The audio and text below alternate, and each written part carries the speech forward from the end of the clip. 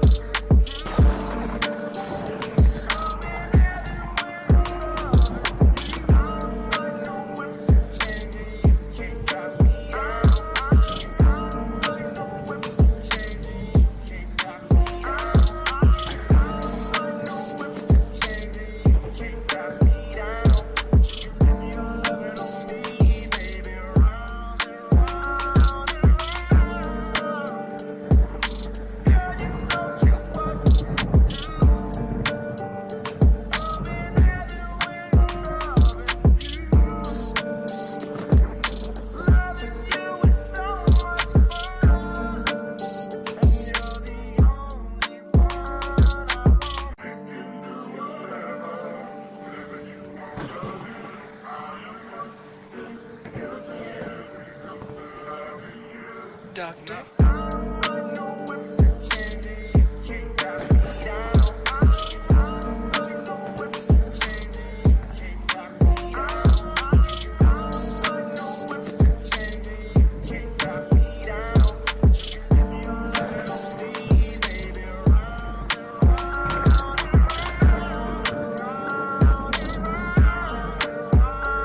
But Ish, what can't be fleeting?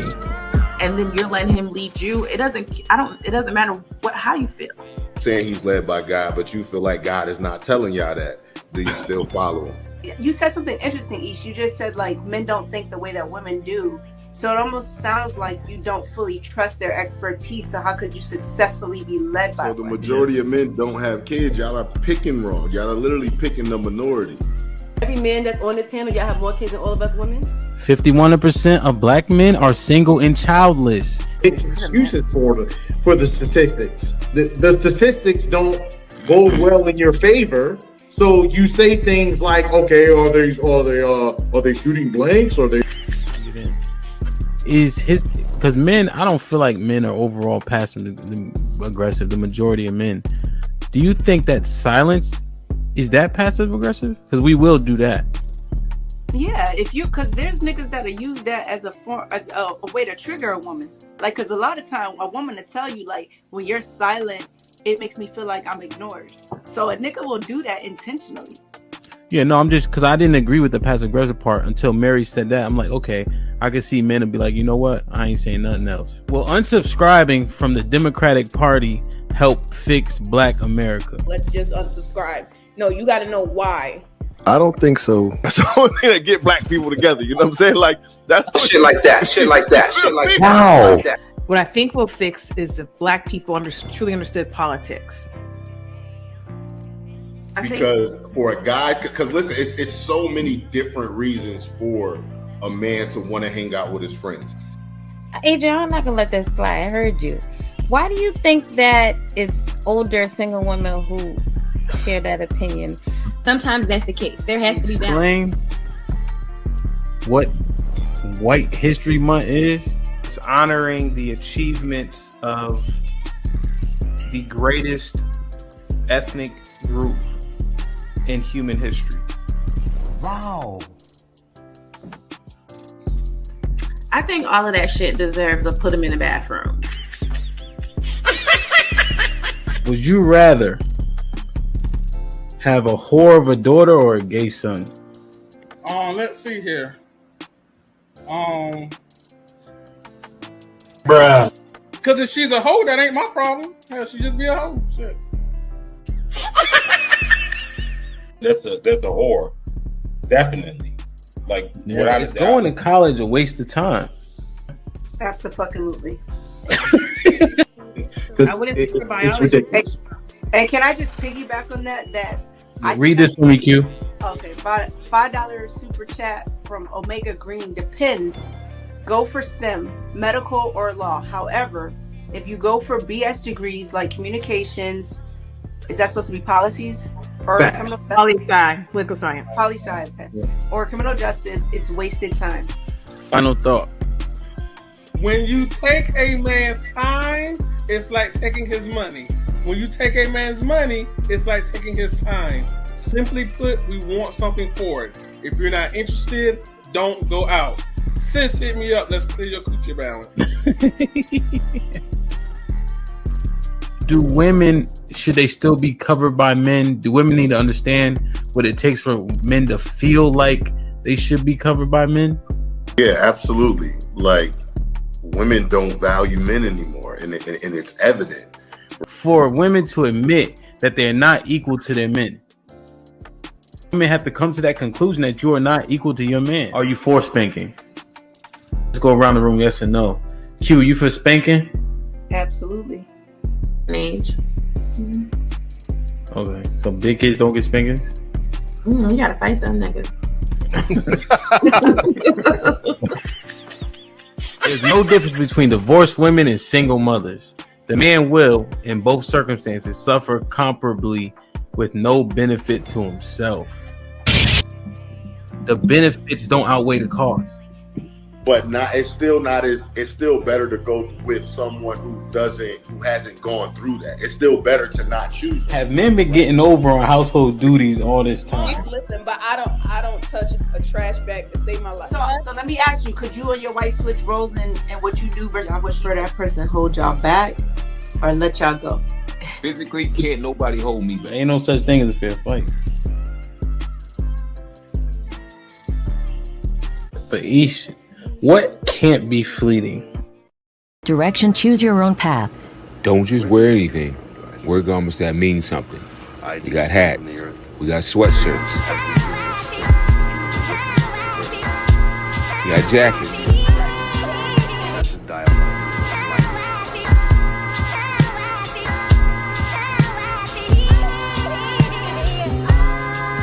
We even got hoodies.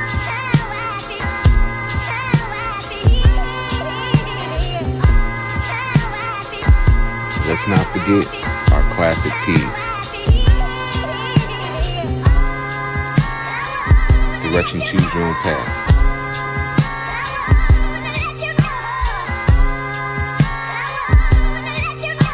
The message is always in the cloth, the colors, the designs, the fit.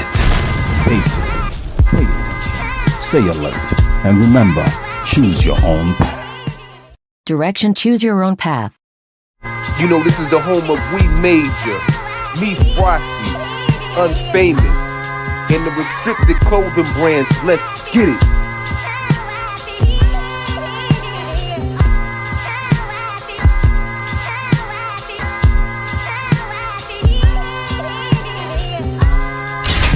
The message is always in the cloth, the colors, the designs, the fit. Basic. Pay attention. Stay alert. And remember, choose your own path. This Might Be Risky sponsorship package is here. Have your ad run on our live streaming episodes, linked in the video description and attached to our many hot take clips. The channel is fast growing with thousands of views and subscribers. Don't miss your chance to grow your business on one of the fastest growing platforms on YouTube. Join the family today. This might be risky. Email us at thismightberisky@gmail.com if interested. Hashtag Indeed, hashtag do the right thing.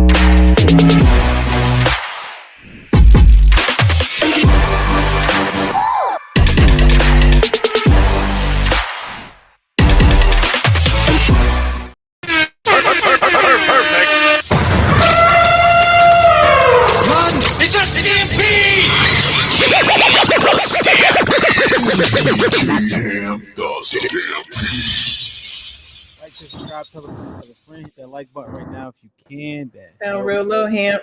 Fix your microphone. Check. Can you hear me? There you go. Yeah, there you go. I'm not gonna be yelling though. Hold on. Check. I'm Better. good. Yeah, I'm good. Shit like that. Perfect. Like, share, subscribe, tell a friend. Hit that like button right now if you can. That helps the channel. The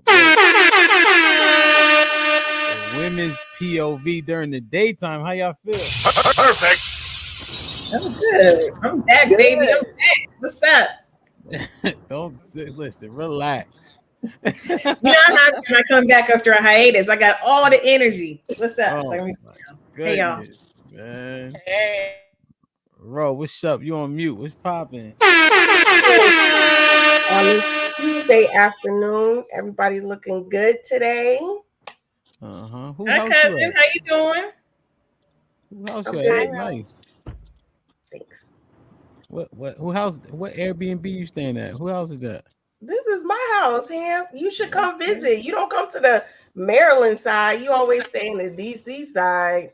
Yeah, it's called civilization. Bodies. That's all that is, man. Nobody go to Baltimore. I don't live in Baltimore. I don't know why you keep telling that lie. Hey, I don't like go to Baltimore. I don't live in like Baltimore. Baltimore's so close. I'm like, to who? Right, to who? No other civilization. Shit like that. Wow. Yeah, man. Man, no way.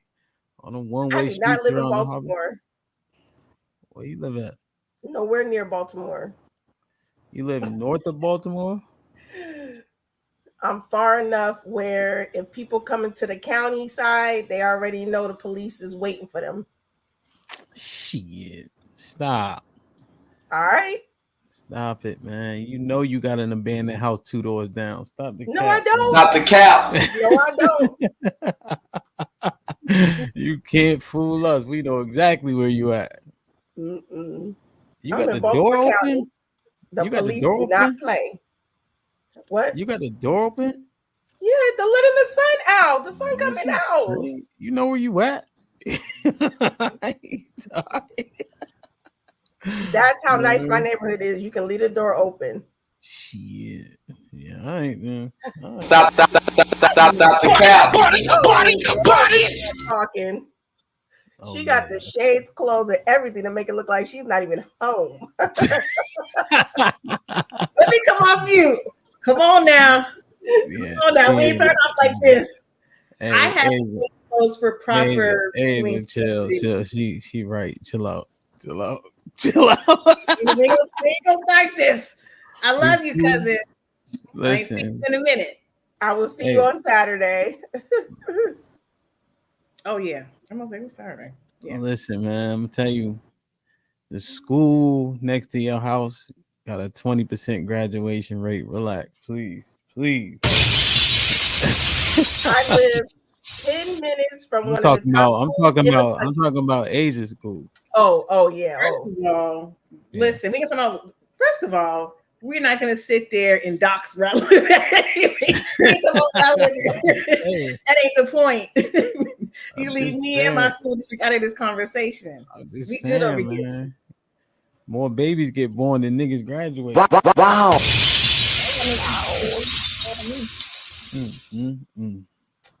Like, share, subscribe, tell a friend, hit that like button right now if you can. That helps the channel the most. Let me see who in the building. Kia, what's up? What up, buzzin', bird, flip a dozen. Holla at your boy, you thought your cousin was. Salute. Welcome to the family. GA was popping. Bub in the building was good. What up, Bub? Almanaz was popping. Black King, we see you. Love Dubia in the building. Cool Gamer was good. Miss Jilly in the building. Salute. Impress. Shalom. All of Fame James was popping, my boy. Terrell, you in the building. Shit like was that. good. Shit like that. Shit like that. Homeboy, shalom. Love C in the building. I like it. Final in the building. I know. Jason, what Jason talking about? Blue collar salute. Oh, I got the directions to your unfamous shit right here too. Callie, what's up? Callie, you free? Come on. Callie should come up here. Matt was popping. Matt scored popping too. So sis gonna tell everybody nicknames, man. That shit is annoying, bro. Everybody calling me Hampy now.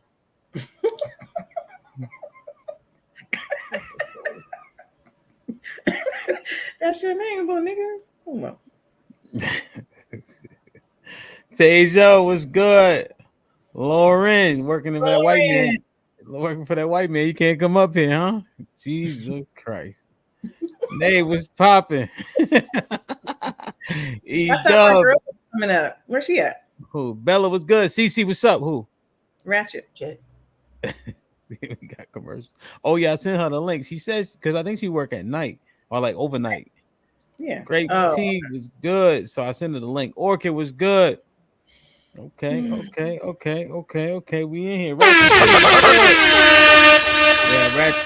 She loves trying to act like she trying to get on roll. She live. You see where he live at, right? So we know. Jarice was good. Brave, we see you. All right, man, let's get the likes up, man. Like, share, subscribe, tell a friend. Hit that like button right now if you can. That helps the channel the most. We have 152 people in the building. We have 65 likes. Decatur was good. Mojo.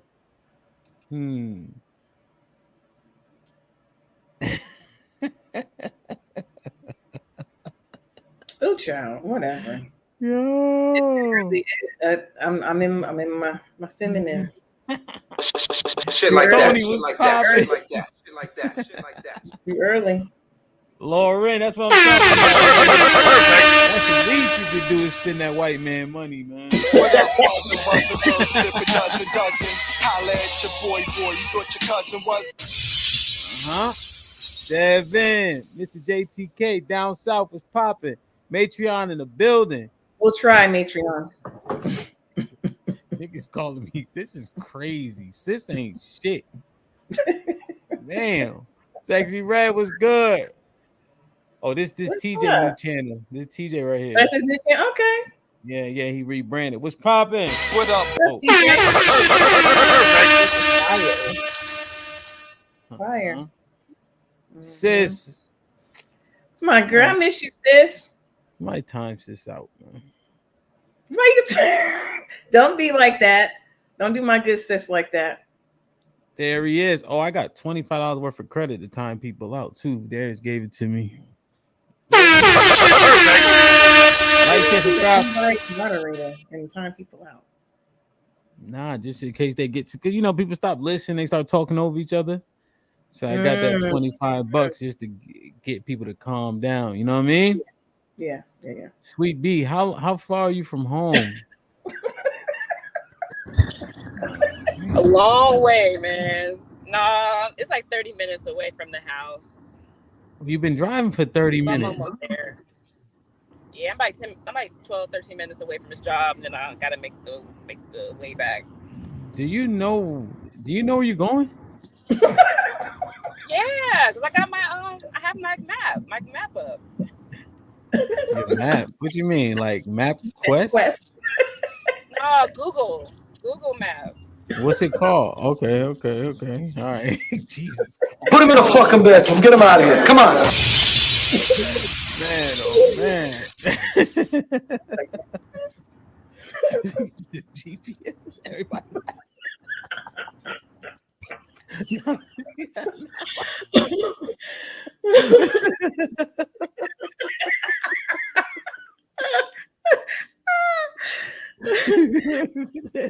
Navigation. Oh, that's so funny. 1 second.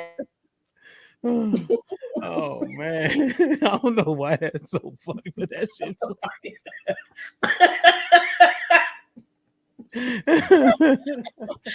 Oh my goodness, that's funny, man. Like, share, subscribe, tell a friend that like button right now.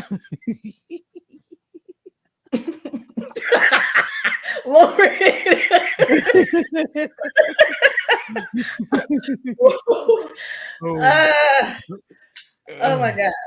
Yo, now she getting advice on what to use. The chat is concerned about her.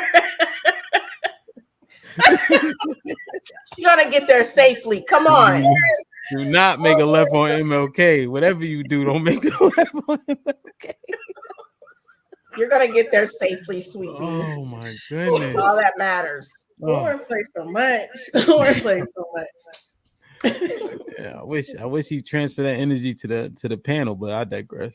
Don't go on. Get the likes up. Get the Shit like that. Put him in a fucking bedroom. Get him out of here. Come on. Oh man.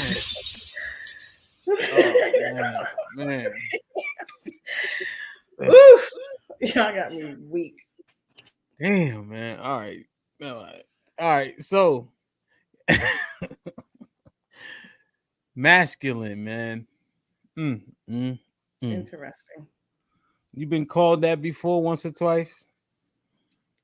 Possibly. Probably. About 10 times or so.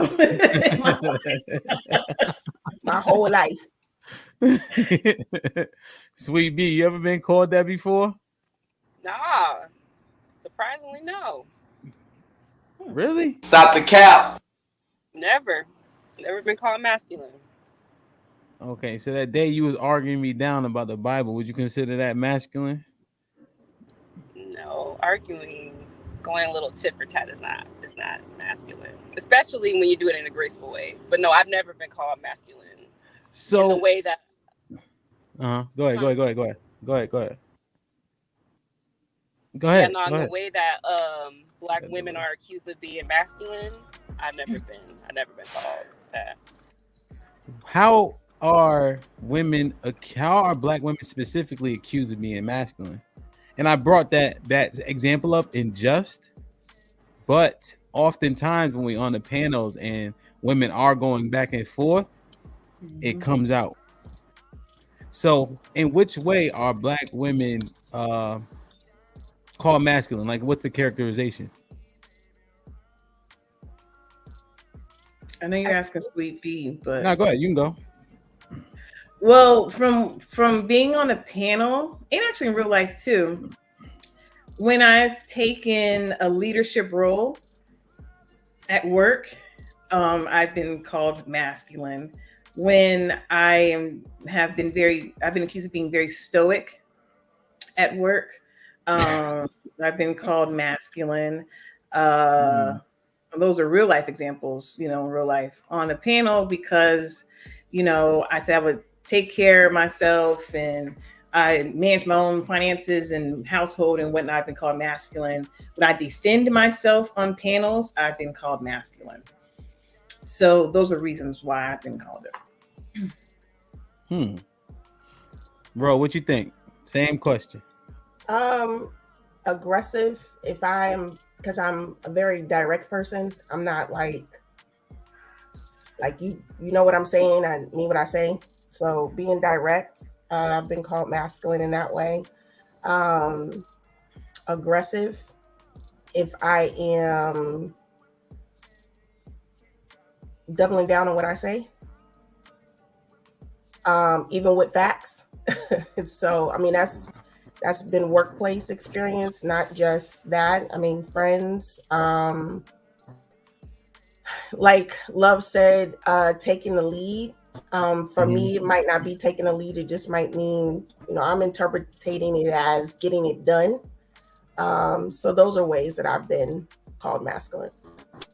Okay, what's up with you and like when words get over 6 letters, you start to get a little like, why you start making up words? Like when words get over 8 letters, you just start making up words. What are you talking about?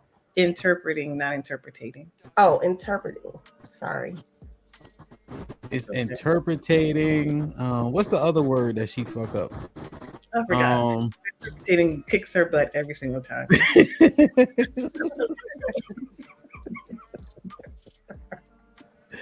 Yo, damn. All right. So, do you think that it is a default ad hominem attack because the counter person that you're going back and forth with is maybe losing or feeling as though they're losing or doesn't like how you're speaking to them? Or do you think it has merit? It could be both. I think it's both throughout my lifetime. I think it's been both. I tell everybody, I've had to, I had to get a degree in communications to learn how to talk to people. And that's the truth. Okay. What you think, Asia? I more often than not, it's been an ad hominem, and it's used as a tactic to shame me, and to quiet me. And so I know it's been weaponized against me when I've been called masculine, because it's a negative thing, obviously. Like, what one wants to be called masculine? But instead of allowing it to be a weapon against me and or shame me, I honestly think it speaks towards that person. And I've never been called masculine by a woman. I've only been called masculine by men throughout my lifetime. So it typically speaks more to them and where they feel they are, because there's no way in the world that I can be masculine. I can't take on the masculine, the masculinity. I can't, I'm sorry, masculinity. So I can't take that on because that's not who I am. But I honestly think it speaks to them and their insecurities, honestly. So more so. Yeah, when we start to talk about arguing and such, right?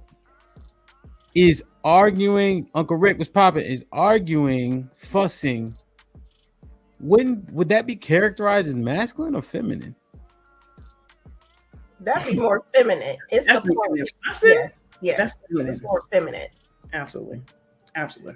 Because seemingly this is how it worked. Crimson was popping. Because this is how I hear it work, right? Mm-hmm. You get loud, mm-hmm. right? You masculine. Mm-hmm. But men get loud with women, they feminine. Is that how it works? Does the gender with the person that you're going back and forth with matter? Or what is it mostly characterized? Because so when a man will get loud with y'all start calling, everybody gay and shit once they get loud. The stuff that y'all usually say. So, like, how does it actually work? Is it because when you start arguing with men, now he feminine. They say, "Oh man, you being feminine, stay stoic, etc." Mm-hmm. But then when the women are fussing with the men, they masculine.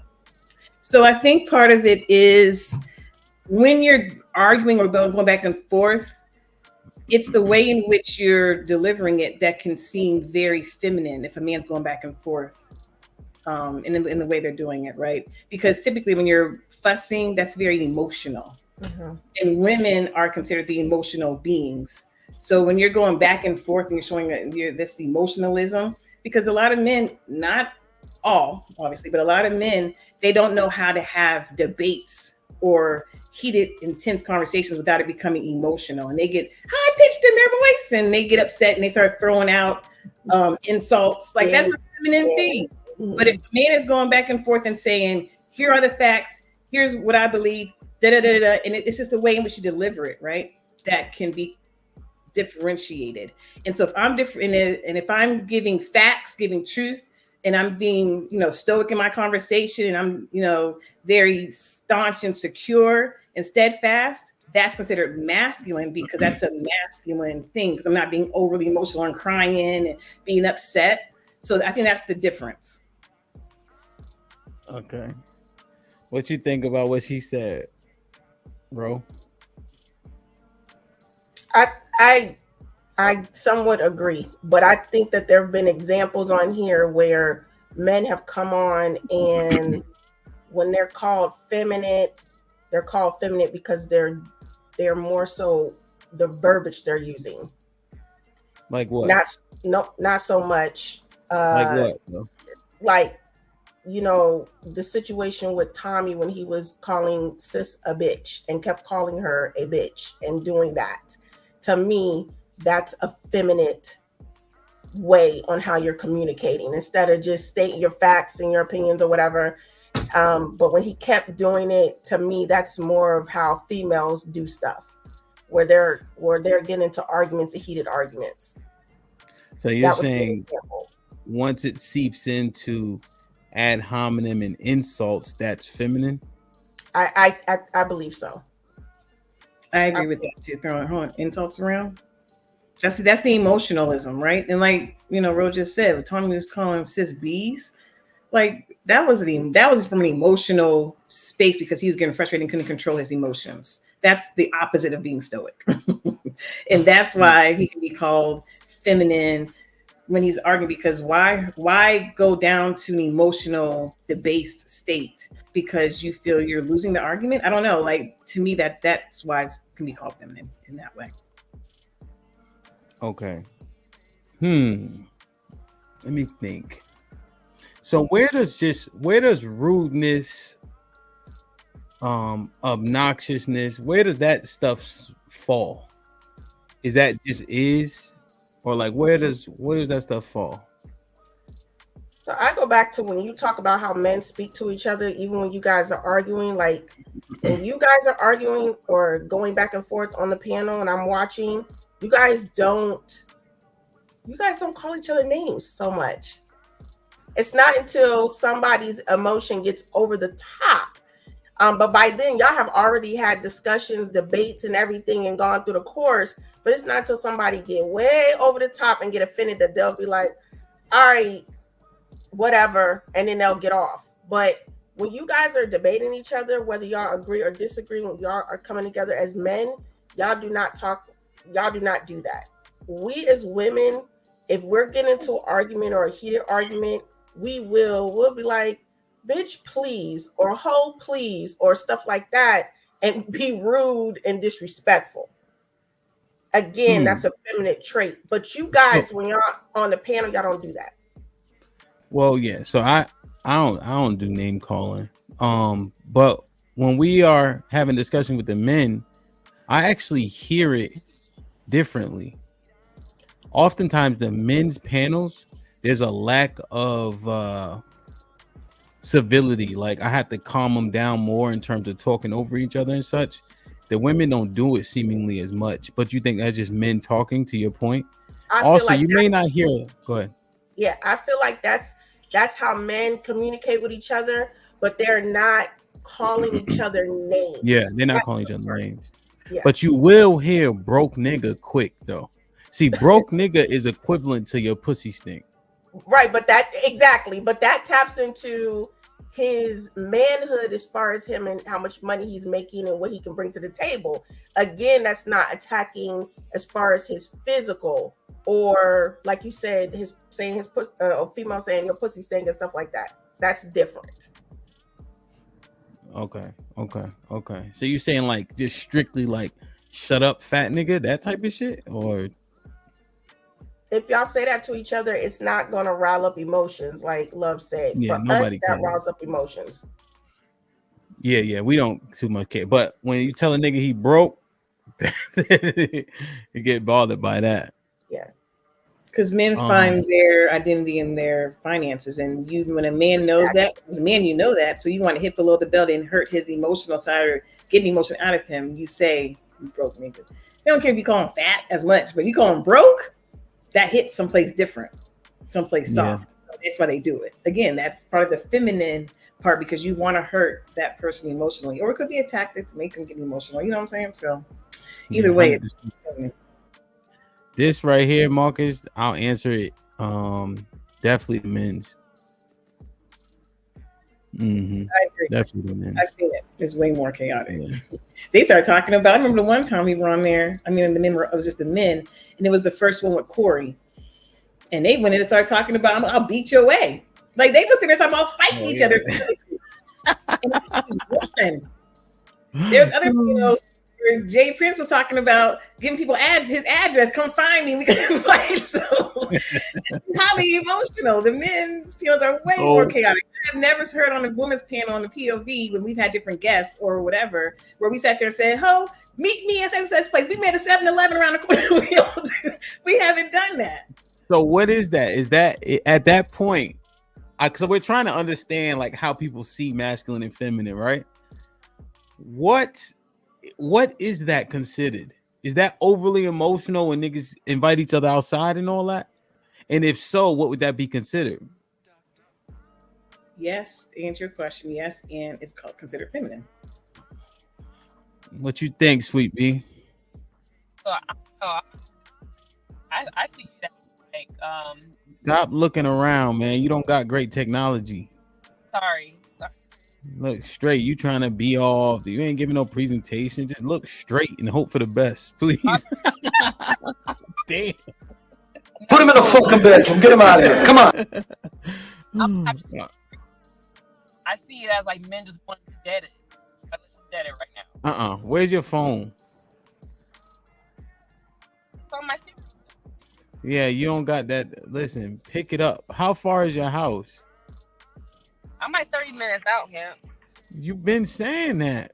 This is what I'm saying. She has no clue where she's at. No, it's 30 minutes to and 30 minutes back. So I arrived already. I'm saying I have to drive back. It's 30 minutes back home. Yeah. Oh, all right. Whatever you just did, we can hear you now. Okay.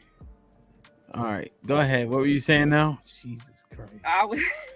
I was saying that I might have to disagree, because with men saying like let's just meet. To me, that's just let's just dead it. And a more feminine trait is to like carry on, and like it lingers and it bleeds into like other things. And with men, I see it as like let's just like finish it and be done with it.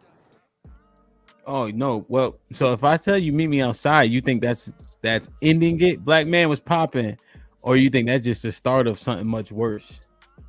Maybe it's the start of. Okay, so when I say finishing, I mean like let's finish it as quickly as possible.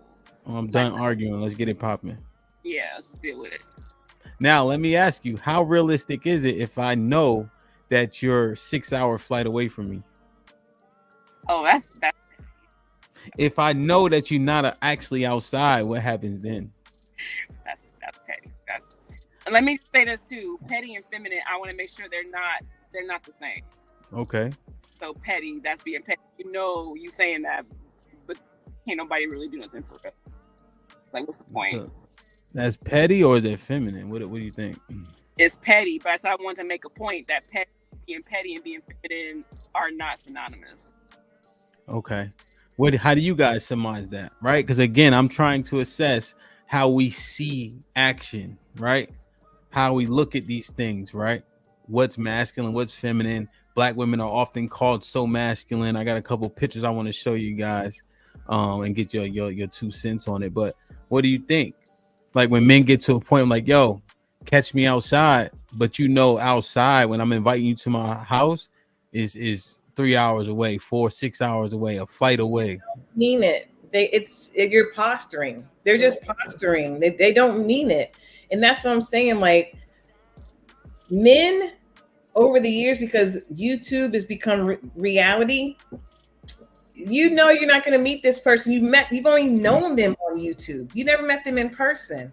And so you get this emotional thing, knowing you're not going to go drive or fly to someone's house to go fight them. You're not going to do that. But this false, reality, is alternative reality. You say that knowing it's not going to happen, because if you were in person having this conversation, it would be a lot less aggressive or get, shooting off to 10 as fast as it does, right? It wouldn't sit there and be like, nigga, I'll spit on you. You wouldn't say that in person. You better not, because you already know, soon you say that, you about to get punched in the jaw. You better be ready to hit somebody. Like, it's changed how men talk to one another, because it's safer to say what you're going to say in this microphone over this screen, as opposed to you being in my face. It's very different, and they know it.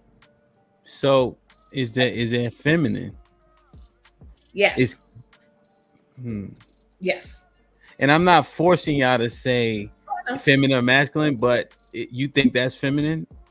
Yeah, it's because it's again, it's posturing, and it's highly emotional. It's highly emotional because you can't do anything. So you need to better use your words and better have control of your emotions, because you can't do anything. So you're better off either saying whatever, you got it, and let your ego step back, because you look crazy. So get your ego out the way and be like, whatever, and then use your words. That comes across as more intelligent and mature. And masculine. So wait, so I got so you saying that feminine is synonymous with, like, so if a man is doing that he's being feminine? Is that what you said? Or so the synopsis that I gathered is the fact that it's not an imminent threat, right? That it's highly unlikely we're going to bump into each other, and therefore you talk to me any type of way, right? You'll say things that you would never say. I'll spit on you, suck my dick, etc. Men often steer away from that because you will get hurt quite often, right? But when you see it and you don't have access to that person, it's easier to talk to them like that, right? Which feels, and I'm saying feels, gossipy, catty, petty, like you said, boisterous, right? With really no standing behind it. Which, if you had to characterize it, would that be more feminine than masculine? And then you're putting emotional to feminine, right? So it's not saying that's what girls do. Oh, and emotional. As emotional, like highly emotional. Right, yeah. I'm equating it to that, because I'm really using words feminine and masculine, but I'm really saying it's highly emotional, which is supposedly emotional being feminine. So just understand the, how I'm transliterating. And you're not saying eliminating men from having emotions. You're saying being overly emotional. That's more of a feminine characteristic. Correct. You have emotions, yes, of course, but it's overly is the problem. Okay. Okay. Sweet B, what were you saying? No, what I was gonna say, because it sounds like when we're talking about things that are feminine, it's like negative traits. Right? No. So I don't know if it's negative as much as it kind of is, right? It is, right. So like, for instance, if we were to start talking about nurturing, that would also be feminine. But we're talking about how people conduct themselves during discourse. Right. And the expectation, like if you guys were to get that way, I wouldn't be as taken aback, when fellas get that way. And I, like when we talking about sports and we having fun, but when they start threatening each other and etc., and you don't have access, I just kind of think through that a little bit, in terms of how would it be characterized. Okay, I got you. Ro, what you think? I agree with Love. I think it is men, when they get like that, are more overly emotional, than being emotional, because it's a difference, right? Because you can be vulnerable and emotional and telling how you feel about something because you really believe in it, or you've experienced it, compared to, like you said, talking about niggas suck my dick, then it's going over the top. Emotional. That's wild. That's wild. Even when you just said it, I got a tingle in my. That sound crazy. I was like, that sound for another man to say to another man. What are you really saying, sir? Right. Another conversation for a different day, though. No. He's saying, nigga, you can't do nothing about this. He ain't saying he actually wanted to do it. Don't even do that. Yeah. Don't even do that, Asia. This is already up here telling niggas that everybody gay. Don't even do that shit, man. Hold on. Like, share, subscribe, tell a friend. Hit that like button right now if you can. That helps the channel to know. I'm Twan. What's poppin'? Remember for 5 months, man. Salute. Shit like that. So what's shit the like name that, of that shit Whoopi like Goldberg that, movie? like that, Long Way Home. You talking about? Lauren with the $5 set. Oh my god, not Sugar Wooger with the jokes. It's too early, Hampy. Yo, fuck this shit, man. Marcus Evans with the $5 says, yo, bro, shalom, Hamp, shalom. And women know how to debate? TBD. I don't think so. Lauren Mack with the $5 says, Sweet B had to drop to read the next page of her directions. I know when it says 900 feet, the directions get tricky. It's crazy. We play all day. Zagu with the $2 says, the women throw cheap shots until the men react. You guys think that's true? Yes. You guys started? Do we start it or are we responding? Started. He's saying y'all throw cheap shots and then the men will respond. I need to know the context when he's asking, because if it's during a conversation, I mean, I don't know. Go ahead, Ro. I'll let you answer. I don't know the context he's asking about. I don't either, but I do know that women do throw cheap shots until the men react. It's particularly when you're in an argument. When you're in an argument and it could be something like your mother, something like that, to a man or something like that, because he didn't do something you wanted him to do. Women do that. Yes. That doesn't mean they started it. So yes, no, what? Yeah, they throw cheap shots. Hey, who? Women. Okay. Uncle Rick been a member for 5. I'm broke, baby. I ain't got no money. Tazzy, salute for becoming a member again. Appreciate you. What up, buzzing, bird, flip a dozen. Holla at your boy, you thought your cousin was.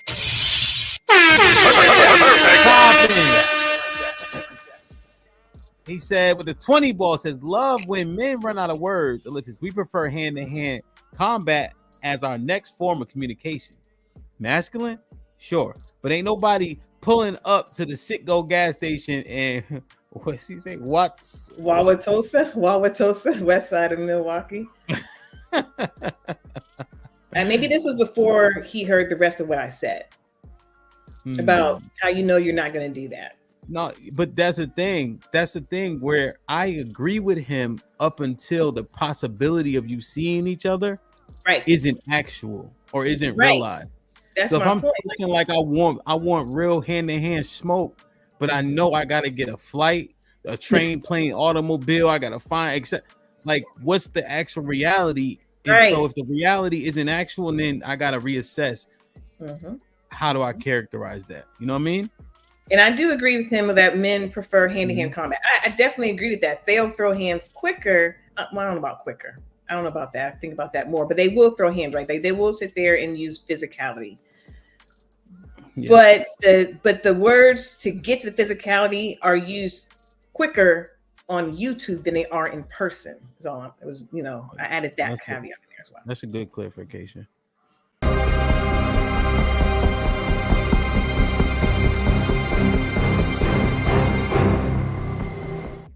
Didn't fit. TJ with the $10 says women are allowed to be masculine, quote unquote, with men because other men will protect them. Example, police. Just look at how out of pocket Monica got with Stephen A yesterday. Wouldn't happen without other men. I didn't even see that. Ab, y'all saw it? I saw it. I saw a clip of it. She, I saw that. she did not get out of pocket, and she said respectfully. She kept saying, Who's Monica? Some sports comment. NBA analyst. Oh, it's an analyst. Okay. Add with the $5. What's poppin'? Says anything that reacts at the red scale is feminine. A traditional man reacts at blue, which is calm and collected with logical reasons. Damn. So Ab Conan went even further with it. Damn. So he's saying when you escalate and you show, I guess, a level of being demonstrative, he's saying that that's feminine, which I'm not sure if I 100% agree with. Right? I don't necessarily agree with that. Yeah. But he's saying everything should be here, but we know that things escalate, right? People have emotions. Yeah. I think that generally there are people that stay more calm than others 100%, you know, but I don't know if that makes a man feminine. No. But interesting. That's a man talking. You know what I mean? Let me show y'all this, man. Because all right, well, what do you guys do differently than women of other races? Why you guys get characterized as masculine so much more? I have no idea. I asked that question when that whole thing came up about black women, married black women going to Jamaica and paying for sex and all this other kind of stuff. What about this? What about those are the players on the left. Yeah. Those are the wives on the right. Are they the wives? No. Because Jay was with that girl. I was at a Christmas party or wives and girlfriends. My bad. Go ahead. I just think that obviously we do have some characteristics where we're more assertive, but there's some things that I think are just getting out of line and out of place because white women have been doing these things for centuries and decades. They've been paying for sex for centuries and decades. They've been married, going to islands for decades. It's nothing new, but it's new to us. It's new with the concept of black women doing it. And so therefore, because we're doing it, it becomes masculine. And I just think it's just a perspective because it's us. Bro, what the fuck? What? Are you serious right now? What did I do? Leave my cousin alone. She allowed. Go talk, baby. Go ahead. That answers your question. I don't think we do anything differently. If I didn't say that. Yeah, baby. You did. You did. That's not true. You did. Callie, don't do that, Callie.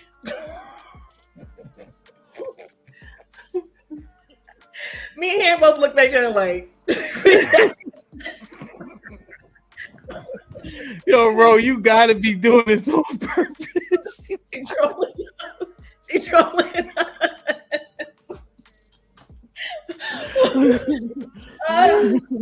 Y'all are so crazy. That's what I say. Oh, you killing me, bro. My stomach hurt. We did fucking 1,000 sit-ups today. Yo, my shit. I don't want to laugh at this. Yo.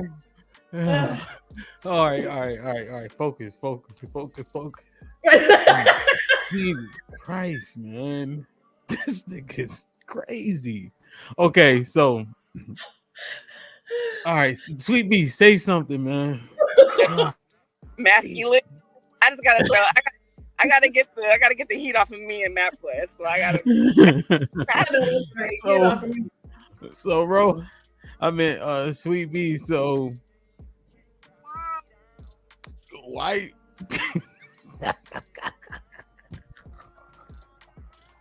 Why y'all playing with her? Oh. Yo, stop.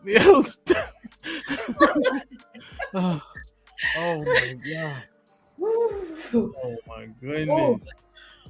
Bro, you ain't right for that shit, bro. Seriously, you need to apologize. Oh my God, yo. She did real this Okay. little Yes, you did, man. Jesus Christ. Okay. All right. Focus. I mean, not focus. All right. Why else you guys consider masculine? What do you think about what Crimson says, Sweet B? You guys don't quickly defer to male leadership. What do you think about that? I don't know if I agree with that. I don't agree with that. But I will say I think some of our black and Prove it. Well, interesting. Why don't you agree with that? You put it back up. Yeah. Oh, salute the Crimson Rose. Oh, pattern. Remember? That's what it was. Pattern. That was the other one. That was the other.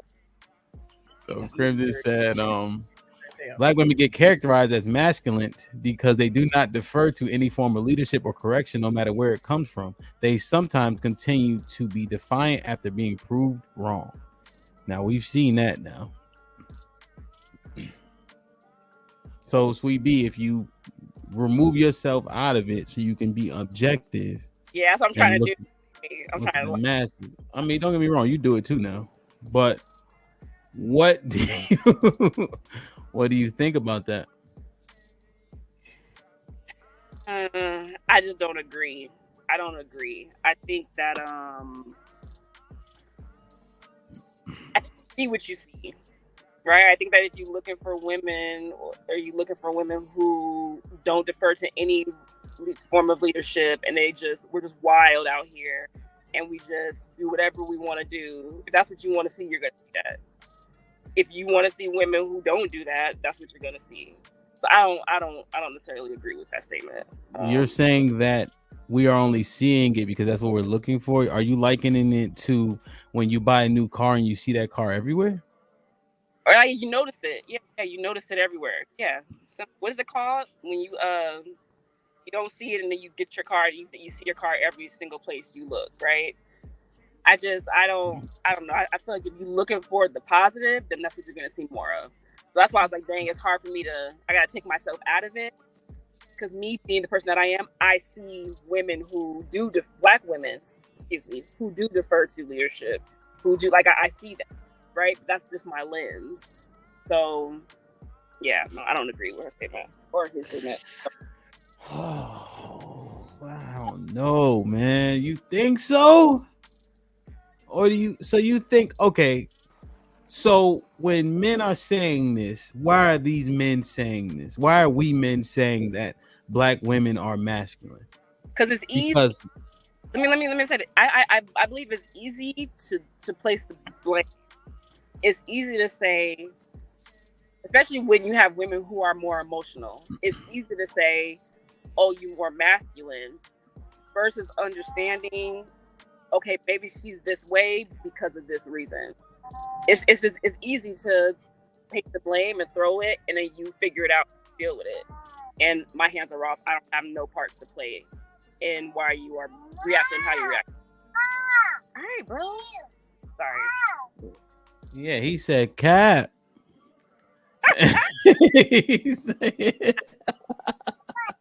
You heard what you wanted to hear, because he didn't say no cap. You don't even know. All right. Yeah, he said that's cat, ma. So I don't know, because Sweet B, even you said, how does she get that way? It doesn't negate the way in which they see her. So just because it maybe have been catalyst or past trauma or life experience that made her that way, she still would be considered what she's perceived to be, right? We're not even speaking on fault. We're just talking about conduct. What you think? Yeah, I can agree with that. Man, what you think, bro? Is it hard for black women to defer to male leadership or any type of authority? Yes, if they didn't grow up with authority. I was going to say if they didn't grow up with a father that gave them authority, that made them have authority, or a parent that did not give them authority. I believe those are the women that have the issue with authority. So they didn't see it? What if they were overfathered? if they're overfathered, I believe that they would be prone to believing any authority. You saying they would be more likely to submit to authority? Yes. How come? Because they wouldn't know how to act without it. So their conduct would be okay. So you saying that would like resonate with them, like an authoritative figure would be what they're accustomed to, and therefore they would be more likely to fall in line more quickly. Right, and that's why you have young women who get in relationships with men who have authority over them. You know what I'm saying? That can't have that. They don't have any way to provide for them, but they'll follow them all the way without anything. But you see, and I understand it, they're out there, right? But you see that we're the least married. We have the most divorces, and unfortunately, our women initiate them more often. And the least fathers in the household, right? Authority in the household. Yeah, we have our children are born out of wedlock the most as well. And so even if the mother, right, and if the mother is there, if she's a single parent, I'm not saying majority. Okay. In the minority, if they don't have any authority in their household, the child, female or male, are not going to understand authority in any way. So what happens to the boy and the girl who come out of that same household? Are they gonna be? Is the little girl gonna be masculine? Is the boy gonna be feminine? Like, what are they gonna adopt? You think, in speculation? They're gonna adopt whoever, whatever they gravitate to that gives them that attention. So if you have a young lady who has never had authority, she's never had any parental guidance or anybody giving her guidance, I believe that she'll latch on to whatever comes her way. If it's a female that is a stud or somebody that's more masculine, I didn't mean it. But if she's more masculine in that way, she'll act that way, right? If it's a boy and he has a male that is more feminine, then he's getting that attention from that, and that's where he's gonna land.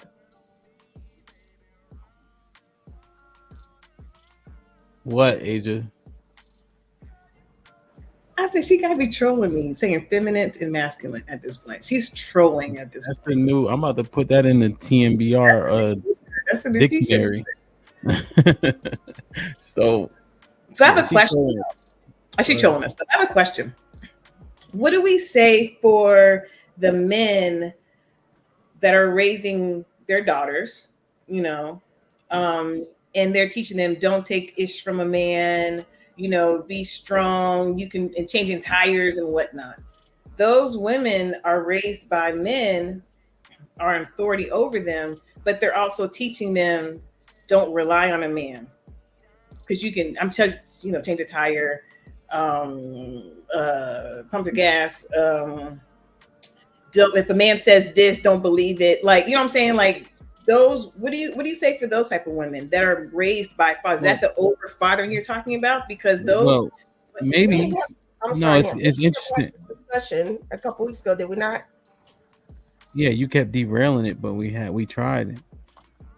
We had the discussion where those fathers, in my opinion, because I was one of them, can be at fault for some of the issues that young girls have as far as not allowing a man to lead them, because they've been taught to be, Hamp says, independent. I say self-sufficient. So what does that say about the argument that was just being had about a girl having a father in her life, understanding authority? That's why I said if she grows up in an environment where she's had over authority, right, she is going to be an extreme case where she's always looking for authority, or she's not ever going to accept authority. It's always going to be the extreme because she grew up in an extreme environment. So, see, that's what I don't know, right? So, if my daughters, if I equip my daughters with a whole bunch of skills, the likelihood that they're gonna be as submissive, I think, may drop, right? Because let's say I teach her how to change a tire well, as an example, right? But she understands the default to her man. She'll be taught that, right? She'll hopefully grow up in a household where she sees her mom defaulting, right, and to her father for certain things. However, when Tyrone get down there to change the tire and to take this motherfucking hour, right, and he don't put the car on the jack and then try to take the lug nuts off, right? And she like, this nigga don't know what the fuck, but she gonna know enough to like chill. But at the same time, Tyrone gonna drop from here to here because he don't have the skills. So is she, because he's going to drop from a 10 to a 6 because it's like, I know more about this physical task than you do. So so the level of respect has dropped. So back to my question, does she really still, can she really still? I guess, love, the question is her life skills, right? Being able to defend herself, like say I put them in boxing, right? Being able to shoot a gun, etc. Being able to change a tire. Is she just an adult? Is she independent? Will she be called masculine? Right? Because those things should seemingly be skills that people should learn. But are those women being called masculine because they have a level of life skill? Yes. Absolutely being called masculine. Absolutely. Should they be called masculine? No. They shouldn't, but that's what they are. That's what they're being. That's what we're being called. Yes, we're being called, but they shouldn't be. That answer your question, Hamp. No, should not be called that. But the reality is, we are. And then if a man knows how to, so are men called feminine and they wash clothes, or just being an adult? Being an adult, wash your clothes. Because if you're single, who's gonna wash your clothes? Before you get married, you have to wash your clothes. So wash them. It's not feminine. That's a life skill. Now, if he's a stay-at-home dad and he decided that his wife is going to work and he's going to be the stay-at-home mom, I've seen people on this panel call those men feminine. Stay-at-home dad, not stay-at-home mom, right? Okay. Yeah. Stay-at-home dad. Oh, you meant to say mom on purpose. No, I meant dad. Oh, okay. Well, what's the speculation, you guys? In the chat, they're saying that's not why men are calling women masculine if they have great life skills. So why are they being called masculine then? Because we've been called masculine, and I'm attesting for what I've been called masculine because I have life skills that I've had to implement as being a single woman. And I've been called masculine.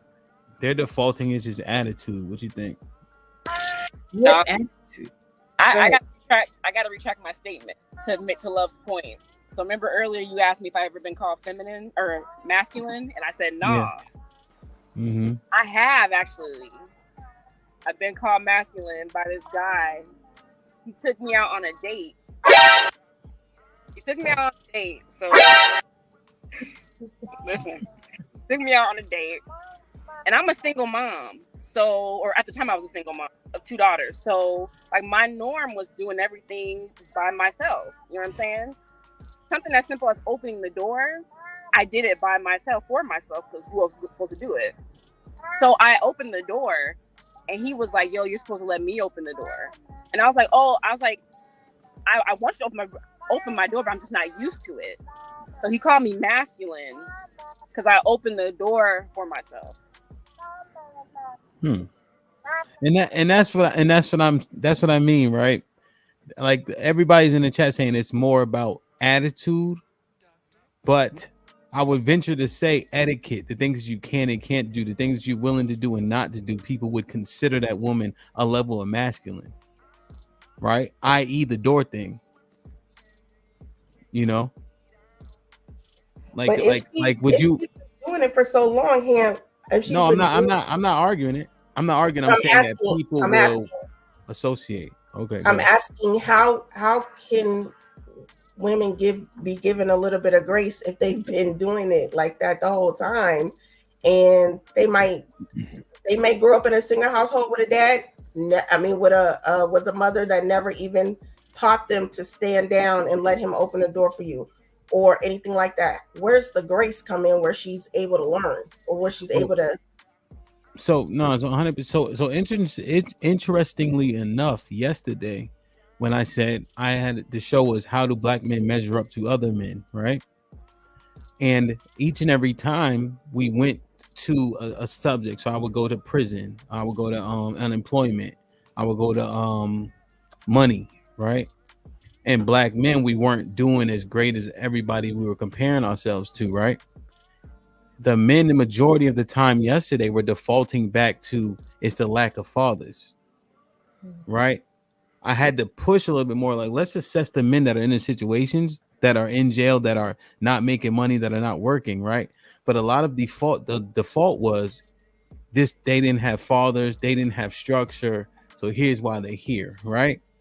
It could be true, right? But it's also given what it sounds like is a level of grace for those men not doing so well because they didn't grow up in a proper structure, right? So now I want to ask, is that same understanding about why the women are how they are, i.e. Sweet B been doing herself for so long time, right? Is that same understanding being given in those conversations? Are we assessing, or are women just being characterized without understanding where it comes from? Women are being characterized without assessing, but so we aren't given the grace, like there's the grace that they're given as the men are given, because, well, this is why they're in jail, because they didn't have fathers. Women are given that grace on, we understand why you act this way, because, and so our because is not, considered or even accepted. It's like, y'all making excuses, this is just who you are, right? But the men, well, this is why the men are like this. They're given that grace understanding by other men. This is that the women aren't given that grace by men. Yeah, I think there's there's just not a lot of grace generally. My niggas is gay, right? Let sis tell it. The hell, sis. I hope she left her light. Sis, I hope you left your lights on. Go ahead. What you say? Defend herself and explain and defend herself when she's up here. You keep on bringing her up. Leave my good sis alone and let her explain and expound upon that. She got everybody calling me Hampy and shit. Oh, that's your name. Like, share, subscribe, tell a friend and tell a friend. Hit that like button right now if you can. That helps the channel. Does it hurt you guys' feelings if you call masculine? Not maybe hurt feelings, but you feel some type of way. That's better. Depends on who says it. Honestly, it depends on who says it. Okay. So yes, or what? Yes, it kind of, I don't know if it hurts my feelings, but because I know the kind of woman that I am, it's just like, really? That's what you see?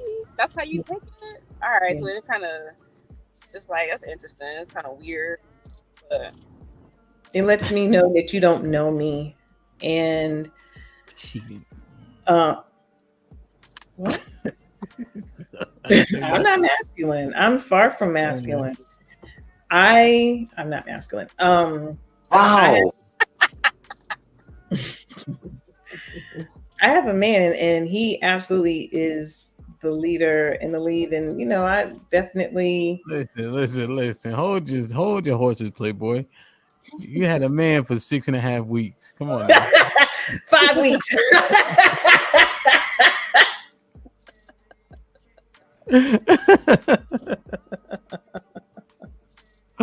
Oh my goodness, man. It used to hurt me, though, because I'm like, you don't understand why I'm this way. And so being called that, and it used to make me hurt my feelings because it was weaponized. Me having to survive and had to get through life, my experience was weaponized against me.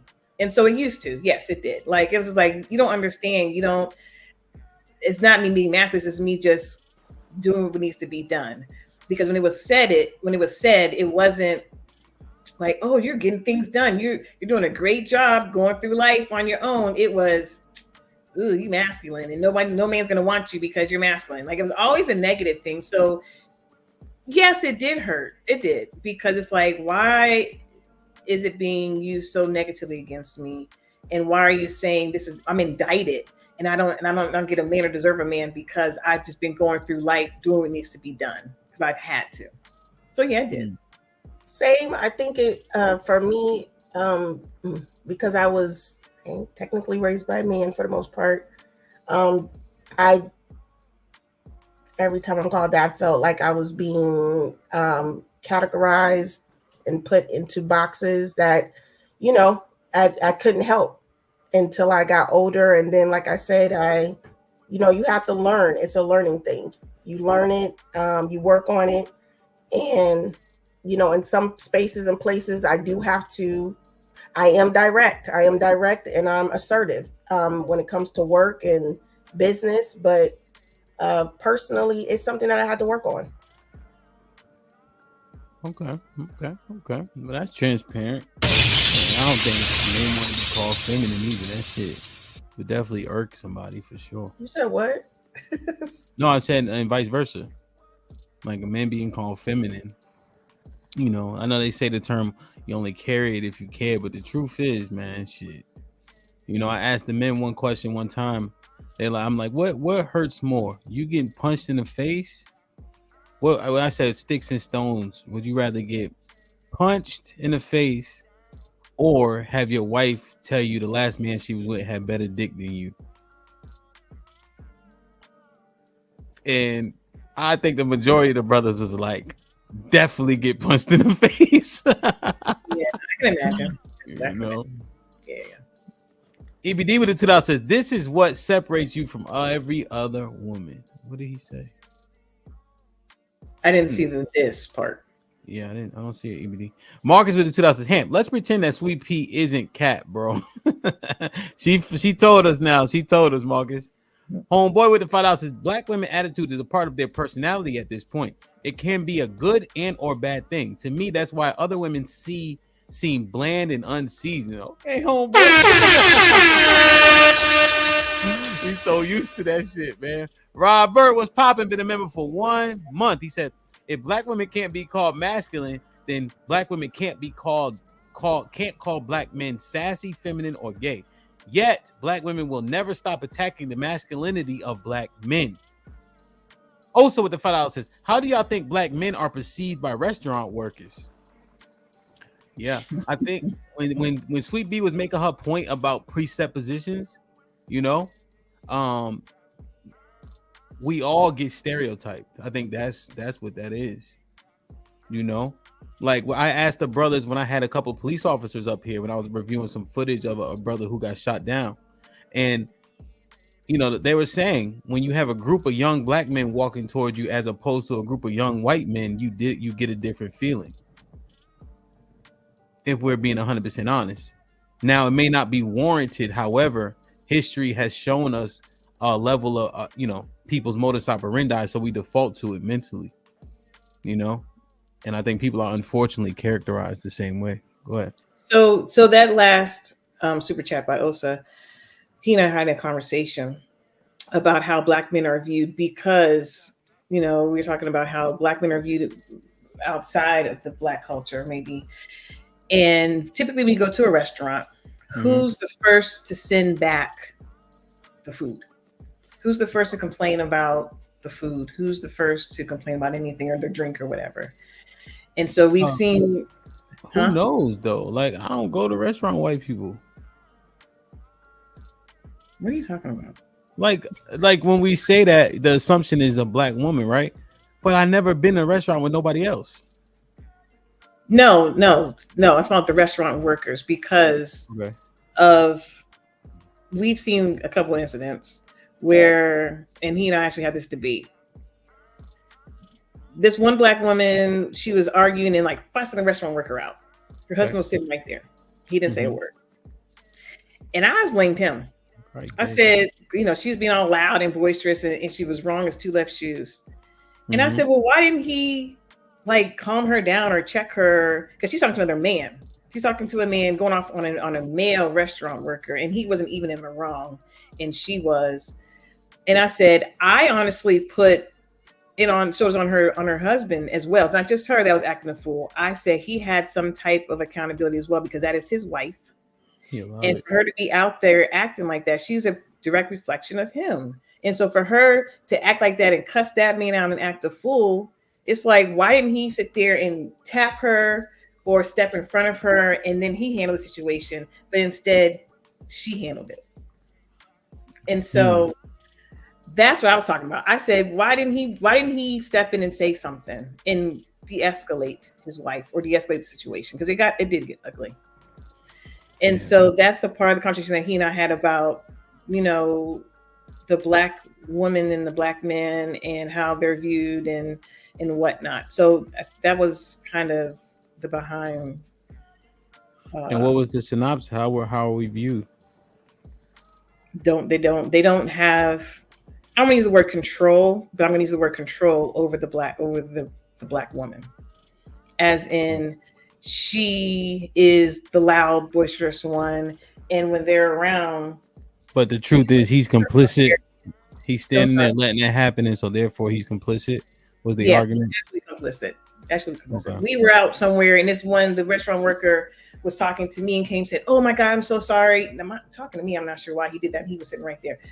"Oh my God, I'm so sorry. Are you okay if I gave you the wrong price and blah, blah, blah." And I was like, why is he talking to me about this? Why is he talking to you? And he's like, probably because he's used to, because there was another group of Black women over there acting a fool while we were sitting there. So that was basically my synopsis was Black men are complicit in how Black women act because they haven't, why didn't you step in and say something? The couple of instances that we saw with the man and the woman together. I think the argument would be the need of even having to do that is an issue in itself, right? Yeah, that's a part of the conversation as well. Needing to having to, how you said it, having to have to jump in that situation when you're with another grown adult, right. in a restaurant setting. Seemed unbecoming of that adult with the poor conduct.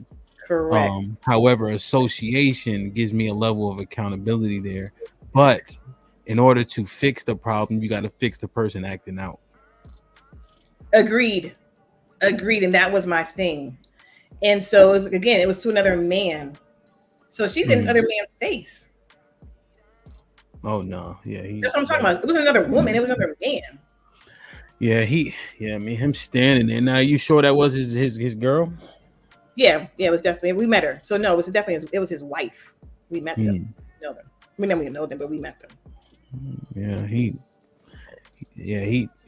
I think he got some stuff he got to discuss in his house. Right. Adonis with the $5 says, the mistake is having a kid with a man who did not choose you to be his wife, meaning he sees no future with you or that child, then try to force him. Adonis with the $5 says, a woman who has more masculine traits than feminine is a guarded woman who doesn't trust the men she wants to date. It's a defense from insecurities. Adonis with the $5 says, so the more healed and or prepared she is for marriage, the more vulnerable she is to a man's presence and trust in him to be vulnerable. I agree with that. DT with the $5. What's poppin' says, would the women react differently if they knew masculine is just a substitute for angry, sarcastic, abrasive, and rude? I don't know if we would agree on those synonyms. Right. Yeah. That's not our starting point. That's not our baseline in this conversation. Interesting. RLC was popping with the $5. I think men have given grace to women for not having fathers. The problem is that women reject the idea that that's the reason, then perpetuate it. Well, you have to get to the issue, right? So, as I said, if they've never been raised with authority, this is male or female, they are not going to automatically come across you. A woman is not going to come across you as a man and say, I want you to lead me or I'm going to follow what you say or anything of that sort because they've never had any authority and never had anyone lead them. It's not automatic. Omac with the $5 says it's a combination of attitude, communication, etiquette, and how she physically presents herself. The harsher a woman responds will tell the truth. Lauren Mack with the $2 says calling a woman masculine is a sign of stupidity. Caesar was popping with the $5 says when black women are being disrespectful to black men, they don't see it as anything wrong. When black women are being masculine, they don't see anything wrong. Just normal. Mr. Grant was popping. He says, Brother Hand, please put the meaning of masculine. It is impossible for a woman to be masculine. Being loud and disrespectful is not masculine. See, Mr. Grant, we've been trying to get some understanding because you're saying that, but largely that's what's being said is getting black women characterized as masculine. Let me show y'all this real quick. I'm gonna drop the link.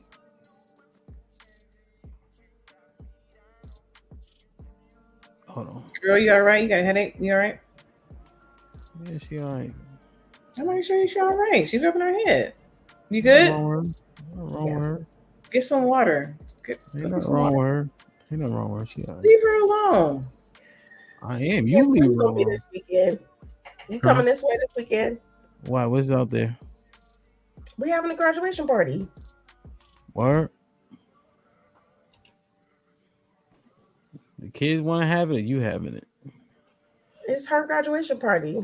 You To know me, how black parents do.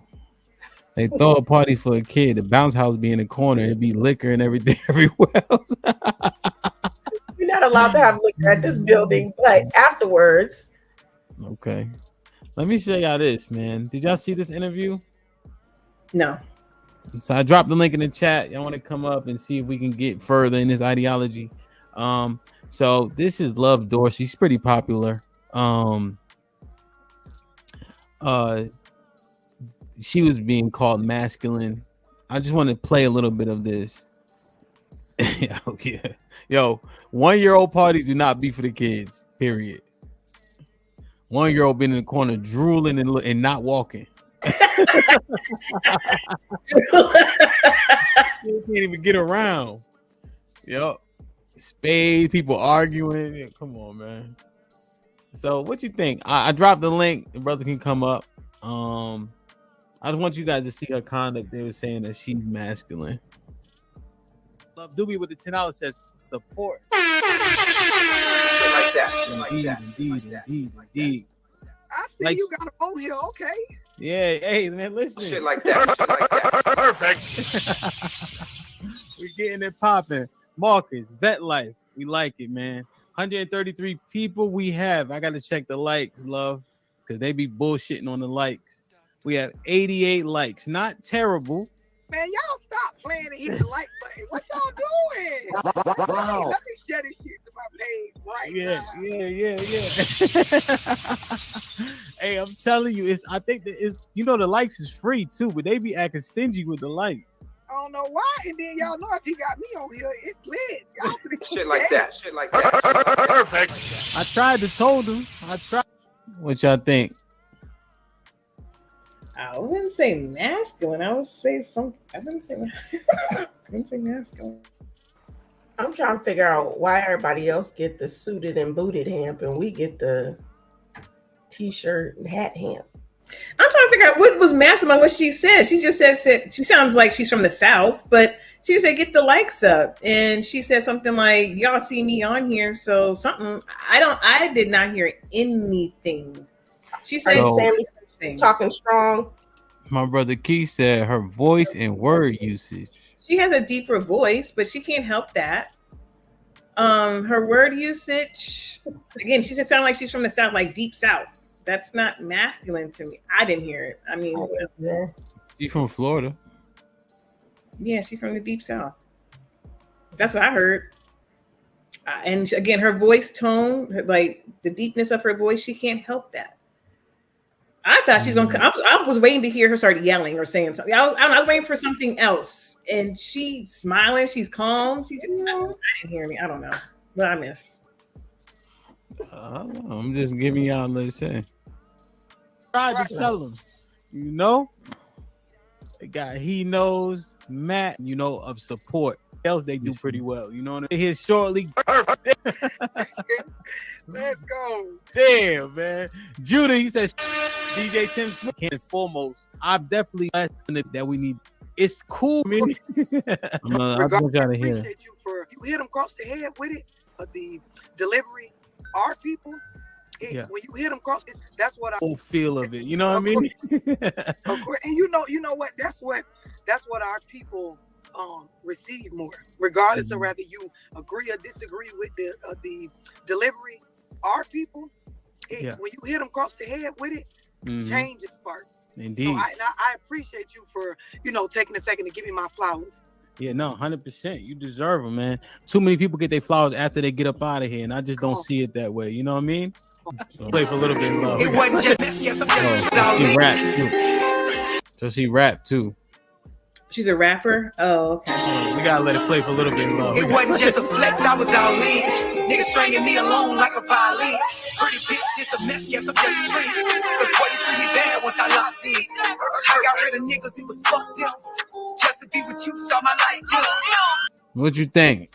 She masculine so far? Again, I wouldn't use the word man. I'm trying not to use another word. I wouldn't say man. A little rough around the edges. Her voice is deeper. I get it. Facts. And that's why, because her voice is deep. I mean, that's why people are calling her masculine. I mean, I can see that, but she can't help her voice. But I think she's a little rough around the edges. But I don't know if I would call that masculine because her voice, if that's what it is, then that's fine. I need to hear more and see more. Saying a man might interpret. Yeah, exactly. No, I definitely get that interpretation from a man, but I want men to elevate, to broaden their horizons and broaden their mindsets, because a woman has a deeper voice doesn't make her masculine. It's just deep voice and making you a sandwich and bending over. She's still masculine. She can't help her freaking voice. And maybe because she occupies the space of hip hop, because you said she's a rapper, does that add a little bit to it? But again, before masculine, I would say rough around the edges for her. From the limited 30 seconds I've heard of her. That's it. That right there, the music. Come on. It wasn't just a flex. I was all in. The nigga was stringing me along like a violin. You see what I'm saying? Like, it's a lot of us, we meet dudes and off top, we going all in. I ain't just flexing. Like, I got rid of all the other niggas. I'm all in with you, and I'm being strung along, and I'm still not entertaining other niggas based on like being committed to this, hoping that you gon' really focus on us as a couple. Yeah. It don't work like that. Sometimes you just a simple bitch. So how does so go ahead. Okay, that's more. I mean, yes. There's a little bit of roughness and toughness to her. And I can see why they would call her masculine, but there's a little bit of gruffness and roughness. She's not softer. So yes, now, I can call her that. Is it her voice? Is it her voice doing it to you too? No, I think it's her voice and her words. Someone said it before. I think it's her voice and her words. Now that I've heard her words, there's the voice and the words. It's not helping them two things together. Because she does not look how she sounds at all. She doesn't. You're right. I'm thinking it's going to be a soft, sweet voice, but she does not the way she sounds at all. And is she bisexual or she's hetero? She got a child and a fiance. Oh, okay. No, she definitely doesn't look the way she sounds. But on mute, I wouldn't. So what about looking at her? What do you think? No, she's very pretty. She's very pretty. Soft and pretty to me. She's very soft and pretty looking. What about her man? What about her mannerisms? She talks with her hands. Yeah. Which is womanly. Yeah. That's nothing masculine about that. Keep her on mute. I would not think that she sounds like that at all. At all. Just watching with no sound. So so you're saying that her voice got you to go say she's masculine? And her word usage. No, it's just her word usage. So you're saying you talk hood, if you talk slang, now you masculine. No. Her voice is deep and her words come together as if like I'm gonna beat your ass. Like But then when you look at her, it's like, oh, she about to, fix a cake or something. Like she looks very. I'm bringing you flowers. Our garden and stuff. It does not. Yeah. Damn. Okay. So now that you've removed yourself from her, and you saw how she was just her talking, you're saying the octave of her voice makes her masculine, and then she used slang, and so she's masculine. And it's not. So I don't want to use it to slang, right? Because we say slang, like y'all. I say y'all. That's slang, right? But it's not. It's just her words strung together. Yeah, when she started talking, like because I told that nigga I'm gonna get the beat. It's the word use is strung together, the inflection and the deepness of her voice, and it's everything. It's a package. And so her ideology, though, is like men are the lead, women should submit, etc. That's her ideology. She's saying that women are calling men ain't shit because they ain't shit to begin with, and they find somebody who also ain't shit. So when they come out that relationship and saying men are dogs, the truth is they weren't ready and they were in a dog state, which means they found somebody who they identify with. So all of that, right? She's saying this at a third, right? And then she says that how she is at work, this being work, is much different than how she is at home. And when she's at home, her man leads and guides, and man, she rears her child accordingly. So when she says all that, is she still masculine because of her voice and her verbiage? No, but how does that work though? Because she's still saying all those same things with the same voice and the same mannerisms and the same verbiage. First meet somebody. If we were to first meet her, again, our first is physical, right? She does not look like she sounds. That's one. So we would already assume that that's kind of her thought process because of how she looks. But when she starts talking, she's like, I'm flexing on bruh and I'm good. And then the deep voice, again, we would have no idea that that's her ideology. Exactly. Because we didn't hear that. You're telling us that she said that. But that's I'm telling you because she said in an interview. I'm just not going to play the whole thing. No, I got you. I'm just saying. But when we're giving our synopsis on that snippet of what we heard. If I'd heard the other part, I'm like, she's not masculine at all. And not only that, her message is no. Her voice is the same. I'm confusing. Maybe I don't understand what it is because you would have heard that part. She is masculine still, or she isn't? Because that's what she said. Right. So what I was going to say was sometimes, unfortunately, the message can be lost in the delivery. Right. And so if she's talking, it can be distracting. So she's talking the way she was, stringing her words together, talking in slang, heavy slang, talking, and she can't help her voice. Like I've been saying, she can't help her voice. The message may be lost because that message that you just said she delivered obviously got lost on the viewers because they were calling her masculine, which No, let me just to clarify on the show, there was mad people agreeing with her. Like saying what she said was cool. There was actually a large part of the argument, love, was the fact that her message was seemingly getting lost to people, which a lot of the brothers and the sisters in the chat could not believe that they couldn't hear past what she looks like. But you're saying the packaging is important. Unfortunately, for a lot of people, yes. For the majority, unfortunately, packaging it deafens you to what someone is saying. Yes. Okay. Let me read these real quick. Adonis with the $5 says, you can be forgiven for acknowledging the problem and changing it, but if you keep being disrespectful, should you be forgiven for not trying? Hell no. Don the Baptist with the $5 says, women are not masculine, they are dysfunctional women. Roy with the $5 says, wow, they agree with 100. They agree with Ali. Another checkmate for Ali. Great message, needs better packaging. That's all. And so based on the package, you guys would say that you guys would characterize her as masculine? No. I wouldn't. I'm listening to her message again from you. I would not. I don't think she's masculine. I said she's rough around the edges. First of all, I said that immediately. I've been saying that. So I wouldn't call her really masculine. But you are you still wrestling with it in your head a little bit? I'm not, because well, you said she was and she wasn't as she continued to talk.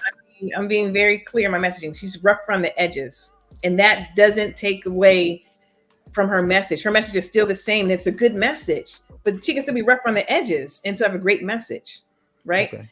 When I said she was masculine, I said I can see why people were saying that in that snippet that you played for us, because how she was talking, and I explained it. I'm going to go over it again, but that's why I said that. Listening to how her ideology, she is feminine, but she's still rough around the edges. Like, that never changed. She's still rough around the edges and still can be, good to her man and make him a sandwich and everything else. Got you. Go ahead, Sweet Bean, and then we'll get Olsen. Yeah, no, so I was going to say, so is femininity now synonymous like with your personality type? Because you can have like a little more rougher personality. Like, everybody's not like meek and like, but they're still a feminine woman, meaning like they're still patient, like they're still able to be led, like they're graceful. You can still be those things, and your personality don't have to fit like a certain kind of type. Well, that's where it was presented outside of ourselves, so now we can kind of see it. So I think Love was trying just to assess it in real time, but she ended with she's not masculine. However, in the middle of it, it did sound like you were leaning toward that she's masculine a bit, but I know you thinking through it as you see the clips, and then I take her voice out of the clip, you can see her mannerisms a little bit more clearly.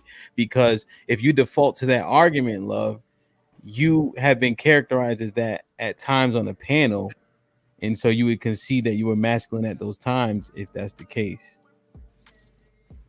And I'm also thinking too, like, you change your argument now at the end. Maybe we be prejudging, right? Like, we prejudge a person if they're masculine or feminine, in this case feminine, based off of like a little thing that we see. And it's like, no, being a feminine woman, it's like holistic. Like, there's so many different parts that make a woman feminine. It's not just a little portion that you might get, one moment in time. So I think we prejudge too when we say women aren't feminine, they're being masculine. Prejudge based on how they look, or just whatever we're experiencing in that moment. You know what I'm saying? Like, okay, well, she had an attitude in this moment, she's masculine, and it's like, yeah, but you don't know that she's actually really patient. You probably just call her, all right, bro, like right now, I'm with my son. Okay, daddy's not here, he's at work. But I think that we judge based off of just little moments in time of pieces that we get with women, and so she's not feminine because she responded like this in that one moment. It's like, do you think that another facet of that, in terms of where that person is coming from, if their lens is black women aren't feminine, then is that how they see it? I think you said that earlier a little bit. Yeah, and I also mentioned that too. Yeah, so I think that plays a part for sure. Oh, so what's popping? You're on mute. There you go. We can't hear you though. Look at God, won't he do it? Yeah. Hold on a second. Let me see something. Yeah, just I'm gonna drop the link. Just go out and come back in there. You can hear me now? Yeah. Yeah. What's up, everybody? What's up, Hamp? Salute everybody. Salute. What's good? Yeah. Cool, and man. Hey, I've been a fan of Love Dorsey for like probably a couple years, and I think what it is, so I can understand why it's confusing. And that short clip isn't really gonna say a whole lot, but as far as like her level of masculinity, I think it's like significantly up there, right? And it's like her delivery. It's not so much. It is how she sounds and how she delivers, but also her mind. She puts things out very logically, like a man would, and that even a man could digest. Like if she was sitting in a room with a whole bunch of dudes, she could say a lot of points in a way that a man could digest. Because to me, she's very logical and she knows how to display it like that. So I mean, it's not a bad thing for her to be masculine. So but is that? I think that probably helps give some more background but I don't know. That's interesting. So, do you equate like communicating emotionally as feminine? Yeah, more often than not. Yeah. Like, what do you mean? Like cussing at people, calling names and stuff like that? Well, I don't know. Just as we doing what you said. So you're saying that she thinks more logically and communicates as such, which would be deemed more masculine. So I guess the inverse would be if you communicate emotionally, whether it be demonstration, over the top, whatever. You wear your emotion on your sleeve. That would seemingly be the inverse and be categorized as feminine. Oh yeah, absolutely. Yeah. The logical versus the emotional. What you said. You see what I'm saying? I'm just trying to make sure. I just want to understand both sides of what you're saying. So you agree with that? Yeah. I'm not forced. I'm just asking. Yeah. I agree with that. And then I think, when we having this conversation about women presenting masculine, a lot of times we're talking about traits that aren't masculine. They're just immature. Some of these traits, they're just childish. They're immature and they don't have place in adult conversation. It's not masculine or feminine. It's childish. Give me an example. Like name calling. Men can do that amongst each other all the time, but that's not masculine. That's childish. Grow up. But you know what I'm saying? So you just saying it's separate from femininity and masculinity. It's just petty or childish or immature. Yeah. Right. And we calling it masculine, but I don't think that's fair, because the dude in the group that acts like that, a lot of times we be like, yo, he act like a bitch. He's too emotional. Like, we don't call him the most masculine dude. That's the least masculine dude in the group. The one who's calling people names, you know what I'm saying?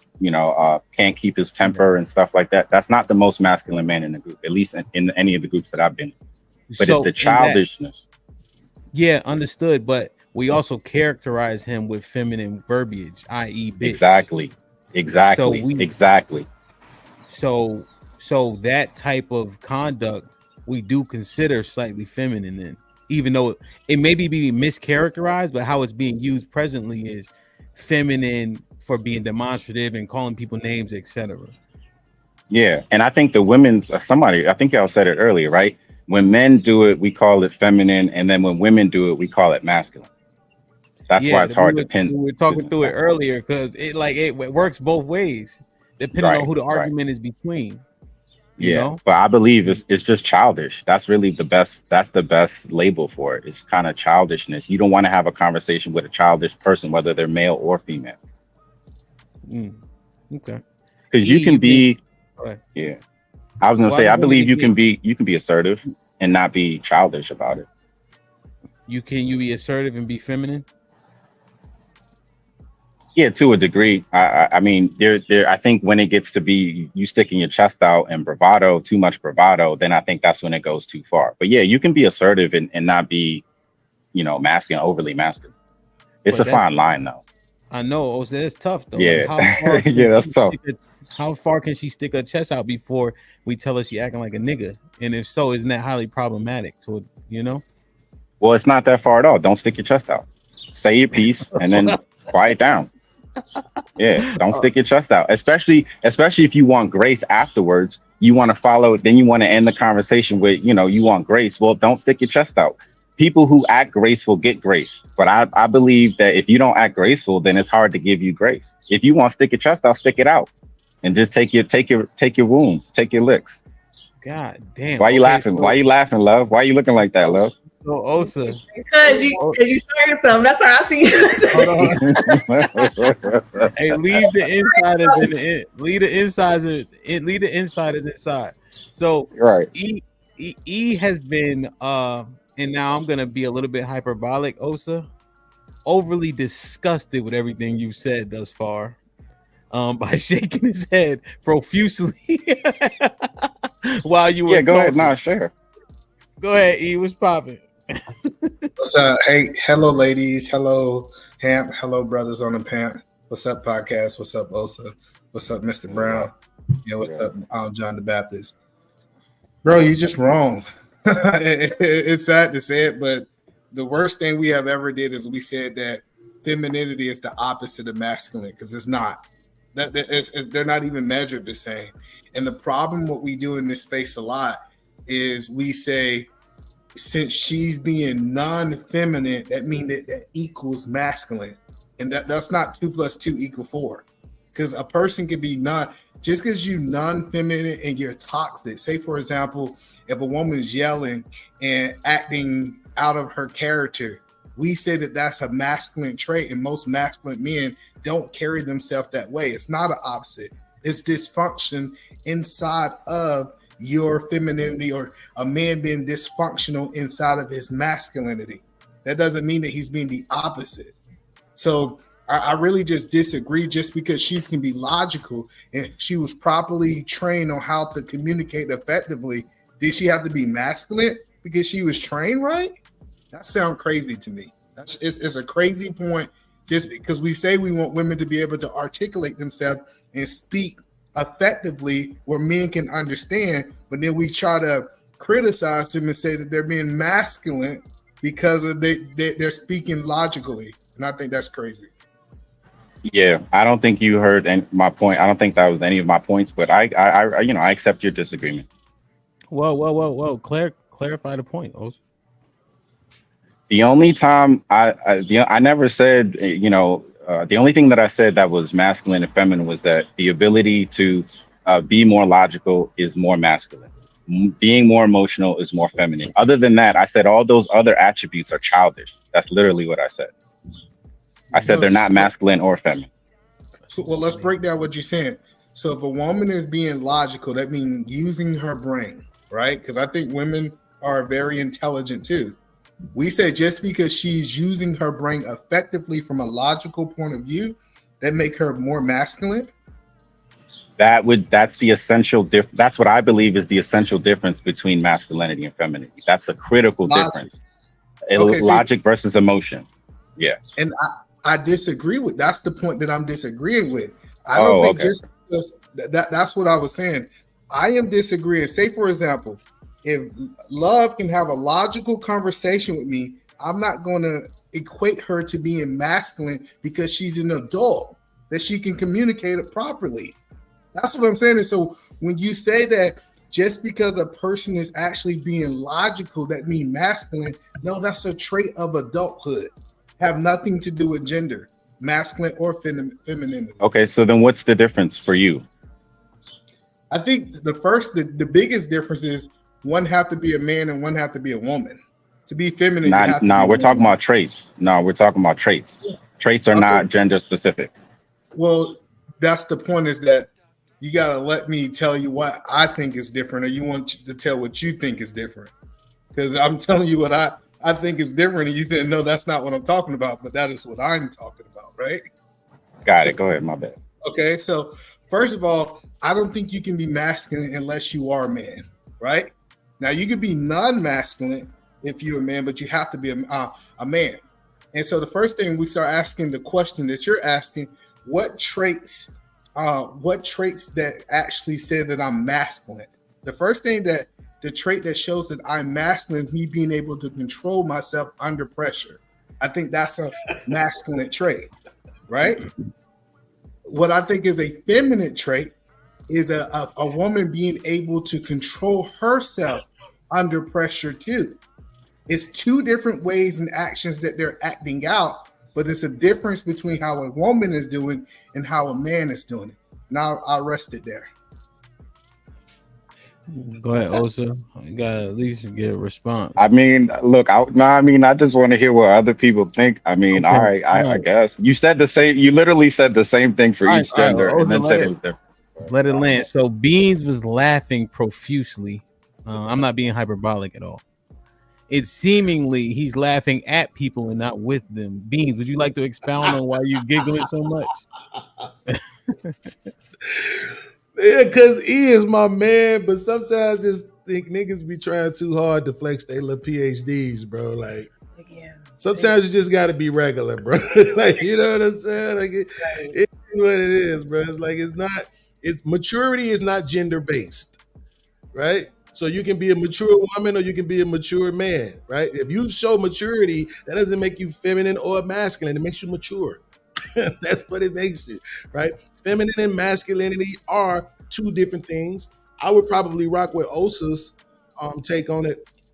more so saying that, you know, masculinity tends to be more logical and femininity tends to be more emotional, right? How? What is the example that we use all the time, Hamp? Two parents outside trying to teach their son how to ride a bike. The kid falls off the bike, scrapes his knee. The mom, in her femininity, tends to the scrape. It's gonna be all right. Kiss the boo boo. The man in his masculinity, more logical. Hey, listen, but you got to get back on the bike and try again. You don't get to give up. You see what I'm saying? Yeah. So I agree. Yeah, it's just Hold like, on, so I'm saying based on that example. So based on your example, if a woman, because I saw this a lot growing up, women saying get up and scrape yourself off, is she being masculine by correcting her son that way? No, she's being logical, right? But that's not okay, the point. See, that's the point. That means that logic does not equal masculinity. It doesn't, but that's not what he said. That's what I'm saying. It doesn't, right? So it's not that logic equals masculinity. It's about tendency, right? It's not always a straight shot. Nothing is usually 100%, E, right? So once we accept that, then that's what I'm saying. You have to just understand it. In that moment, she's being more logical, right? To say, hey, this is what you got to do. But if it was a man in her presence, she probably wouldn't be that voice, right? She would probably be the more emotional voice to say, let me make sure you're okay. But I'm just saying that doesn't, what we're saying is the tendency, right? So because I'm a man, I'm more likely to just look at things from a logical point of view, more so than I am to look at it from an emotional point of view, right? But because I was raised by a bunch of women, I tend to be more emotional than you would probably say the average man is. But I'm hearing this and I'm thinking, okay, logic is the difference between logical and emotional. Mm-hmm. The difference between being feminine and masculine is just the expression of both. So it's not an absence of one or the other. It's how it's being expressed. Yeah, but like what you said earlier was like we're prejudging. Well, it's not prejudging if I'm going off what you're showing me, right? So if I'm experiencing you be a masculine woman, that's not prejudging, right? I am surmising that you are a masculine person because you're being that with me as a stranger online. Right? There's no reason for you. I'm not talking about you specifically, right? You know, we haven't had that encounter. I just want to make sure the slow people understand that. But yeah, so if right now, if Rose says to me, you know, podcast, you wearing those dumb glasses, and I go, Rose, who you don't know, right? Do you think I'm not like that in my real life? or is it more likely that I'm like that in my real life? If a stranger who I don't know can bring me to that point, what is it more likely that somebody I know and genuinely care about what they think? You know, so that's what I'm saying. Like, it's not necessarily about you, right? In that moment, I am judging you, not prejudging, but I am judging you to say that based on your current behavior, I can surmise that you may be a more emotional person, more, angry or bitter or masculine, as the term we're using, type of person based on my encounter with you right now. And I think that that's probably more likely the truth than not. Do you all think that the traits you're defined by the traits that you're initially go to in response to things? By the person who's experiencing you? Absolutely. Yeah. Absolutely. So like, and that's fair. The reason I'm asking these questions is because if you look up masculine and you look up feminine, it says the same thing. They just use different words to communicate it. For example, if you want to talk about a masculine man, they would say a word like handsome, versus a woman, you would say like beautiful, right? You still saying that both of these are attractive people. So I don't actually think that those traits, just because you one or the other, it's the opposite. So Beans, are you saying that it's the opposite? Absolutely. I don't want a handsome woman. I don't want a woman who look better than me in a suit. That's all I'm saying, bro. But I definitely prefer beauty over handsome. Yes, listen to what you're saying. Handsome and beautiful are not opposite. They're the same. Ugly and beautiful is the opposite. So if you understand what I'm saying, they're not the opposite. They're both on the same side of the same side of the measuring pool. So that's why I said we actually do an injustice when we say masculine is the opposite of femininity. The argument that you're making is that they're interchangeable. Again, we can make that same argument, right, for mostly everything, that they can be either interchangeable or we can focus on tendencies. But what I'm saying is when my man Mr. Brown right here next to me, when he was just lifting weights on cam, he lift weights on cam. We seen Mr. Misogynist lift weights on cam, right? If one of the girls come on here lifting weights on cam, bro, like, come on. Well, you know how we gonna judge that. That's not true, because we're gonna look at it totally different because it's a woman. Yes. We would say that he's muscular. Listen, we would say he's muscular, and we'll say she's fit. If a woman was turned around backwards doing squats with the bar, we wouldn't call that masculine, even though she's doing the same thing. I absolutely would call it masculine for a woman to sit on a panel and lift weights. like I absolutely would call that being masculine. I'm sorry, dog. That's some masculine shit to do. Why do you want us to watch you lift weights, girl? All right, so yeah, it's sounding She-Hulk.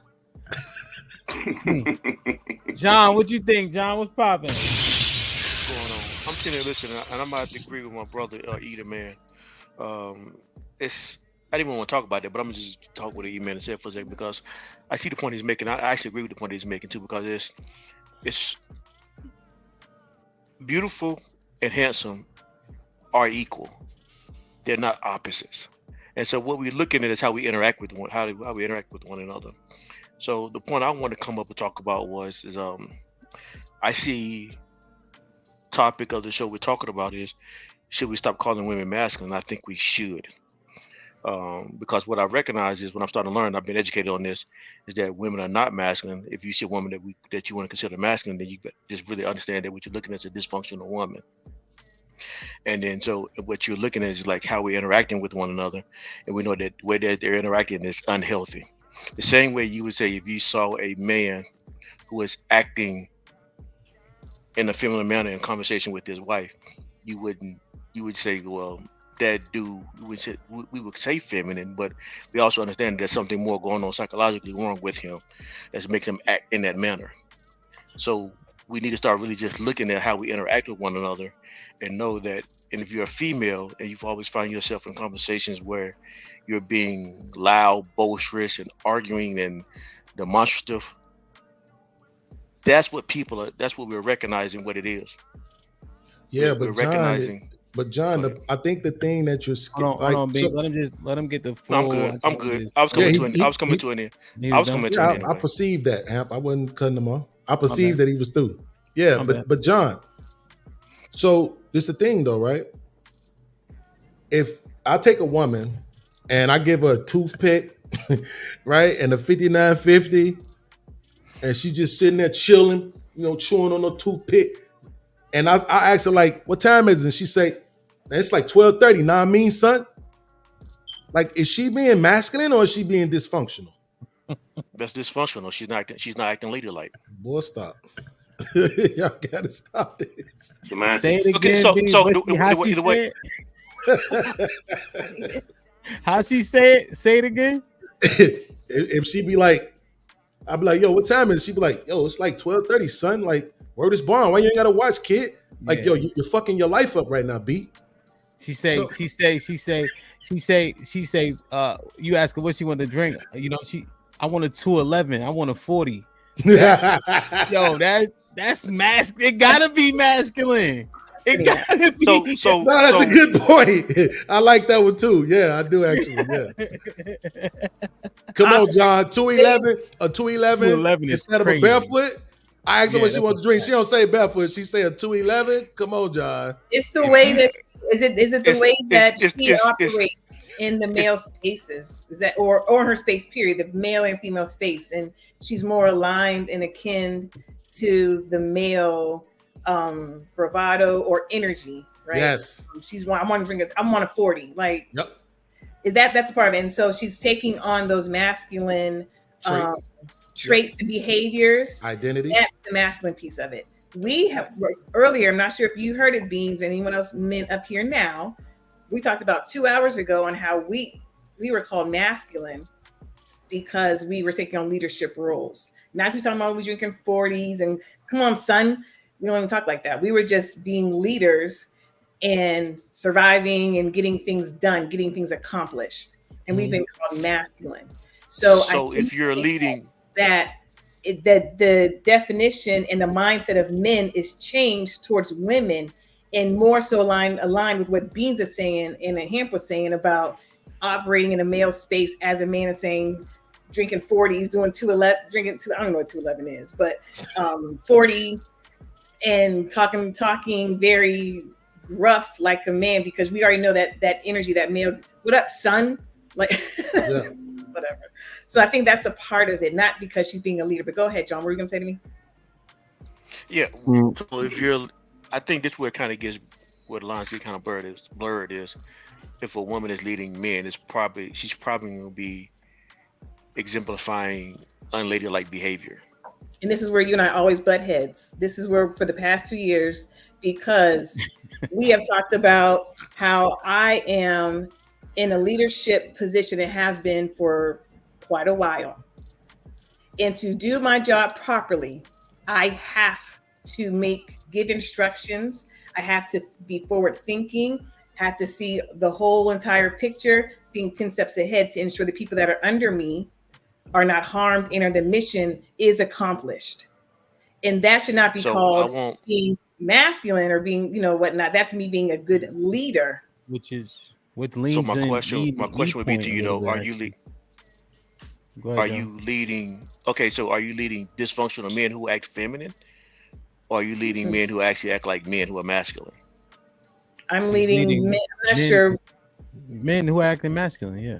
Right, just men, yeah. I'm not understanding why. Hold on, Cheek. Go ahead, John. If you're leading men that are masculine, then how do you lead that man? Okay, if he becomes confrontational, or if he becomes disagreeable, how do you get him back? How do you get him back in line without meeting his energy? So yeah, I don't have to. So I don't have to be confrontational, and I don't have to be lording or gruff, right? It's all about my position carries authority, and because I'm the leader, and so if he has a difference of opinion, I'm not threatened by that. My authority is not threatened by that. I have no problem with that. However, we can discuss it all, and this has really happened in real life. We can discuss it all day long. And if it makes sense, it makes sense. I don't have to be the one that's always right. So if the man that's under me says, hey, I see, can we do it? I believe we should do it this way. Here's the data. I process the data. Did you call my name? Yeah. Answer his question though. You're kind of going off into something that's a tad bit different in terms of like you're willing to listen to your subordinates, right? To where you have rapport, to where you don't have to press them. But he's saying in the event that somebody becomes super insubordinate and you have to check it at that juncture, what do you tap into? Oh yeah, I have. Yeah, if he's being, and I'm sorry, I missed that part. Insubordinate piece. Yeah, insubordination can't be tolerated, and so I don't have to be masculine, but I will use my authority and provide reprimand because you can't be insubordinate. So you pencil whoop them. What'd you say, Beans? Yeah, you pencil whoop them.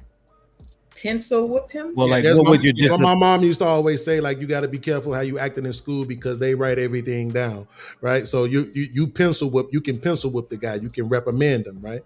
He will be reprimanded for insubordination. Because anybody that's subordinate, man or woman, will be dealt with accordingly. So it doesn't have anything to do with being a man. That he acts reprimand. His actions cause the reprimand. John, I guess I'm at like what scenario do you have in your head? Because if any of the men here, if somebody gets out of line at our places of work, we're gonna pencil whip them too. We're gonna write it down, write them up. Like I'm not like, nigga, I'll take you.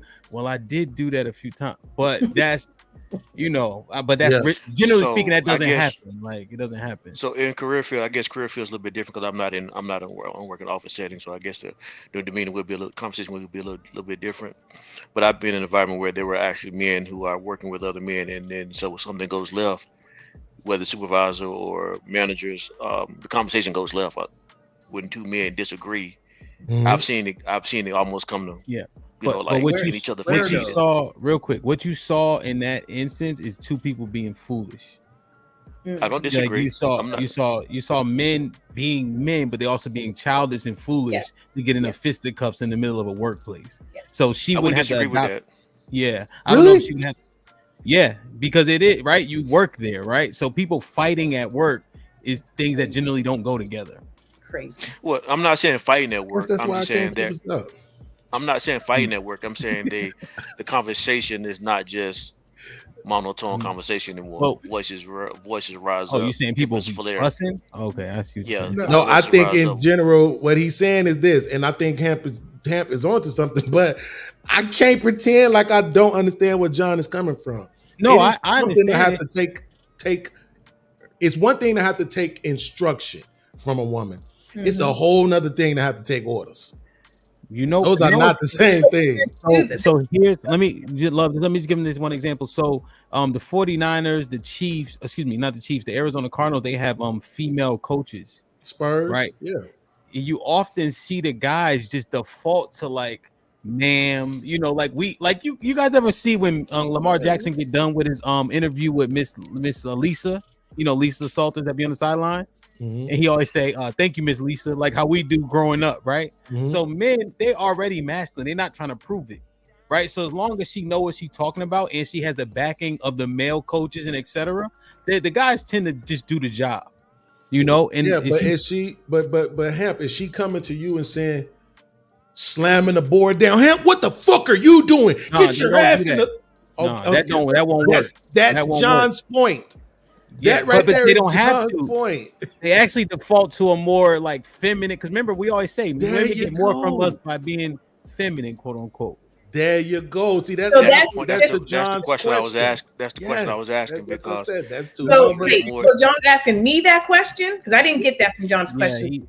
No. He's basically saying, will you deal with a aggressive man with your femininity, or do you get aggressive back? Yeah, because that's the problem. John asked, wait a minute. John asked more open-ended, like, what do you do with X, Y, and Z, which is different than how we just mined it out. Thank you. It was different. That was very different.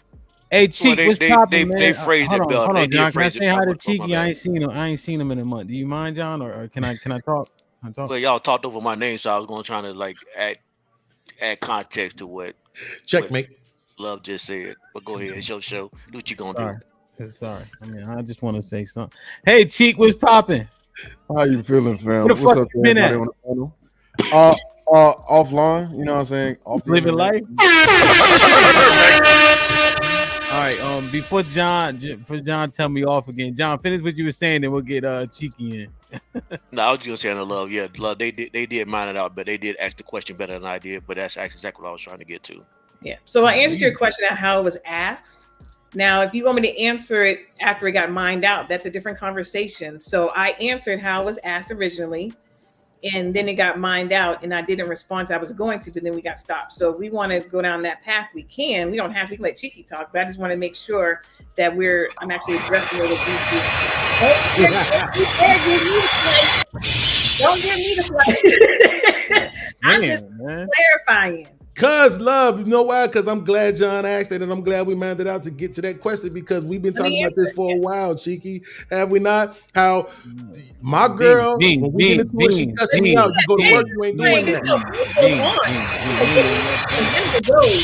But ain't that abnormal though? That's just wanted to answer it. Let's do this. I know that you ain't cheeky, right, Edie, man? Oh, I thought you think you could fool me? Yeah, you almost had me for a second. You almost had me. Cheeky was popping. Well, you know what? I feel honored to be compared to somebody that's him. So shit like that. By all means, as long as I'm compared to the man that's him, I don't mind. Take the shot. But hey, AJ, I'll be right back. I think it's a couple of things that is happening. If we try to use technical definitions for social or colloquial issues, we're gonna have a hard time. Like, I understand using definitions like handsome and beautiful. One is for masculine, one is for feminine. But socially speaking, we agree that men and women have masculine and feminine traits, right? Which is why you have colloquial terms like men need to be in touch with their feminine side. Not to say that a man is a woman, but there's aspects of humanity that shows that I can be softer as a man, although I, physically present myself as a masculine person. Right. So don't do that. Hey, twin. I am him junior.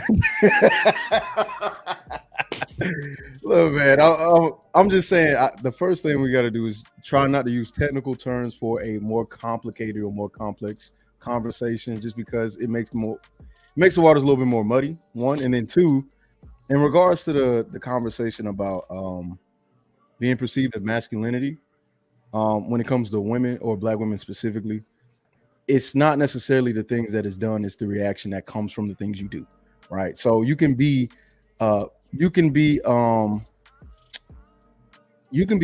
very competent at your job and competent in doing skillful things, but your delivery does matter. Like, delivery matters for both men and women. So if there are moments in time where your emotions are heightened and you say or do things that are very emotionally heightened for men as well, we're going to charge that against you as masculine, because in that height of emotional, in that stage of being emotional as well, because men are emotional, we're not going to act. We may think, yo, she just called me this word. The next step is punch her, but I can't do that because this is wrong. So in those moments when you're saying or doing something that may have a man think to himself, I want to be physical, automatically you're categorized as masculine, not because what you did is masculine, but what you respond with, or how you communicate more so. So Cheeky, do you think it also could be the lens through which the man is viewing what's being stated and the situation? Because we can't ignore how personal or internal perceptions and background and culture and experiences have an impact on how you hear things and how you view things. So I think that's fair. I think you can factor that in. And I think that most men are, and I could be wrong, this is just my experience with the men that I'm around. I think most men tend to have enough social and emotional intelligence to be able to read the underlying tone of communication. So if a woman does say something, I know a lot of times, we get stereotyped as not having enough emotional intelligence or social awareness to perceive the undertones of a conversation, but men do. So it's a case by case situation. So for example, when we first interacted, I sensed, I know you was having fun, you was doing your thing, and that's your role in this show, but I sensed everything that was going on. And I addressed it accordingly. I didn't call you masculine, but I could have. I could have and just been like, these are the reasons why. But it would have never been because you're a successful woman who has a leadership. It would have been because you're testing me, and I think I see this test happening, and my response to it as a man typically would be either to be just as disrespectful or more disrespectful or even physical. You get what I'm saying? Well, not this front line. But that's a question real quick. Yeah, but you get what I'm saying? The options are very limited typically when it comes to that, right? But quick question. I know you said the men that you're typically around. So in your viewpoint, majority or minority of men are okay with having a female boss or manager? Right. I'm asking. No, I think majority are, because there's a check. Majority are okay with having a female as a boss or a manager? Yeah, because there's a check and balance system. Like there's nothing you can do. If you're in the position, especially in corporate America or wherever jobs have structure to them. They have a rank, a hierarchy, a rank, and most men are not so dumb to be like, a woman's in charge, I can't work here. No, I need money. I have a family. I have things I have to maintain. And if this woman is in charge, so be it. But if she's in charge and she's out of hand, then I'm going to do the same thing that she would do, which is use that checks and balance system and go, this lady out of control. She just cussed me out and nobody did nothing. Right. But let's talk in extremes though, right? So let's not that. I get that, of course. If anybody cusses you out, right? Let's not talk in extremes. Let's talk just practical. So you have a female boss or manager. and you disagree with how she says things should be done. It's not disrespectful. She's just saying, this is how things have to be done, and you think it should be done differently. Do you think, not, I don't say just you, but do you think men will accept it as quickly as they would from a male, having had that conversation? I don't think it has anything to do with gender more than it does with ideas. So if I think my idea is better, I'm quick to present it before you, whether you're a man or a woman, because I think my idea is better. It has nothing to do with your gender. And I think most men who are in, probably because I'm assuming you work in corporate America, I think most men in corporate America at least have some level of education and some level of self-awareness and some level of communication or articulating skills to where they go, my idea is better, and I'm going to do what it takes to present it, even if that means going above you, because I know that can happen as well. So, but I got a question real quick, and EBD and Zagu been here for a minute, but EBD's also been here. I want to at least real quick get I think Zagu came in first, I believe, from a while ago. But Zagu, could you go? You can give your commentary. Yeah, thank you, appreciate you. Everybody on the panel, what's up, everybody? Good to see y'all. And I seen EBD, you had a list, huh? Paper.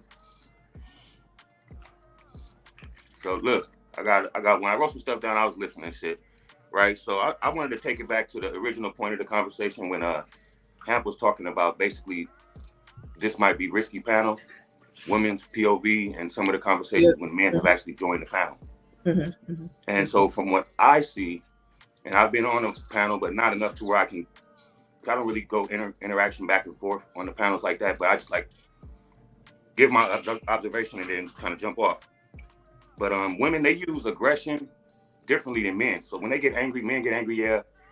It a lot of times can result in violence, and men know that, so they kind of temper it down. Like as Chiki was just saying, we kind of can read the temperature rising, and we know it's an underlying tone of violence when we speak to men. Men speak together, so it's kind of like a default line that we don't cross. Women see that same line and they go over it because they can get away with certain things, and that's in physical or in personal interactions. But as on the panel, it seems like the women use their aggression in ways of innuendo, ad hominem attacks, and things like that. And I usually see the men react to that. And I don't know, we can mine it out if that reaction is feminine or not. But in general, that's the way I usually see these conversations go. And then when men are all on the panel, it can get a little more chaotic, but it's generally the conversation getting chaotic or being misunderstood or somebody misrepresenting the conversation. It's not so much like, you punk ass nigga, you woo woo. It happens sometimes. I'll see a man call another man broke. They'll use that, but that's what I see. I mean, Chiki, you can break it down. I usually like to listen to what you say. Sometimes I learn a lot from the shit you say, so I've been able to adjust my point of thinking. So if you got something you can help me with that, go ahead. I'm gonna just say this quickly. I'm not, because I already spoke. I don't know if I agree with that categorization of men being on panels and it being less chaotic anymore. I said it's more chaotic. No, but you're saying it's more chaotic within the conversation. I can't agree to that. Just from watching, spaces of this space or branch offs or whatever, the conversation gets lost in translation on both men and women panels to where it's like sometimes it's not even a gender thing. People just want to speak until they say stuff that has nothing to do with the convo. And when we know those faces, when they pop up, we be like, oh, fuck.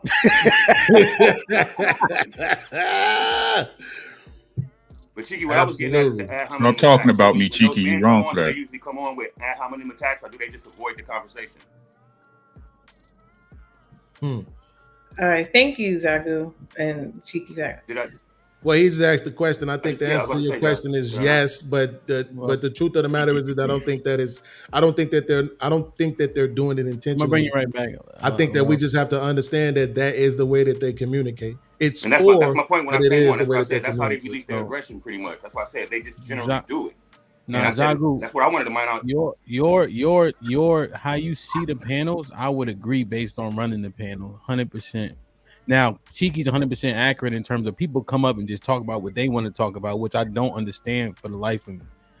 Right. But in terms of the chaos, right, and the bravado spilling over into the conversation, most certainly happens more with the gentleman. 100%. It's more difficult with those panels in this seat right here. Just right. you know, why is that? Because men don't be fucking listening. Well, what's the word that describe? But what's the word for that? Right? Is it not disagreeable? Testosterone? Disagreeable. It's not disagreeable. It's the checkmate phenomenon. But that's an last point. Huh? What about all the other sectors? So that's what I'm saying. When you just categorize it to testosterone? No. I said checkmate phenomenon. I know. I'm asking. I'm saying when you just chalk it up to testosterone. I have to watch more pan. I don't be watching that much shit. But I honestly just think that I want to win this conversation. You know, y'all call niggas pussy when they not moving like that though. Nah. If they let me, If they let white people call them a nigga, I call them pussy. But other than that.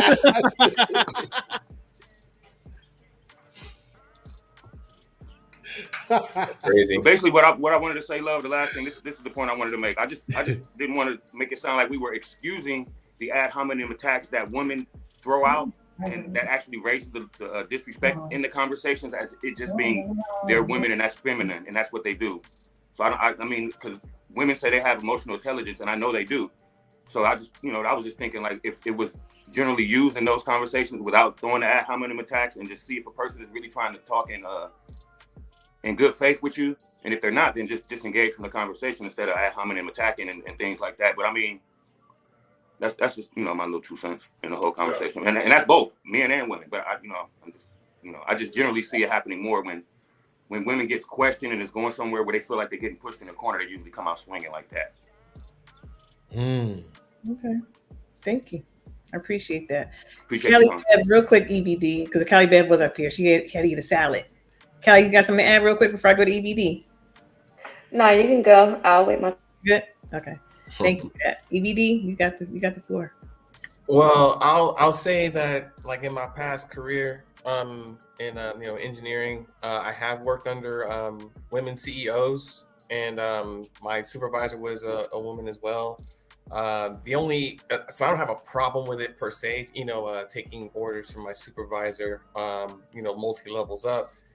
The issue I had was that they were attractive, so that makes a whole thing kind of tricky to navigate because there's a lot of women who hire other women, but they just happen to be and dress attractive to work. And I'm focused on problem solving. That's just my whole thing, right? So I have to be in some kind of mental space that says, yeah, there are other women that I need to talk to and interact with, but I have to turn off the sex thing and the primal thing, and it's very hard to do when 8 hours a day you've got women who are, they're dressing appropriately, they're not showing anything, but still like it's hard to kind of have your mind like focused on like solving problems when you're like, well, my CEO looks very nice today, obviously, but that's her job. Her job. Put him in the fucking bedroom. Get him out of here. Come on. Wait a minute. Whoa, my money here. Get the fuck out of here. Get him the fuck out of here. Put him in the bedroom.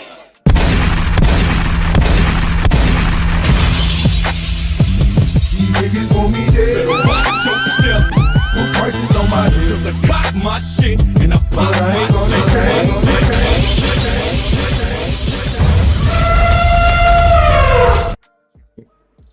Thank you, Ham, because I was like, that's a huge problem. Yo, my man just taking a honey pack before he go to work.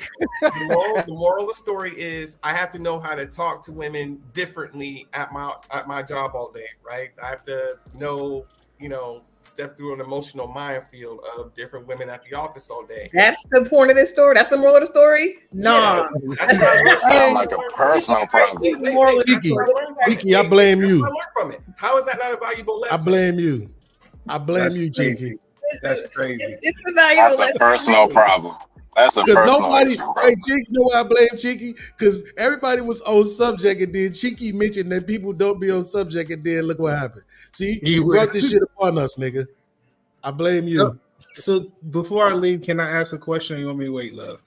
Go ahead, you can ask a question. I'm about to hop too, but yeah, go ahead and ask a question, Eve, real quick. I just really want to ask this question. So If a woman is being overly emotional, would the panel call her feminine? Overly, well, obviously, if she's overly emotional and crying, then she's not being called masculine. She's being called feminine, very soft. If she's over emotional and cussing you out, and ad hominems and going off and being very demonstrative, then that would be probably considered more masculine. So I believe in. I'll let y'all. Well, go ahead, Beans. Before I answer the question. I was just gonna say no. I was just disagreeing with love. Go ahead. That would be called masculine. If I'm cussing you out, and that's my over emotional way coming, because he asked a woman, right? The over emotional, how it's being viewed. Over emotional woman cussing you out, putting her hands in your face, and acting a fool. That's masculine. If I'm crying and weeping and saying, "Why are you like this?" I'm still being overly emotional. Then she's considered being a feminine. You're asking. You cannot ask me a question and then my head because it's my. See that go that finger. What is that finger that you're doing? Is that masculine? I'm being very clear. I'm just joking. I'm joking. So Sweet B, hold on. Before I respond to it, it's a great point, E. I got a question, Sweet B. Yeah. Do you believe a woman being overly emotional is feminine? No. Thank God. Shit. All right. So this is my follow-up question. Outside of love, why would men be overly emotionally on panels? We call it feminine if we don't even think when women do it, it is feminine. It's just a lack of control. Like, it's literally just a lack of control. It's not feminine or masculine. The answer to that question is because they're being emotional. And as we saw earlier, we tend to use emotional interchangeably with feminine, and we use logic interchangeably with masculine. Exactly. But these questions are really simply answered. It doesn't not about right or wrong. So great it's question. The method. It's the method and the action behind it. Right? So again, if we get the true understanding, I'm sorry, shout out to y'all. My bad, Beans. Shout out to y'all. Happy Tuesday, everybody. School's out, yay. Right? So the thing is, right, masculine energy is active, right? It's considered masculine because you're attacking. I see what you're saying. Right? Now somebody used y'all used the restaurant reference earlier, right? Right? Now, if the waiter came, right, and the food was messed up or whatever, right? You know what, bitch, this food fucked up. You ain't shit. This place ain't shit. Rah, rah, roo, roo, right? You're attacking him, right? That's masculine. Now, if he'd have bought the food and the food was out of order, right? And she said, honey, come here, let me talk to you, right? Let me, this steak doesn't look right. This food is cold, right? Could you please take this back and, get this fixed for me? Same solution, right? But she doesn't attack him. She pulls him in and then remedies the situation. Is it right, Uncle Rick? Question: in that same scenario, is it masculine because her husband's sitting right there? That it's a stretch, right? Again, I think would it be more feminine if she deferred to her husband? Yes. You see what I'm saying? If she deferred, it would be more impressive to me, right? But again, I have no problem with a woman correcting a waiter or a waitress as long as she's not attacking them. But right? She's more masculine than a woman who defers to her husband. In that scenario, yes. To me personally, right? I think, for example, when me and my wife go out to eat, she always asks me where she want her to sit, right? Because I want to be facing the door. Right, I want to be able to see what's coming in and out. Not saying anything could ever happen, but hey, this is America. You know what I mean? And like I said, I just see no problem with a woman correcting. That's not masculine to me. It's how she does it, right? And how she does it. Again, men, me personally, right? Even if it was me making the correction, I'm going to be more direct than my wife. Hey, the steak ain't right. You know what I'm saying? Could you take this back? I'm going to be more short and to the point. But again, if she attacked him with the ad hominems and stuff we talked about, right? That's the masculine part. It ain't the point that the man needs corrected or the food needs to be fixed. It's how you present yourself. Again, that's just me. Uncle Rick, ad hominem is masculine? You took the words right out of my mouth. That's the point. No. What I'm saying is, again, how she would present it to him. You understand what I'm saying? So again, if she made it a personal attack, throwing ad hominems at him, at that point, I would look at it as being attacking him. So to me, that's masculine, right? You see what I'm saying? So again, at that point, it's a masculine presentation. Right. Well, but Uncle Rick, hold on. Let's flip it. Say if a man was attacking a waiter that same way, would we call that masculine? Absolutely. We'll call it feminine. We'll call it feminine. See, that's the point that I'm making. Say again, either man. My apologies. My headphones went out. Let me back up. If a man was attacking the waiter the way that if a man was actually attacking the way the female was attacking the waiter, would we identify that as men as masculine? Yes. We would call it feminine. No, I wouldn't. No, I wouldn't. I would say he wilding. I would say he wilding. He might be out of pocket, but I ain't gonna say he feminine. Wait, let's make sure we understand this. We talking about two men. So a man is saying something to another man that could legitimately lead to fisticuffs, and we calling that feminine. We would say he's over emotional. I'm just telling you. Cool. They ain't got nothing to do with being feminine. Let me answer the question. I think he is on to something. If he was doing all that, acting like that, we'd say, look at that man over there being over emotional, acting like a woman. That's what we would say. We wouldn't say, oh, he's being masculine. We would call it feminine, based on what I have heard. And to expound on it, I'll quickly, Cheek, you could jump right in. Yeah, so essentially the gentleman in the hood who's shooting niggas over sneakers and cold French fries, that's emotional, that's feminine conduct. So when you arguing over a steak that can easily be fixed or cooked, to your liking, because they got 100 other steaks in the back, that'd be an emotional, when we would deem it feminine response. Now, Beans, have we been mischaracterizing things? No, it's not that. It's not. No, but, it's not that. No, I'm just saying you might be right, but he's saying. Oh no, you mean in general have we been mischaracterizing? Yeah, like okay. That's the thing, Beans. You might be right in terms of what it actually is, but what's going to be said, I think I would lean to what he's saying. You feel me? Go ahead. So the reason. Oh, Callie Beth haven't been. You want to go real quick, Callie? Oh. She don't have food. Yeah. I mean, it goes to the larger point of what either man is saying. Crimson had put a comment in the chat about an hour ago or so. She was just like, basically to sum it up, she was like, basically, it sounds like we're confusing being a bitch with being masculine. You mean being feminine, right? No, being a bitch. A woman being a bitch. Just being a mean ass bitch. So being masculine. And then a man being a bitch is feminine. No, a man would be considered an asshole. Right. No. So this. Right. Right. That's good. That's good. Right. It's not necessarily that. What it is while a man being over emotional in and of itself is not masculine or feminine. It's what's happening. If you don't have control over your emotions, which is the expectation for women to display, you are behaving in a feminine way.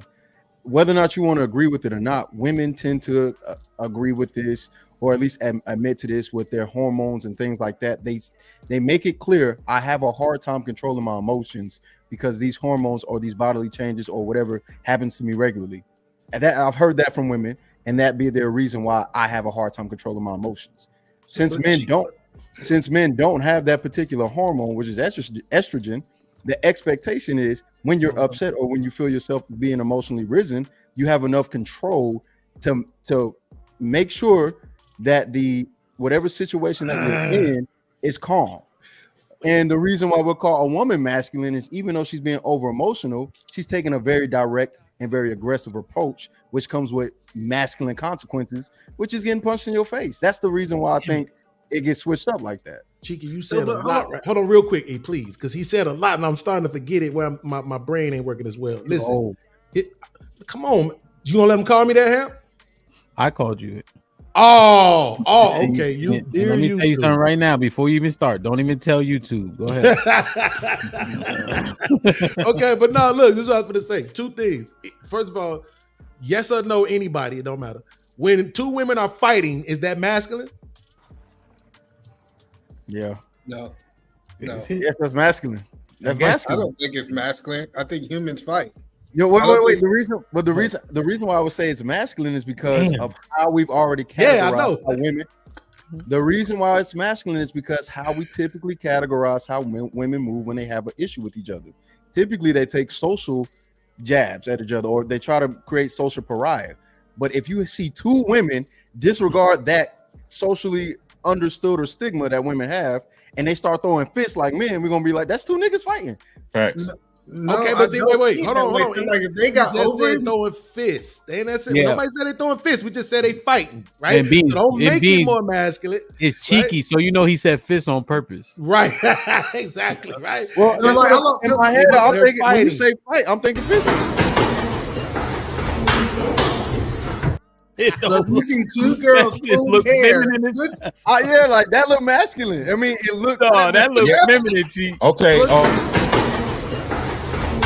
But Pico, what you mean about what the level of men? But what I'm saying is, that behavior being displayed from women, it's very social.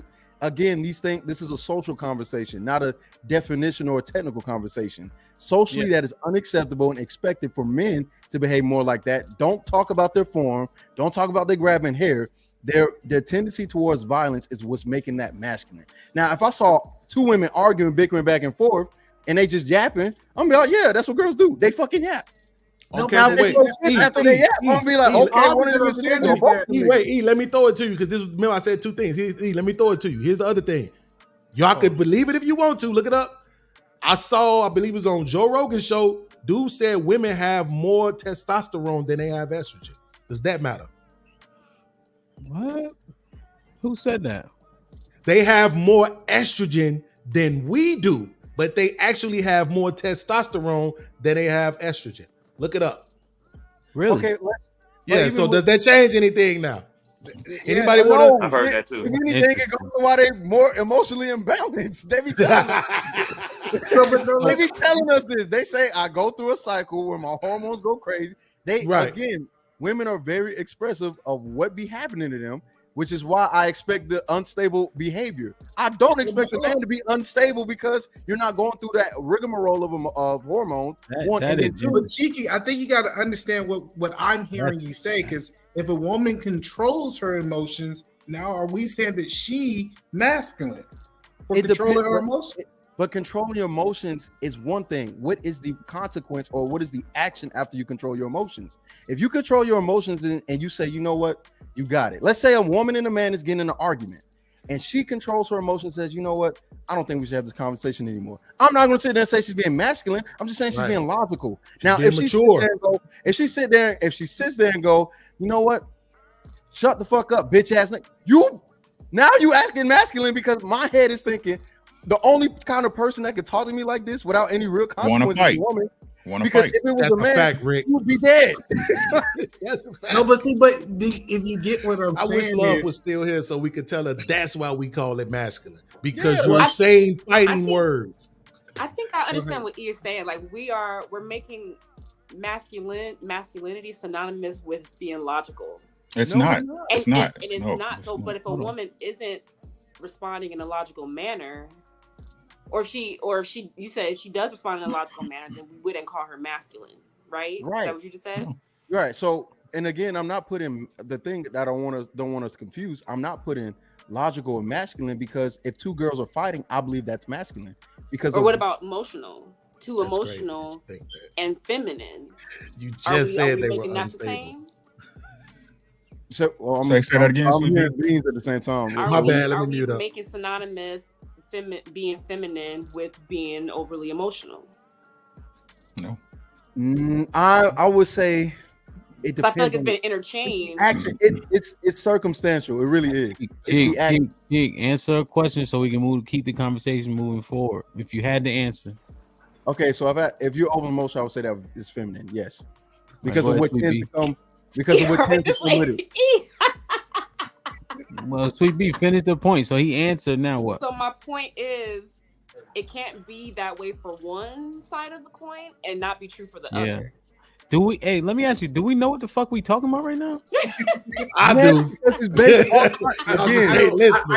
I know what you're all trying to get at, but I don't get why we have to kind of dance around the question when we have working examples in an actual population of women as butches and lesbians and dykes, and like they're terms for women who have masculine energy walking around planet Earth that we can pull from.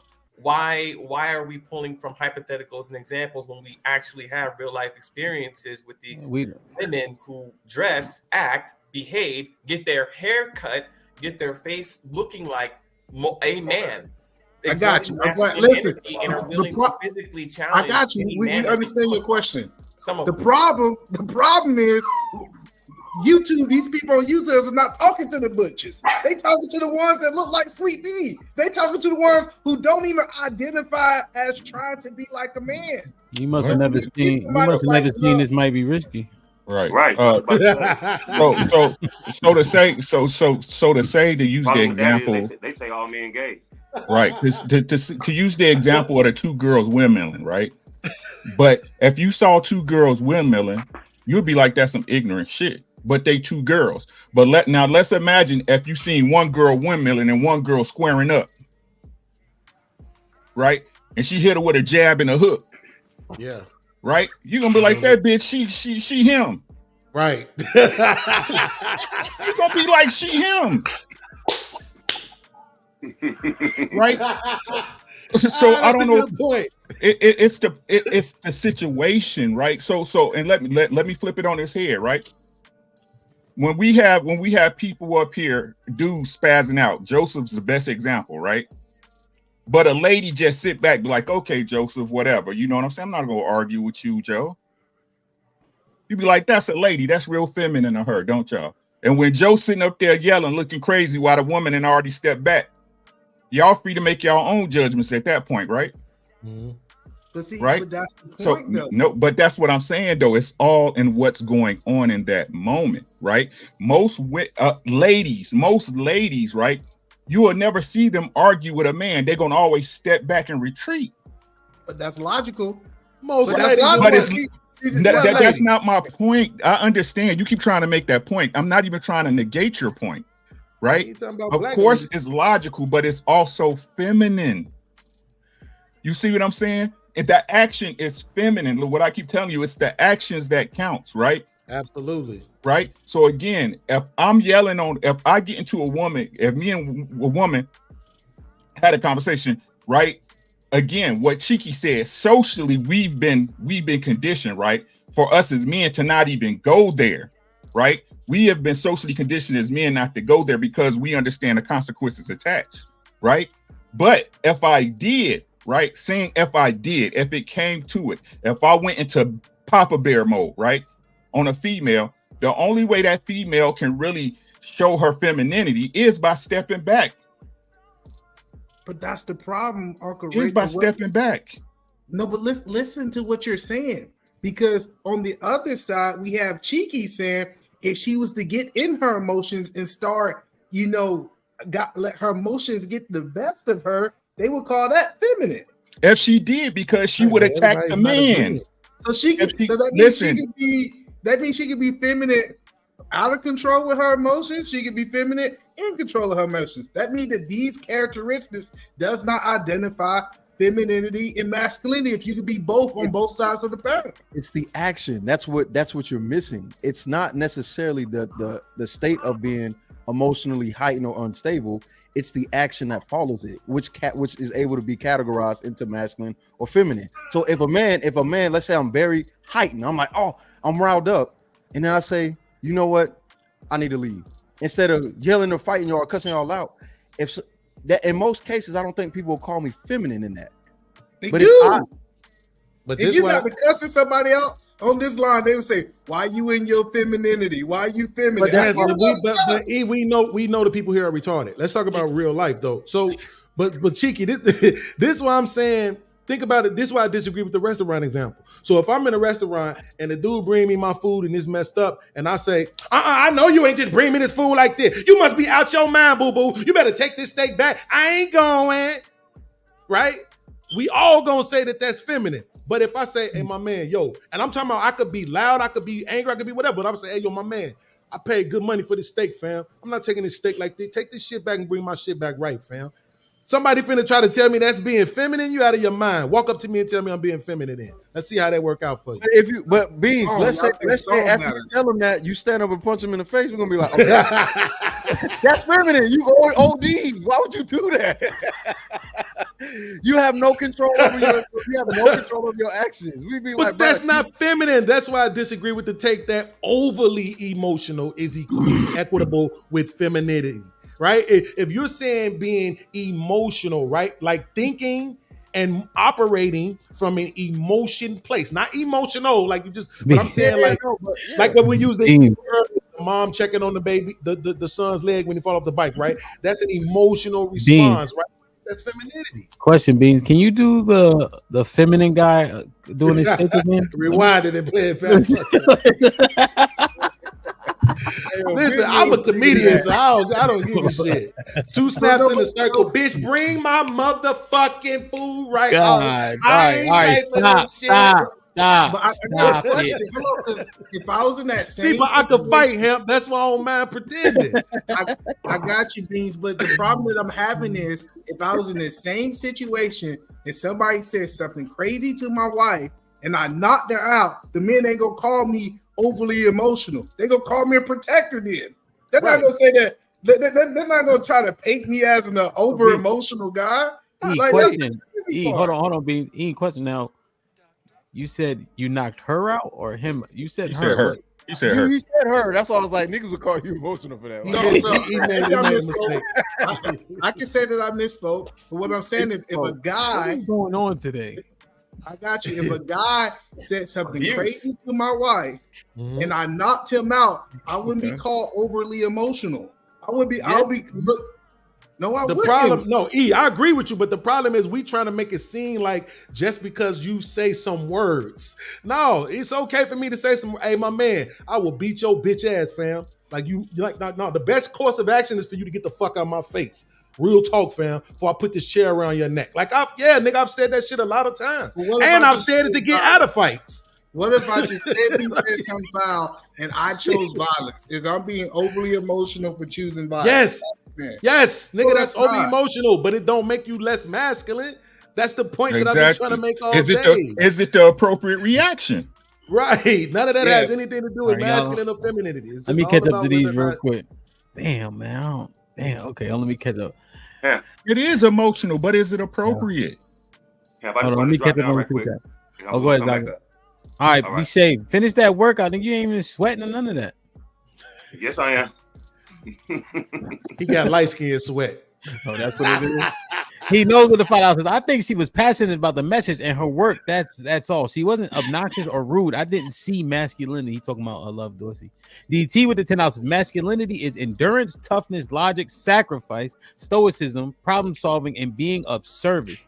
Can the panel define masculinity how they see it? I don't see any of these women as masculine. Crimson. Get some definitions for you. Crimson with the 20 ball says that doesn't make sense what Osa was saying. A woman being able to effectively communicate in a way that men can digest more easily is not masculine. How else does a lioness communicate properly?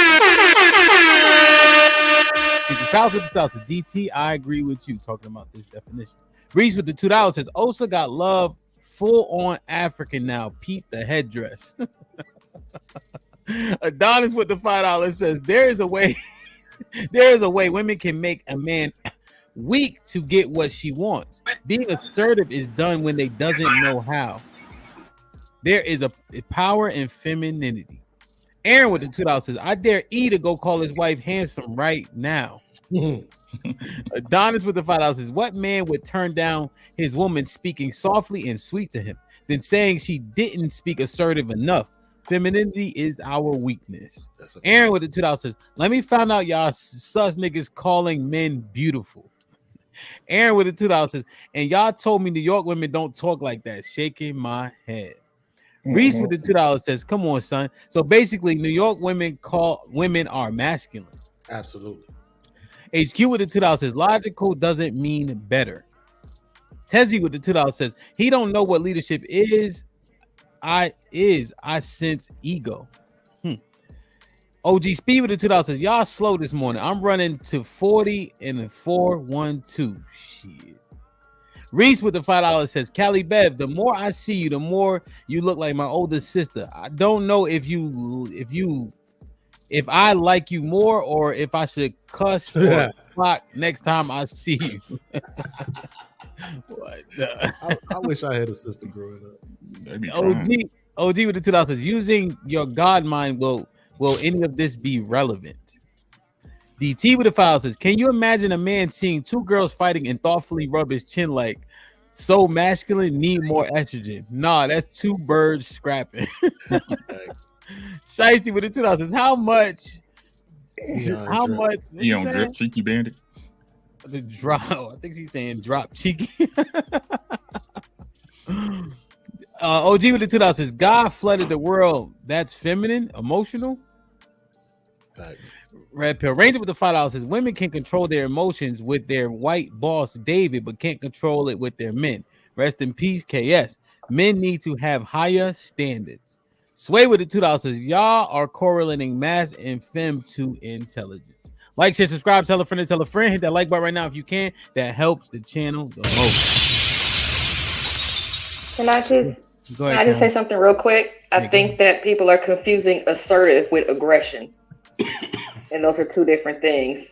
Assertiveness is not gender specific. You can be assertive and still be feminine while doing it. Just like you can be assertive and be masculine while you're doing it.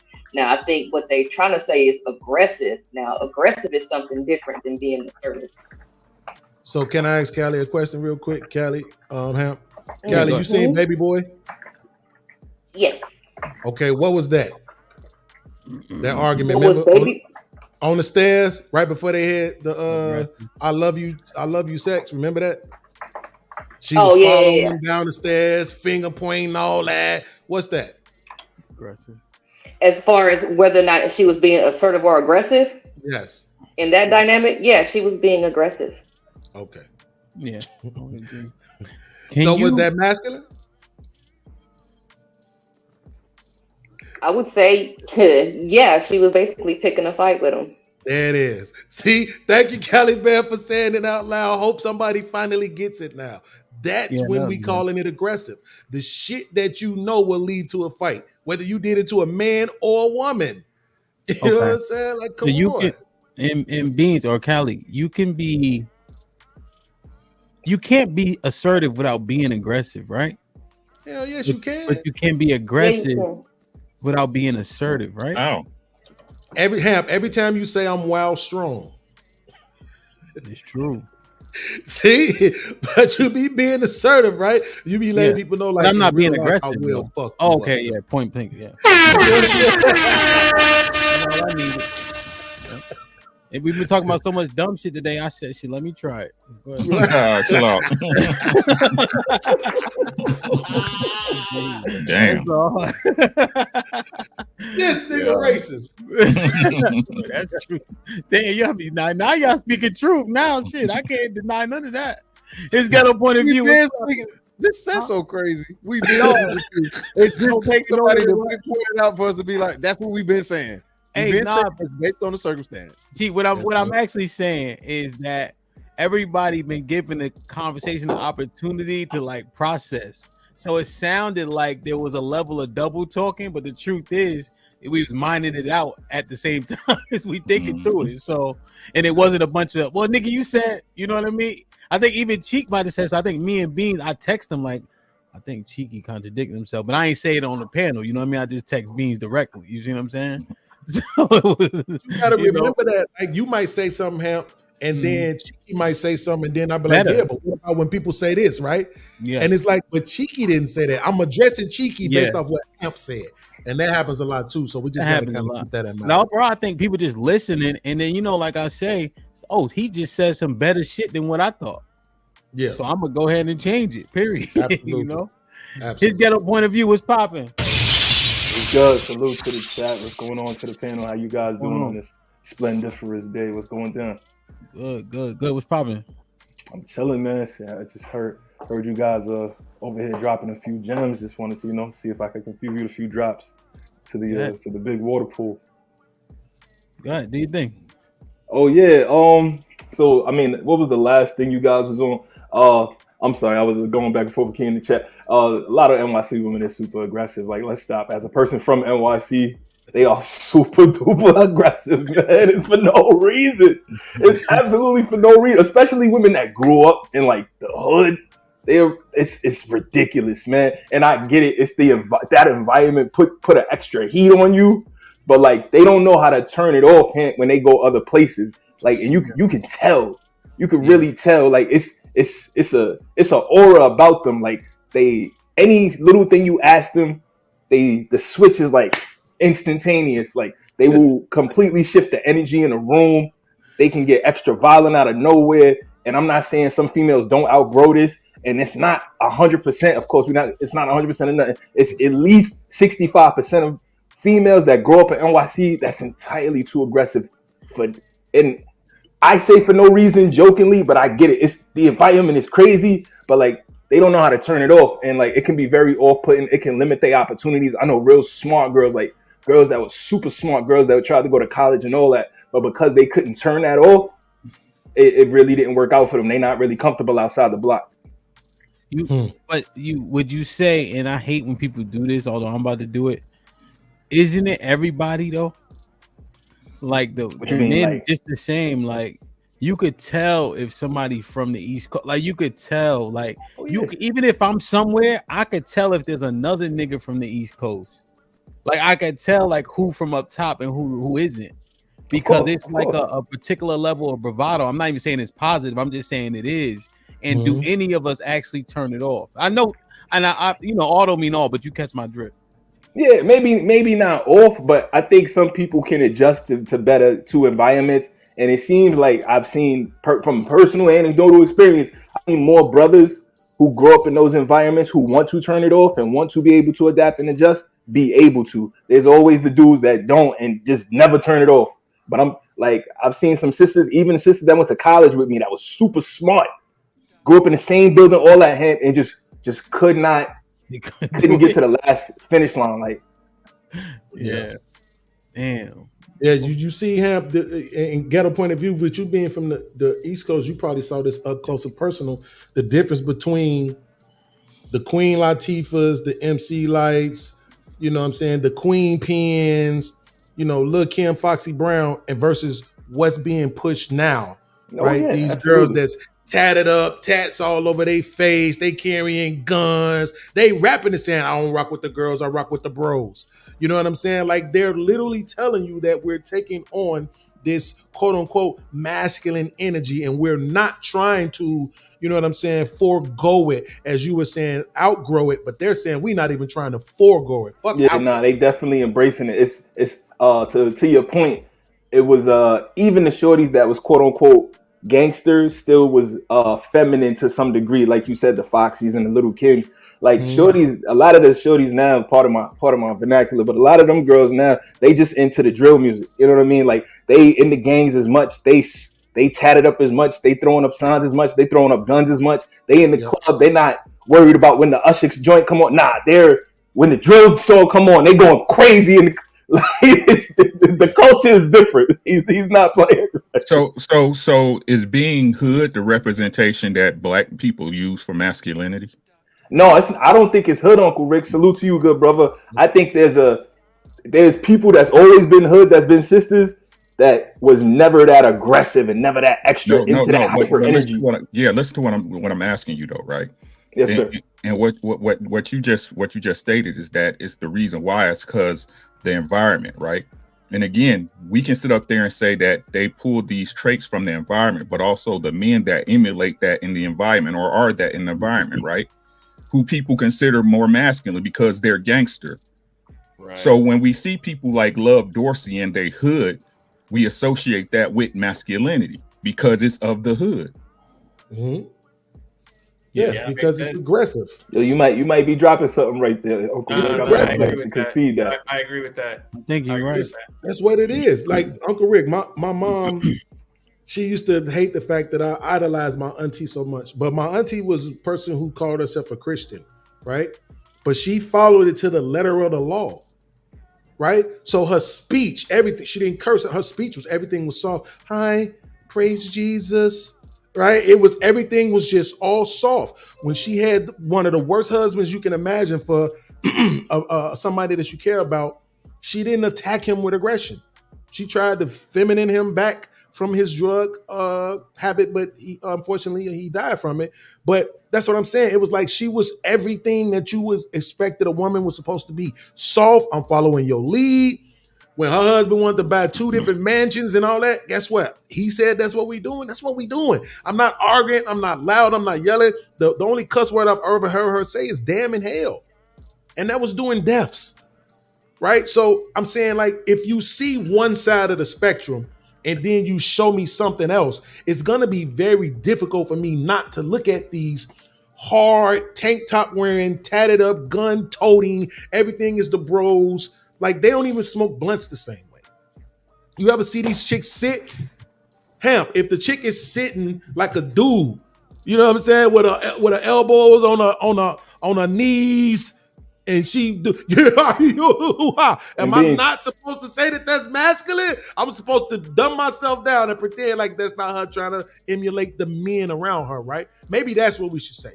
If we don't want to use masculine, right? They're trying to be emulating male traits. Yeah, they emulate male traits then. Maybe Or Beans, you ever seen when like the shorties be on the dead wave now? Like they're stuffing their emotions so far down, and everything is, when you tell them, yo, I'm dead, and they deadpan everything, like they're fighting against showing if any emotion at all, because they see it as weakness now. Yep.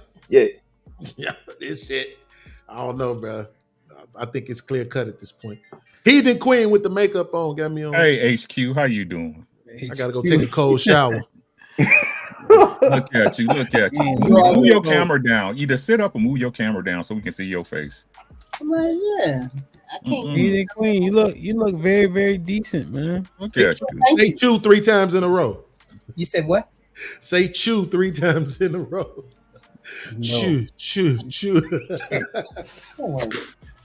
Damn, how man. How's the panel? How's everybody? How's it going? Doing well. HQ, you been here the whole time? You just got here? I just got here. Yeah, it's interesting, man. You see the title, obviously, but as we mine down, like, I think we haven't even really necessarily been directly talking about black women. We've been talking about more so masculine and feminine and how it manifests. Right. His ghetto kind of brought the women into it, but he wasn't even talking about black. He talking about the demographic that I could argue you can add the Latinos in there too, especially up north, because we kind of grow up together, you know. So, go ahead, HQ. What you think? I think Rick has a point that when I looked at the video of the young lady, she's very feminine looking, very feminine looking. It's only when she starts talking or vernacular, all of those things come across as very hood. Mm-hmm. And you usually associate those kind of movements, those kind of speech patterns, those kind of that vernacular as masculine from the hood. Absolutely. And that is why she comes across as very masculine, because of that and that only. Simply because when you turn the volume down and you look at her, she's very feminine. So, but HQ, and I'm not even asking this to be funny. Wouldn't you say that your voice is very masculine? Yes. Yes. So,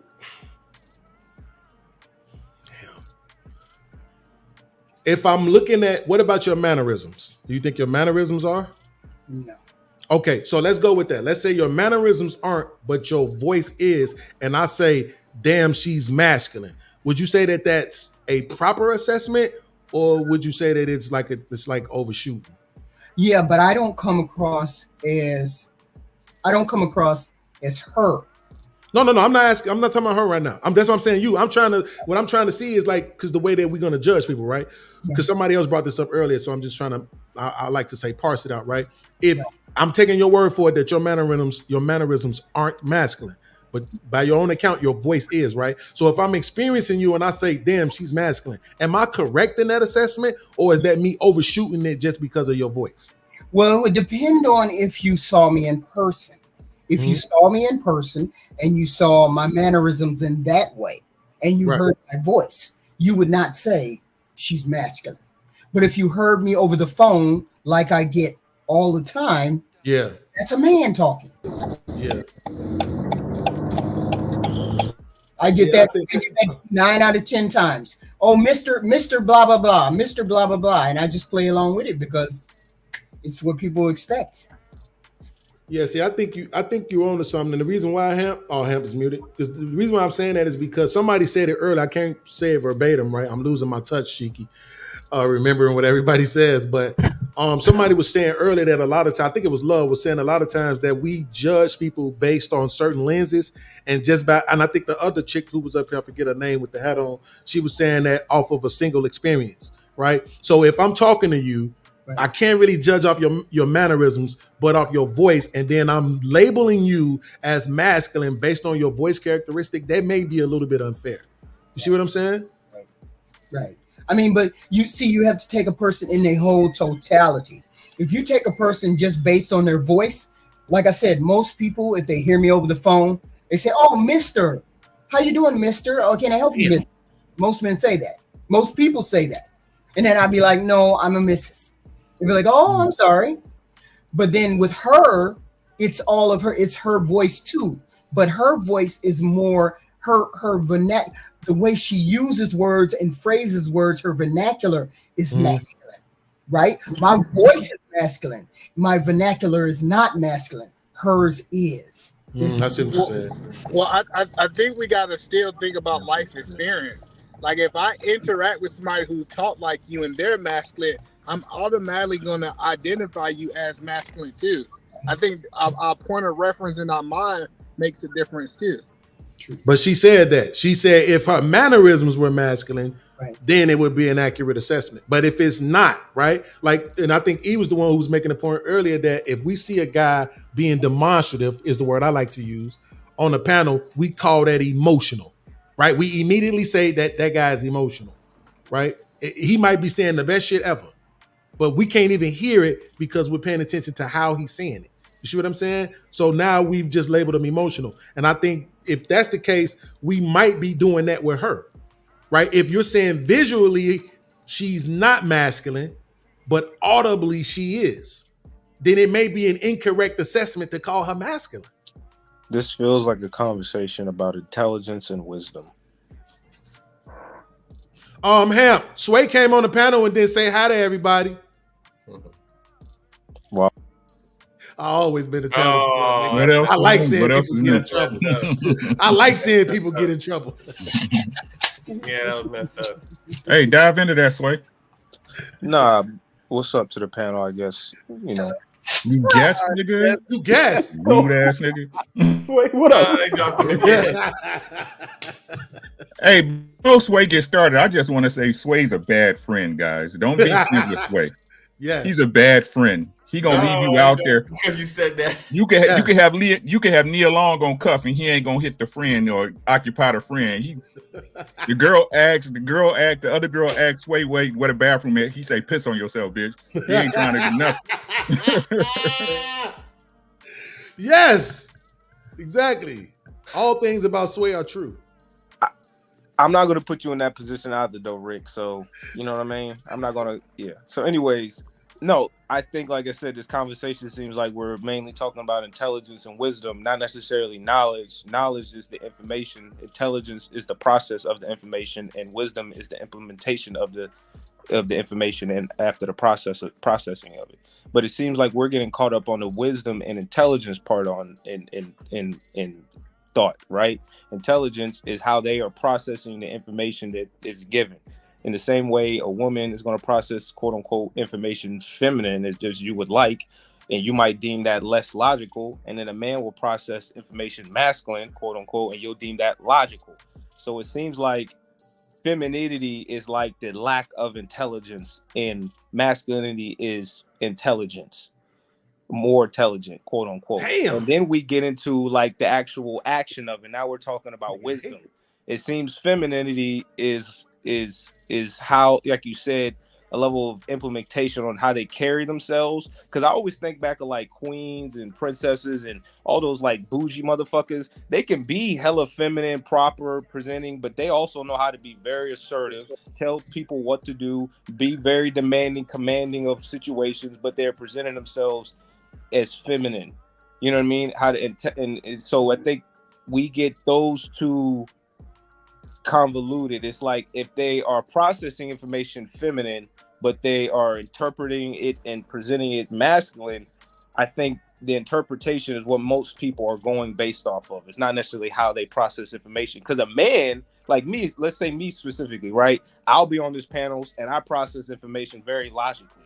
But sometimes when I'm talking to y'all and how I'm articulating myself, it might seem like I'm being overly emotional because I'm yelling or I'm like sporadic or whatever. But my thought process is still there. I'm not less logical in my thought process. It's just how I'm interpreting presenting it. It's how you present it. Is now quote unquote feminine, and it seems like. But Sway. Those two don't have anything to do with each other. I don't understand. Hold on, real quick, HQ. Well, if you can't process it in your brain, though, I think that's why you're. Don't argue. Wait, don't argue. Sway, that's a good point though, right? Because, and I'm saying we might have to apply that to old girl. You know what I'm saying? Like we might have to just listen to what she's saying and listen beyond the way it's coming at us, right? And not necessarily put her in that particular bag of masculinity based on the presentation. It might be unfair to do that. I'm not saying it is. I'm just saying it might be unfair to do that.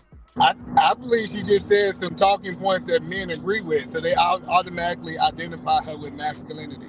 Well, it seems like with the Just Dorsey, whatever her name is, sorry, I don't know her name exactly, but it seems like how she processes information is masculine, and then there's also how she carries herself is masculine. And I think that's what a lot of men is, how she's carrying herself masculine. They accept how she's processing it because, like either man, it agrees with their own initial men's thought process, but it's how she's carrying herself. They want her to carry herself like a feminine woman, but think like a man.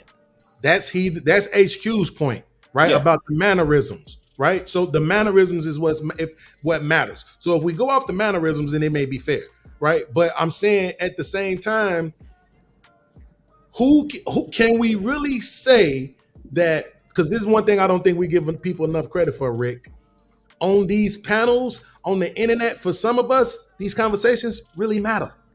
So when you're being passionate, right, then you're gonna go into more of a demonstrative mannerism, which may come off as masculine for her because she's being very demonstrative based on what she knows. She's from the hood, right? So the demonstrative behavior in her hood looks just like that. So when she's being passionate, she's being demonstrative and she's reflecting what she knows, which is the hood, right? Not necessarily making her masculine, but it may appear that way based on what she's reenacting. You see what I'm saying? And she do music, don't she? Like she be like doing a lot of rapping. So like she's probably like just into that character and being like that all the time.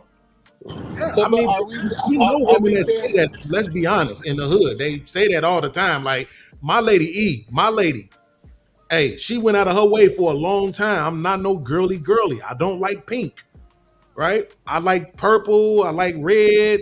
I don't care about pink. She was a Chuck Taylor, Ed Hardy. She wore the tight blue jean outfits and stuff like that, but like skirts and all of that, heels, she didn't do none of that when I first met her. I got that, but so because what I'm hearing is the hood is masculine. So would that make the suburbs feminine when guys are a certain way from the suburbs? I'm not even going on. Well, you can make that argument. He could make that argument.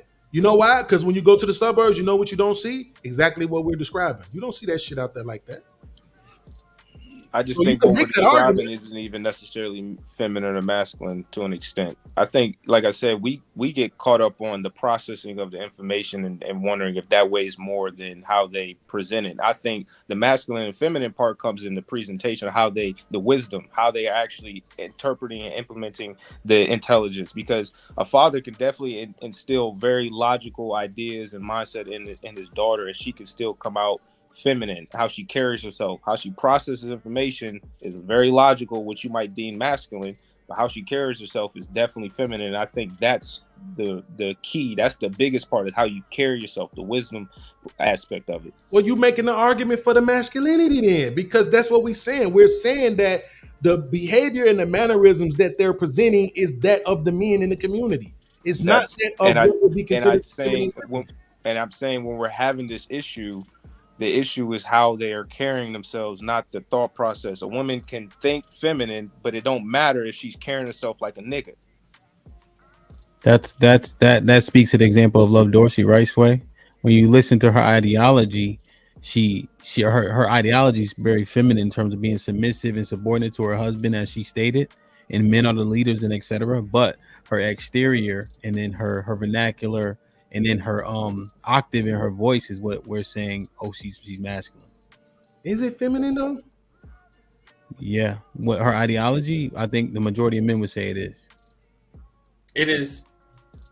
We were doing a panel. I think Hamp, you did a whole show about, I think right after that interview, right? And then we were talking about whether we thought, we were talking about our ideas of her.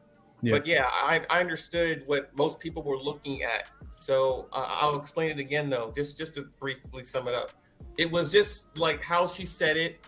It was her voice, not really her tone. She didn't really have an attitude with Hamp from what I saw in the interview. She was very feminine as far as her ideology and what she thinks about her role in the relationship. In no way does any real man that's going to deal with her is going to be like threatened by her. I can see an argument turning maybe toxic a little bit, or maybe she says something a little bit.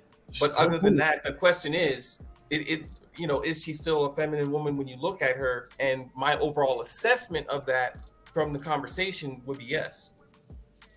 But Ham, so is it submissive to your man or submissive nature? Coming from her specifically, the ideology. I think her nature was submissive though. Even when I was talking to her before we got on the panel and dealing with her in terms of the business and all of that, even when I had to interject, even like how she presents, like the fact that the stereotype is black women don't even smile. Like all that was untrue with her. She was smiling. She wasn't over talking. Even just through the business, it was very, she soft. You know what I mean? I guess just to put it in layman terms. So I think her nature, and then her husband reaps the benefits of said nature. Yeah, but you got like almost 20,000 subscribers. I mean, okay. What's that mean?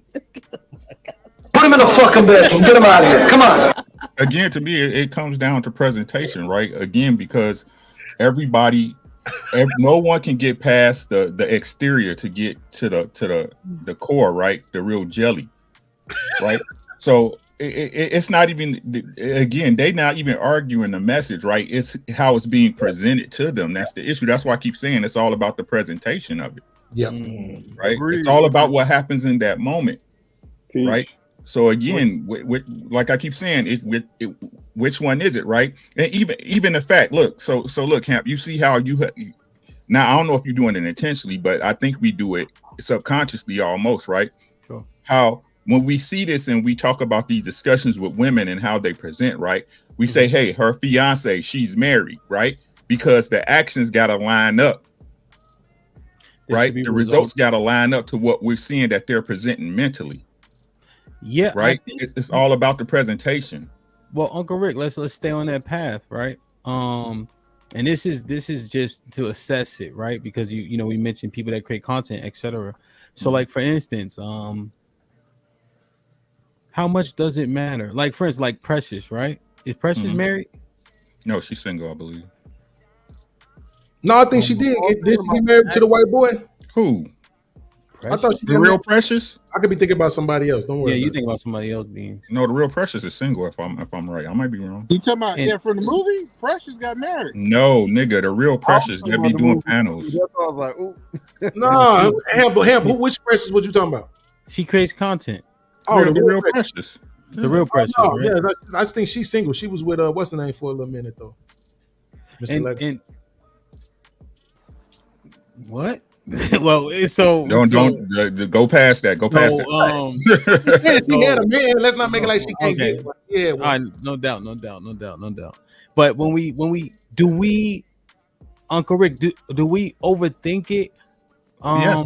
With her, like a woman that presents as her, or we just like when the right man comes, she'll have the results sooner or later. You know what I mean? Like, does it take away from her message? Because I don't think it does. But that may just be me though. It doesn't, because now first let me lay my baseline. I don't care what you look like.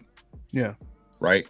I believe in you pick it up. Like I said, if I see $1,000 on the street and they got dog poop, I'm picking it up. I don't care how it was delivered to me. Right. Good information is good information. Teach.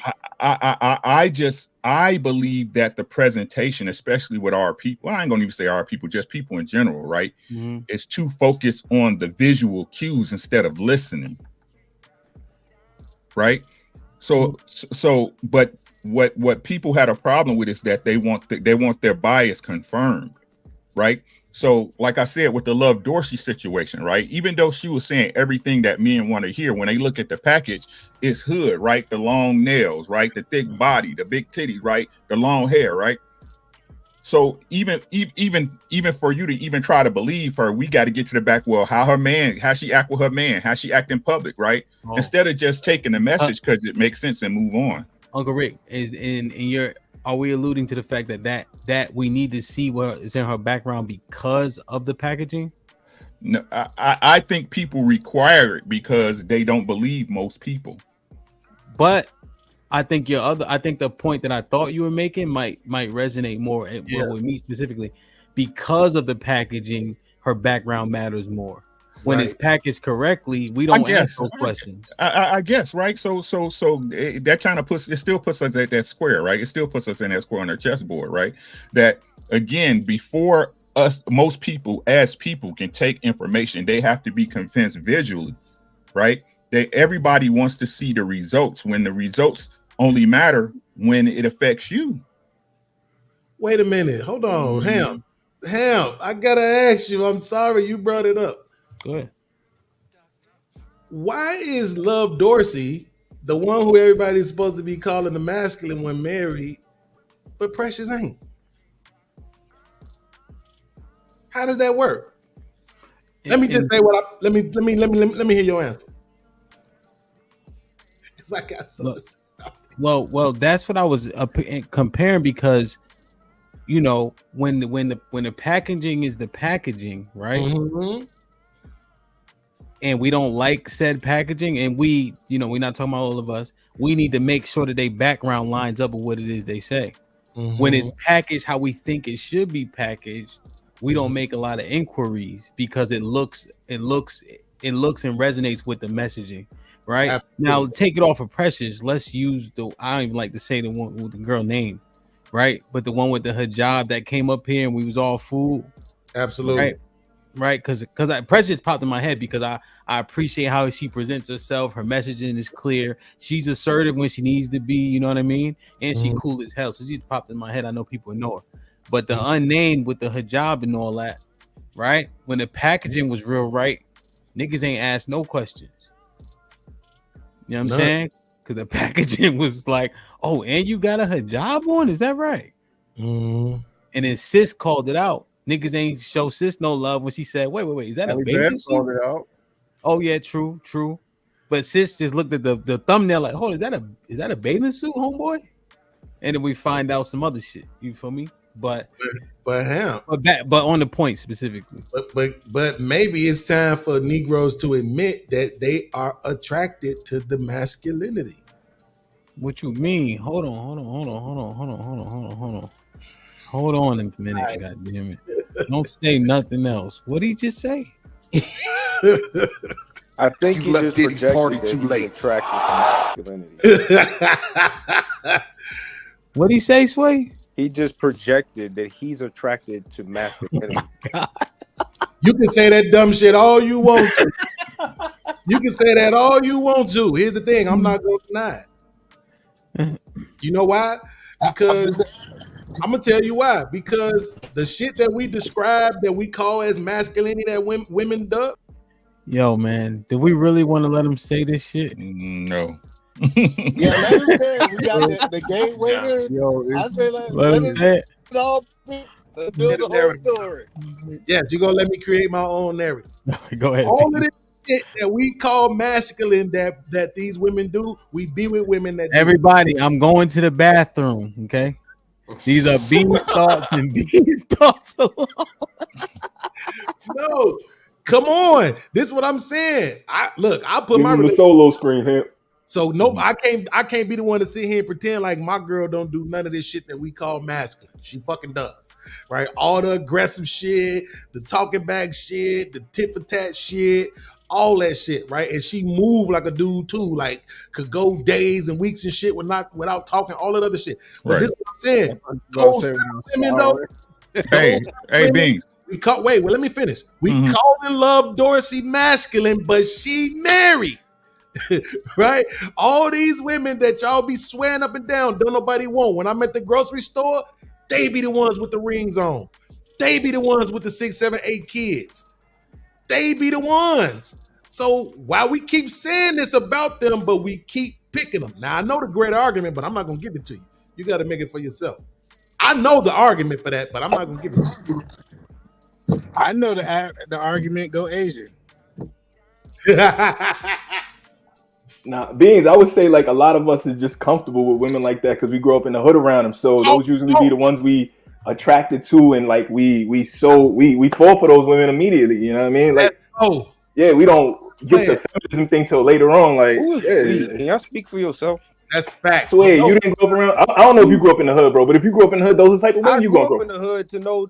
Yes, I dealt with those women, and I dealt with them enough to know I don't want to deal with them. I don't like that shit. Right. So it came with experience. Yes. Yes, It was just the the shit initial. he's saying that niggas like and they cool with that. I'm not okay with that, and I don't like it. Right, but you can't. First of all, you can't speak for the majority. But here's the other part. See, different. To get his ghetto point of view. Sway think we all stupid, right? But he's also a young nigga living in a red pill society.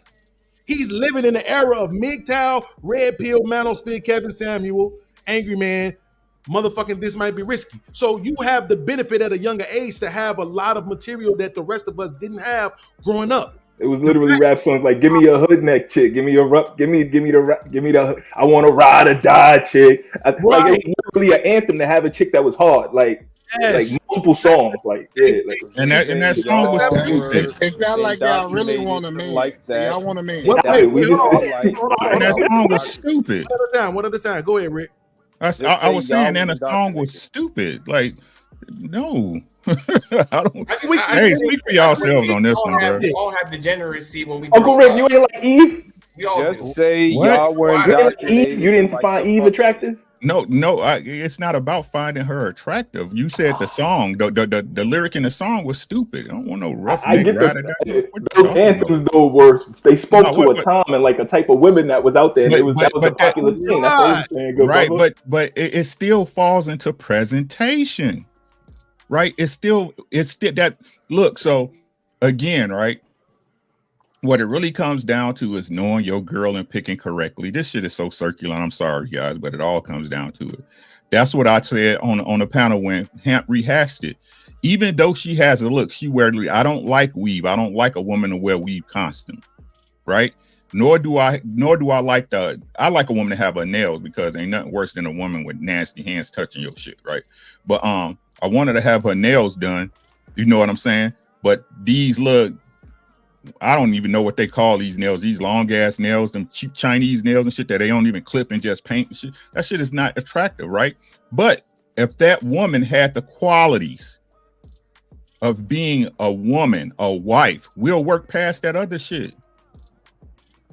We'll work past that other shit. But what we saying, Rick, is that there's an actual attraction because we finna pretend like most men don't necessarily go after women that remind them or put them in remembrance of their mothers. Well, and this is what I always say. How long I've been saying this about this space, Shiki.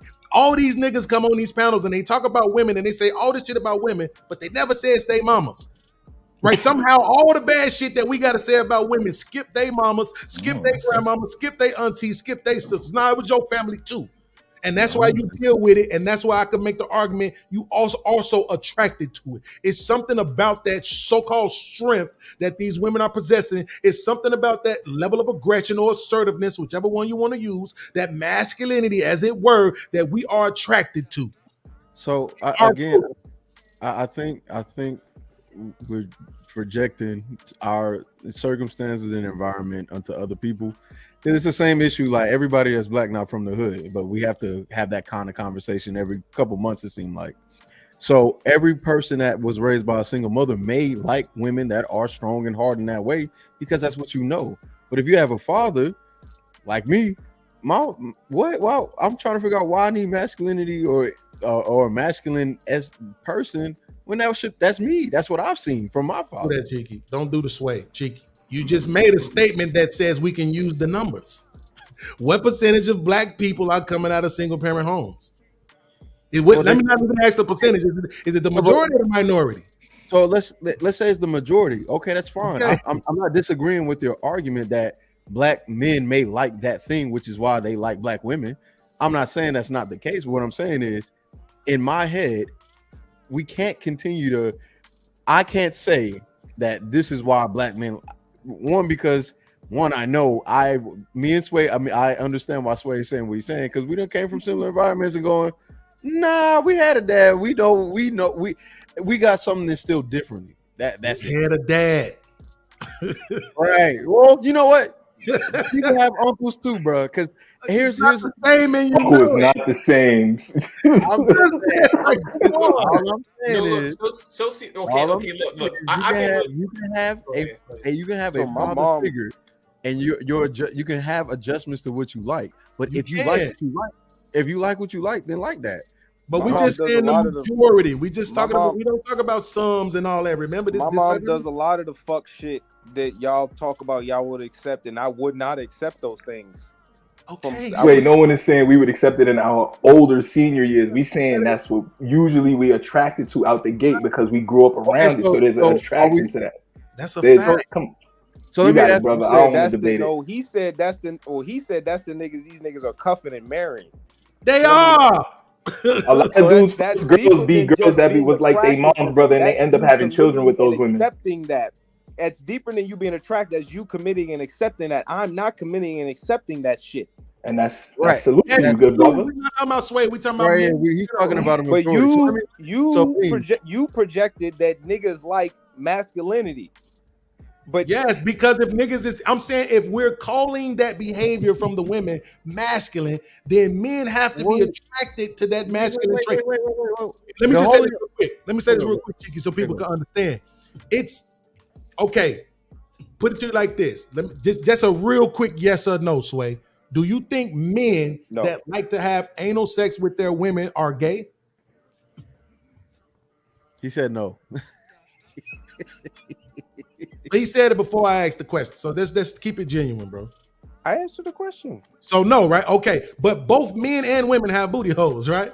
So if you have that understanding that just because a man likes a booty hole, but when it's attached to a woman, there's a difference, right? So I'm saying when I say that masculine behavior that we are attributing to women, but it's on a woman. So it does not mean that a man likes a man. It just means that he is attracted to that masculine trait when it is attached to a woman. And I'm arguing that is based on his upbringing, right? That the majority of our moms and grandmoms and aunties move this way around us. I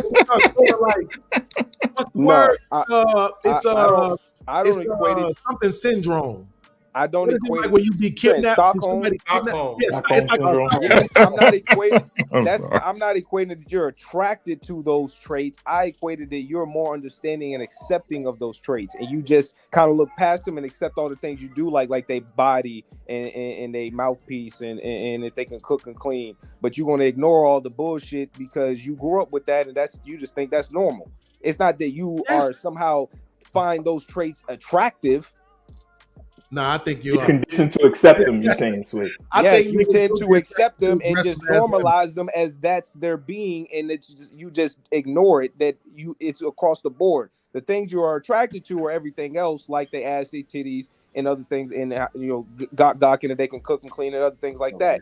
But you're talking about being masculine and accepting certain traits, like them saying nigga or smoking weed or dapping you up or whatever the case may be, shit like that. That's just a normal characteristic trait that you might had with women around your age that you had no sexual relationships, or you could talk about with your mama, your aunties, or whatever. That's not something you're attracted to in a woman. Most men have more access to It don't women help with you. different personality If traits. you other acting like than a that. nigga, don't help you. Just because niggas are willing to accept that because we grew up with it, don't mean that somehow we're attracted to that. I think you're wrong. Because you like it. No, listen, I know what it was like. That shit. Wait, Sway, I know what it was like the first time I went to Virginia and I seen a bunch of women rocking Timberlands, right? They wasn't doing that in Chicago. Yo, the Timberland game with the son, like all of that. Stop it. Yeah. They are smashing those women. They're not smashing them because they like Timbs. They're not smashing them because they wearing Timbs and they saying, yo, son. But the point is, if you didn't like it, bro, no. What I'm saying is this: if you wasn't attracted to it from the beginning, you wouldn't deal with it. From the beginning, you wouldn't deal with it. No, you. So let me do this real quick. So, Journey Shift added 15 to the extension. We still need 45 more. We ain't get it yet. So, unless we get it in 5 minutes, I'm gonna go ahead and get the fuck up out of here. And tonight we are interviewing Trill from Cruise. At 7:30 Central, 8:30 p.m. Eastern. So I'm gonna give him 5 minutes. That is, let's say 2:50. And if everybody don't contribute, we're gonna get up out of here. You heard? Sway, when you in those environments, or Beans, when you in those environments, you just know what you know. Mm-hmm. Like when Ghetto referring to the environment, those are just the women that's there. Mm-hmm. You think it's necessarily like attracted to masculinity, or those are the women that's around you? Like, so like if I seen a chick with Timbs, but they were single souls, I wouldn't dare talk to her. So what if Ghetto? I'm telling the truth, right? She had single souls. Fuck out of here. Ain't no way in hell. Ain't no way. So Ham, the chicks with those dreadlocks that don't move. What are they called? The dreadlocks that don't move? That just they from Florida. Okay, so what I'm saying is that masculine or not? Yes or no?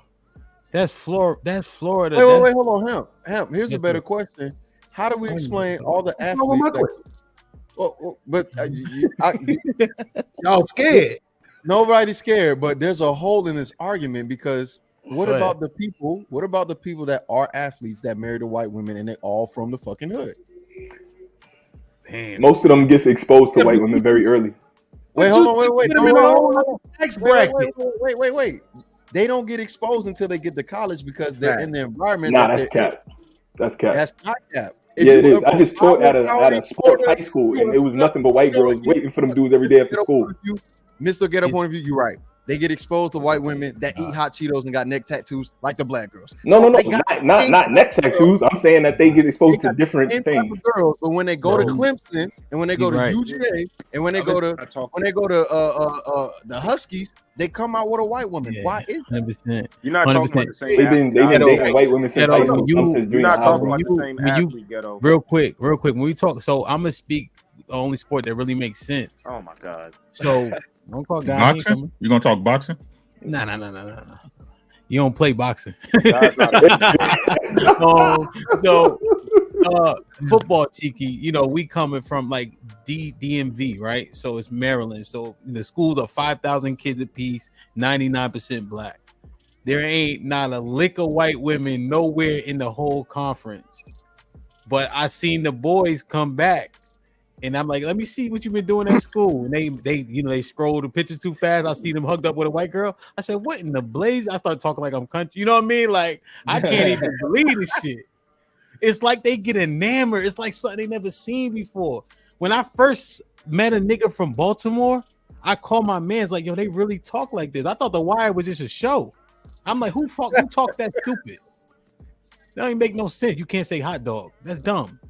You know what I'm saying? Like, you just get enamored by the shit. So damn, that is a great look at the demographic that they use in ghetto point of view.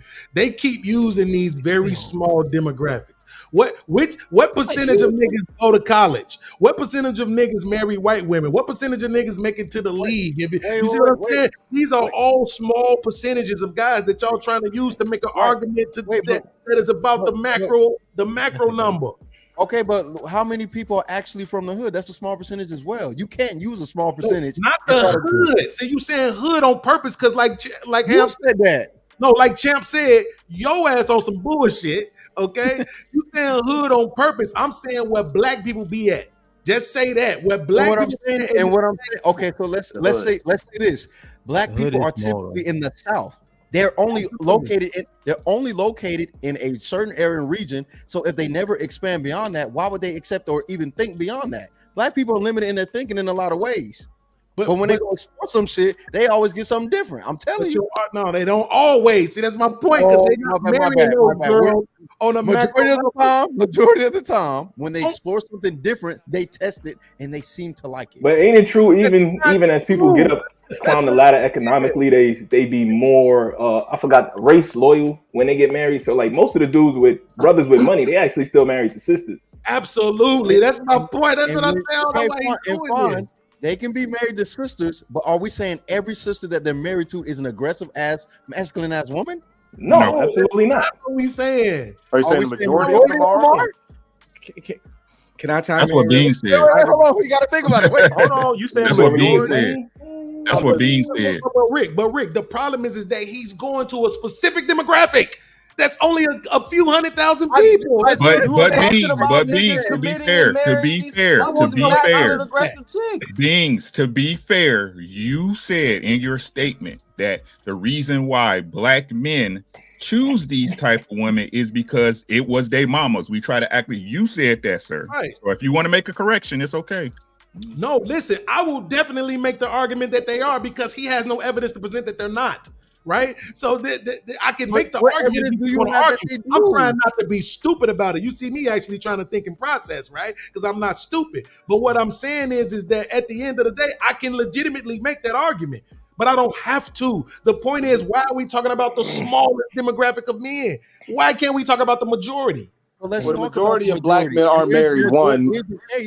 Here's the case for the majority of black people. Majority of black people live in the South and they don't migrate to other places. So how can you make the statement that black people or black men specifically are only going to marry aggressive and masculine women when we don't even have any real record of that either? How do you come to that conclusion? So again, now here comes let me put on my "Don't Mischaracterize Me" shirt. I never said they only married anything. So you see how you majority. Okay, so, all right. You know what? Let's say majority. So how can you make the statement that majority of black men are choosing black women that are masculine and aggressive? Where do you get that idea from? Because the majority of them are. Here's lit. All he needs. No. You don't know what I mean when I say majority are EBD. So hold on. This is through looking glass. Cheeky. What I'm saying is this. Look at my points. One, single mother homes. Do you think the majority of those women in the single mother homes are masculine or not masculine? See how y'all want to make it difficult now? No. I'm not gonna. You know I don't do that. So I would say, if I had to take a gander, I would say majority of them are masculine. So the majority of the single mother homes are masculine, right? So I really don't mind, dating a woman with kids. I see no problem with that. This is a They're single mothers. I would still accept the idea that a large minority are not though. Hold on. Okay. Let me have it with following his logic. We just follow his logic. Yeah, exactly. So majority can go 51 to 99, bro. So you just acknowledge, right? You just acknowledge that the majority of the women in the single mother homes are probably masculine. Are the majority of black boys coming out of single mother homes or two-parent homes?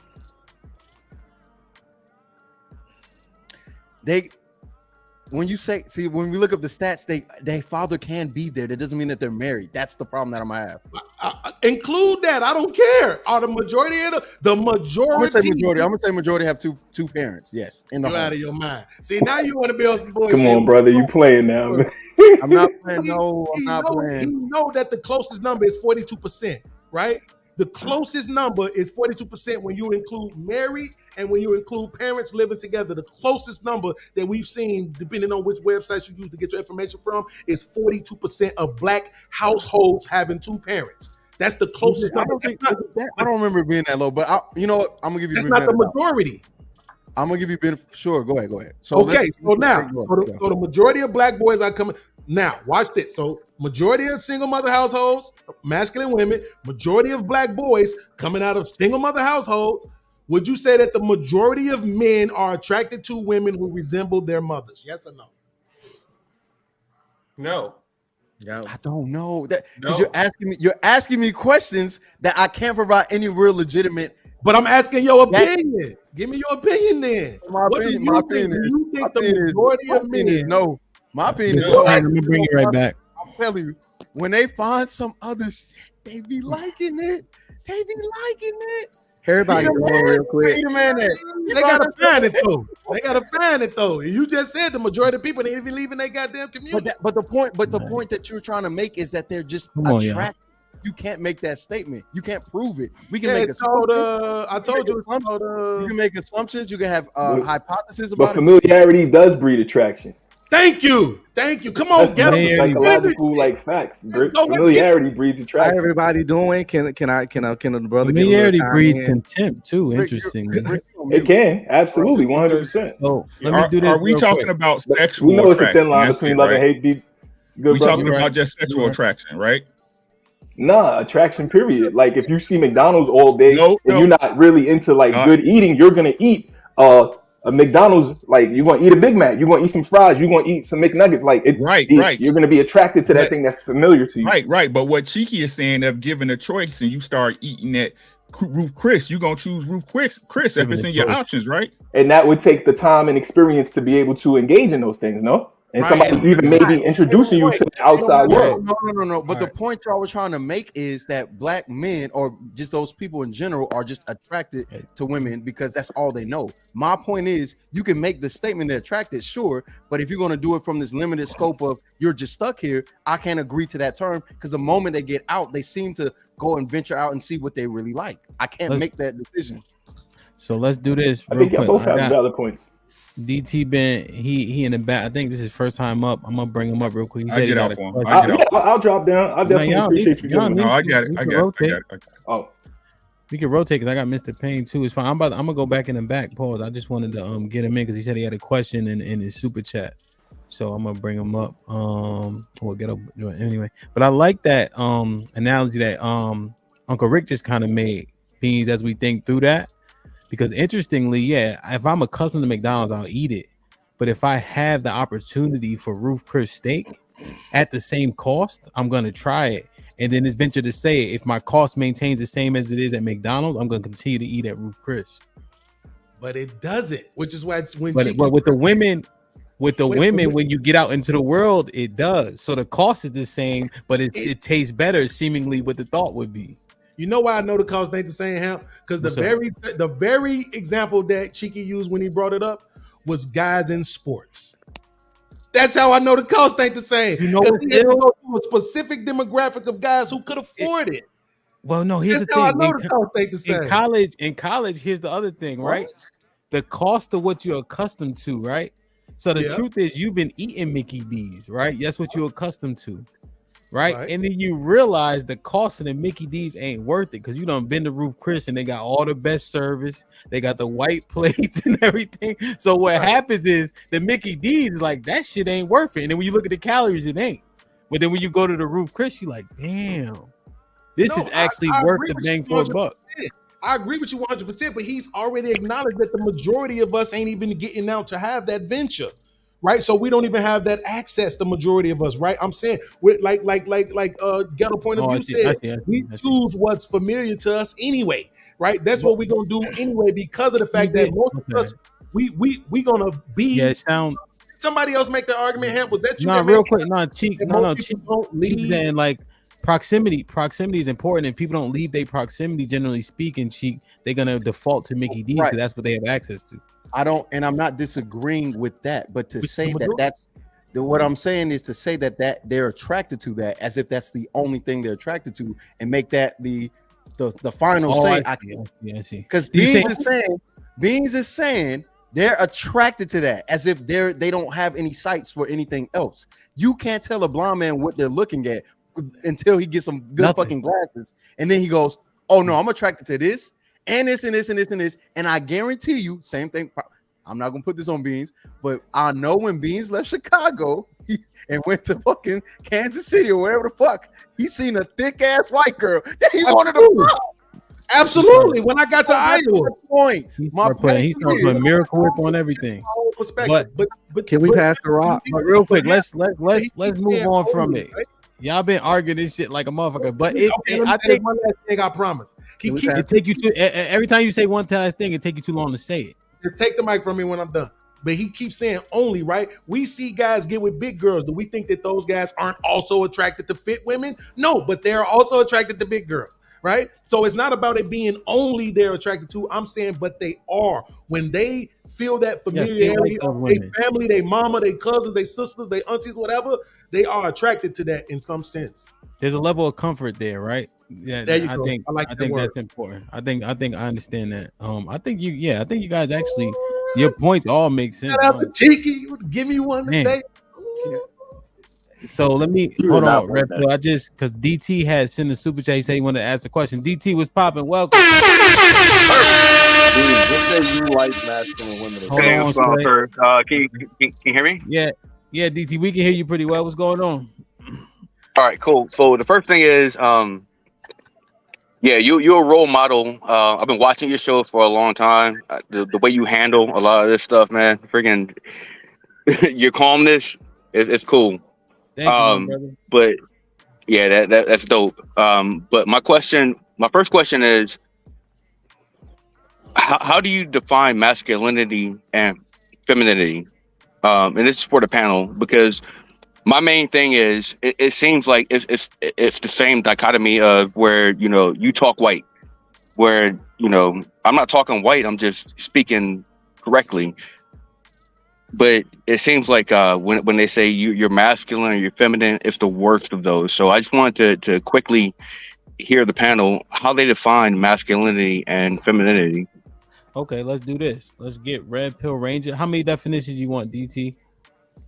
No, it's your show, man. No, how many definitions you want? Because some of these niggas is long-winded, so be careful who you ask. Well, I mean, you know that better than me. I would like to hear from the women. You know what I mean? Because so to give a bit of context, from what I've been seeing, not just from this show, but from a lot of different shows, it seems like masculinity is equated with, anger and irrationality and violence, and I don't think that's what masculinity is. Femininity is cowardice, bowing down, and I don't think that's what femininity is. So there's a disconnect between me and the panel. So I just want to know what their definitions of these things are, because to me personally, I think that these words are just being used as substitutes for insults. So that's what that is. So let's get Red Pill Ranger and then the two ladies. Well, masculinity. First of all, how everybody doing? I spoke several times earlier, but what's up, Red Pill? It was really hard to get in because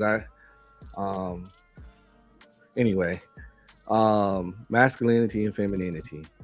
Well, there are traits. There are personality traits that consist in masculinity and consist in femininity. There are key traits. Now, those traits can cross over sometimes. So a woman can have some of those traits, a man can have some of those traits, but those traits are predominantly with certain genders, and this comes from psychologists. And those traits are things like, for masculinity, being deliberate, controlled, logical, goal-oriented, protective, type A personality, things of that way. And for women, it's nurturing, intuitive, creative, empathetic, and things of that nature. And again, those traits can cross over. But yeah, masculinity and femininity just consist of traits. And if you have an abundance of one trait, you're masculine. You have an abundance of the other traits, you're feminine. And again, some of those traits can cross over, and to be a well-rounded person, you might have to dibble dabble in both. But that so like not to cut you off, but like I don't want to take up too much of Hamp's time. The reason why I'm asking this question, I'm trying to figure out why masculine is put on certain feminine, when women act a certain way and when men act a certain way.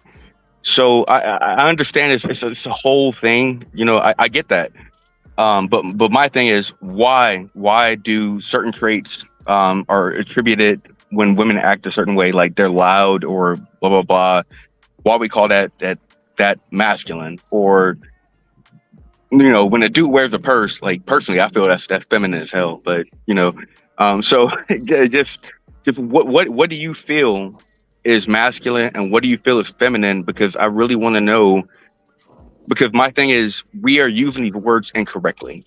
But That's all it is. No disrespect, brother. DT, can I say this? Because sure. I think on these panels, we mischaracterize women being that way as masculine. I think it's a mischaracterization.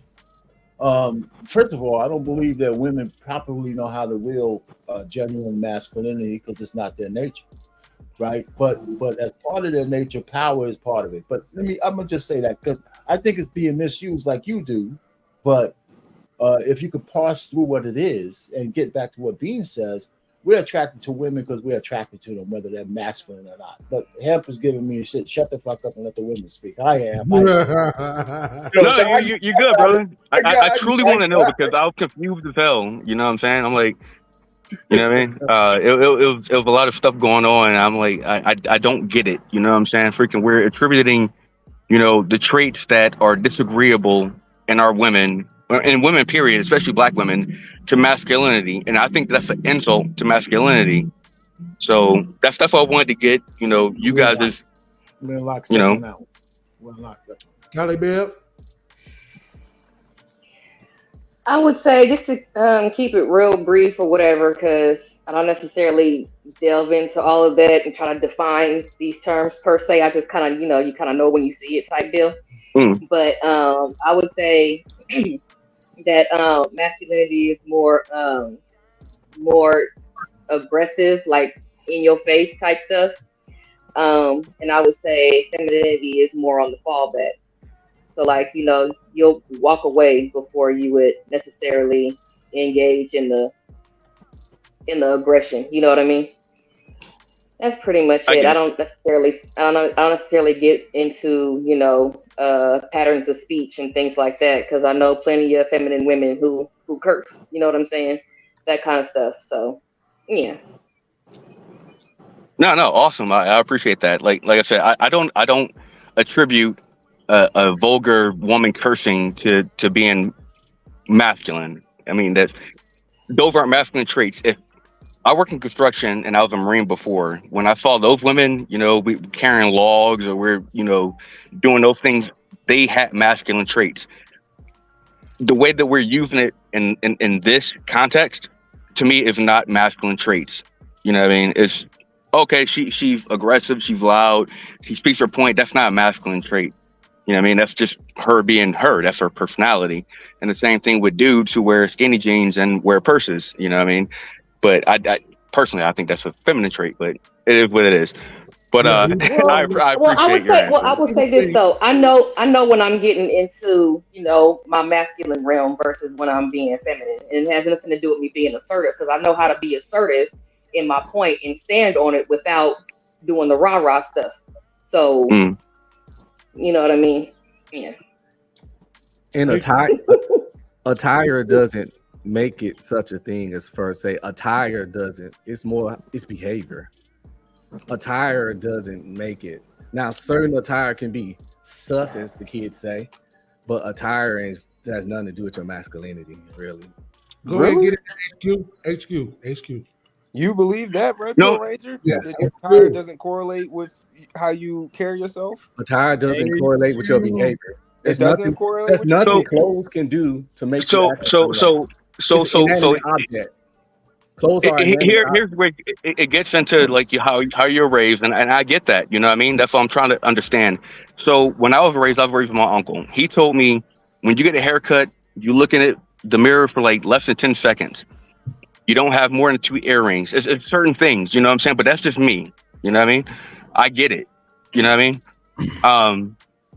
That's what I'm trying to understand what you guys were talking about, because a lot of the things that you guys were talking about and what I see in the world, it's like I was in a time vortex. I spent 10 years in the Marine Corps, and then I came straight to construction, and I have no idea what the hell is going on out here because this world is weird. I see dudes. I haven't seen them here in North Carolina or Virginia because I have to go to California or New York or stuff like that. But like dudes wearing purses and everybody's arguing over like weird stuff. To me personally, it's just be a good person. Be a man knows when he's a man. I've been married for 18 years to my Okinawan wife. She knows what a woman is. So I come to these spaces not only because I'm black. I don't really have a dog in the fight, but I do try to understand because my daughter is, she's going to be coming into this world. And there's things I don't quite understand. You know what I mean? Dudes wearing purses, I don't get it. Females being vulgar and mean, I don't think that's masculine. I think that's just them being bad people. You know what I mean? Y'all seen Power? Ghost wore suits and stuff all the time, but he's one of the biggest thugs in the game. Like attire ain't got nothing to do with nothing. No, That's suits are thug wear. So what about drag queens? I agree. Yeah, 100%. I don't care about drag queens until they come into our schools. So No, that's not my that's question. what that is. Up. He said that the way you look doesn't represent your masculinity or femininity, or that doesn't matter or correlate to how you how you carry yourself, or none of that. So I'm just saying, like, what about drag queens? I didn't say how you carry yourself. I say your attire. Yeah, You want to carry a man bag, wear skinny jeans. It don't make you. Red pill. Slow down. Slow. No, that's me personally. The skinny jean thing is my thing personally. That's why I say freaking why did they make the iPhone so skinny? Why they make them so thin? You know what I'm saying? So that these new age dudes can fit them in the back pocket of these skinny jeans. That's just me personally. Hey, I have an Android. You know what I mean? I'm Android click, but I don't use the iPhone. My wife and daughter use the iPhone, but that's all I'm saying. I'm trying to get an understanding. You know what I'm saying? Because there's a lot of things that I don't quite get. Yeah, I hate Android. DT, yeah, no, the attire matters. Red Pill talking about suits. Come on, man. The realest gangsters wear suits. All of them wore suits. The mob wear suits. Nigga, you never call yourself Red Pill Corleone before? No, I only know. And what did Don Corleone Well, wear? I'll show you what I wear, Hamp. This is what I wear. You see this orange shirt? Yeah. Back in the day when I was in the Marine Corps, I was a sneaker. Well, you guys call them sneakers. We call them gym shoes in Detroit. I had all the. Yeah, that's fine. But I had all the coolest clothes. But after I got married or whatever, start working. Yeah, I don't really care about that. So it's not necessarily about the attire. It's about how. I can't take a dude seriously with a man bun. Yeah, your attire matters. Red Pill knows that shit. I ain't saying it don't matter. I said it doesn't make you something. Right? Yeah, that's why. No. I get it that. don't matter. Okay. Does it make you something? Okay. Yeah, you just like because first of all, most gangsters and thugs don't wear suits. They used to do in the mob days. When I don't talk about the Italians. I talk about my black people. And our gangsters and thugs and stuff don't wear suits. Lawyers and businessmen wear suits. So my point is that, attire don't make you that. Because you're right. People can wear suits and still be gangster. Yeah, shout out to Imran. Yeah, I think I'm not masculine because I got the Death Star on my shirt. What about drag queens? But Sway, see, that's why, and that's why I was trying to cut it off right there, Sway, because that's the point that he's making is this: the person that dresses that way, they don't dress that way to become the thing; they are the thing, and that's why they dress that way. You see, that's what he's saying. Yeah. No. So what you're saying is actually correct. I don't really like people to speak for me, but what you're saying is correct. We're not talking about you. DT, that's okay. Sorry. We're talking about the other guy. So that's what he was Yeah. saying, right? Sorry. If I go Yeah, but right you- now, if I could put on a jersey, it don't make me a football player. You damn right. See what I'm saying? DT, but you agree with that sentiment though? I would assume. That's not what. Never mind. That's not. No, we no, can I rewind the do. tape. I That's mean, not what he said. What did he say, Sway? That's fine. What did he say, Sway? I missed it. I walked off. It's fine. He said what you wear don't make you something. And that's what I'm saying. He's saying like just because you put something on, it don't make you the thing. Right? You are the thing. That's why you dress. That's why you a cross dresser, because you are that. Right? Yeah, that's why you go dressed that way. When we was talking earlier about how the butch girls dress. Yeah, they don't man dress make the clothes. butch. They're butch, and that's why they dress that way. That's what he was saying. Yeah. Okay, But that makes sense. you So being a gangster, what you don't have to what I wear was a suit to represent a gangster. You don't. But in the same breath, a gangster can wear a suit. So, but I'm saying the idea of you, the way you dress, correct? If I looked at a drag queen, you wouldn't say that's a masculine man. I know that. 1, 2, you wouldn't assume that he's a gangster or anything dealing with violent crime, probably in that way. So I think a lot of what you're saying is not what he's saying. Because like I said, I could bring back what he said, and that's not what he was articulating. Yeah, that's what I'm saying, Sway. Say it again. I missed it, so I can understand it. So are you guys talking about me, or are you talking about somebody else? Yeah, but DT, hold on a second. Hold on. Hold on. Listen, hold on a second. Sway, can you tell me what he said? I don't care at this point, bro. I do. I didn't hear. I want to hear it now. Y'all been talking about it. He said, "How you dress, don't." To paraphrase, because I'm not gonna be able to verbatim like fucking Beans used to. He doesn't do it anymore. But paraphrasing, he said, "How you dress doesn't have anything to do with necessarily how you carry, not how you carry yourself." He kept using a different word. That's why I'm not trying to verbatim it, but pretty much how you process in your wisdom and how you interpret yourself into the world. And I think how you dress does have a level of influence on how you interpret yourself and carry yourself in the world. It's a good correlator if I can depict how you dress. As much as we don't like the quote unquote profiling is a real thing, and I think it has a level of truth to it. Not all the truth, but it does get you a basis. So you think the way people dress is how they see themselves to an extent? To an extent of what Beans was saying. This is why I don't think Red Pill was not saying that. If that's what he meant, that's not what he articulated. Yeah, and that's why when I initially came in, I was saying something different, and Beans actually brought clarity to what Red Pill was saying. Red Pill may indeed have not said what Beans said, but what Beans said resonates more and also kind of coincides with what you're saying. Yes. Yeah, that makes sense. So here's what I'm gonna do. So we didn't get the extension, which is fine. I'm gonna take a nap. I'm gonna get ready for the night. I need final thoughts from everybody, man. Callie, any final thoughts? Enjoyed the convo. I was just here to represent the mixed bag, but we never did really get into it. So mixed bag? What's that? Yeah. Oh no, I'm the mixed bag. When I get into it or whatever like that, when my mom sees it, she calls me Pete Trina. My dad's name is Pete. She calls me Pete Trina, but my mom, she pretty much walks like she's floating. She's very delicate and very, very extra, like super feminine. So mixed bag. And I have traits from both. Oh, I see. But we didn't really get into it like that. So I really didn't have a whole lot. Okay. Yeah, we didn't really go down that path, like tomboy type thing.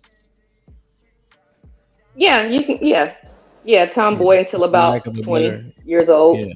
Hey, Ham, just in case you still wanted to know, what he said was attire does not make your masculinity. That's what he said. And Sway's eyes went like, "Oh, really?" Right. So that's what he said. So am I right now? No, nigga. The way you articulate was exactly Come on, what you y'all. said. Come on. They ain't extending the show. We gotta have a part 2. No, not beefing. I'm saying I gotta go. They ain't extending the show. Y'all ain't about to give them a whole nother show. All right. Oh, I didn't know. I went to go find the shit because you asked. I ain't going to find nothing. You better not tell YouTube. Cheeky.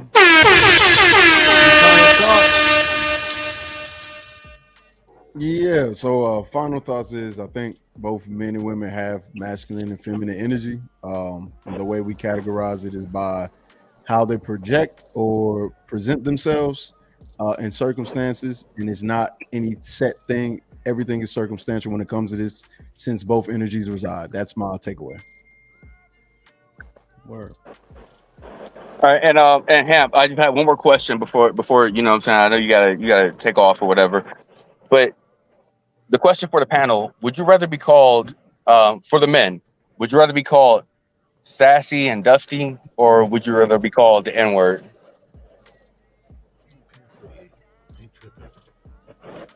By who? What kind of N-word? Like the hard ER? Just in just in general. By you or by one of these crackers out here? Crackers. Man, bruh. Is the N-word bad or not?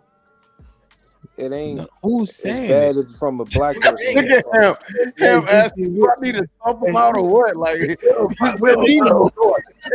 we got to do our final thoughts so I can at least say All something. right, so here's the reason why. Here's the reason why I ask it. Right. So, like I put in the comments, I work with a lot of different nationalities in the work that I do.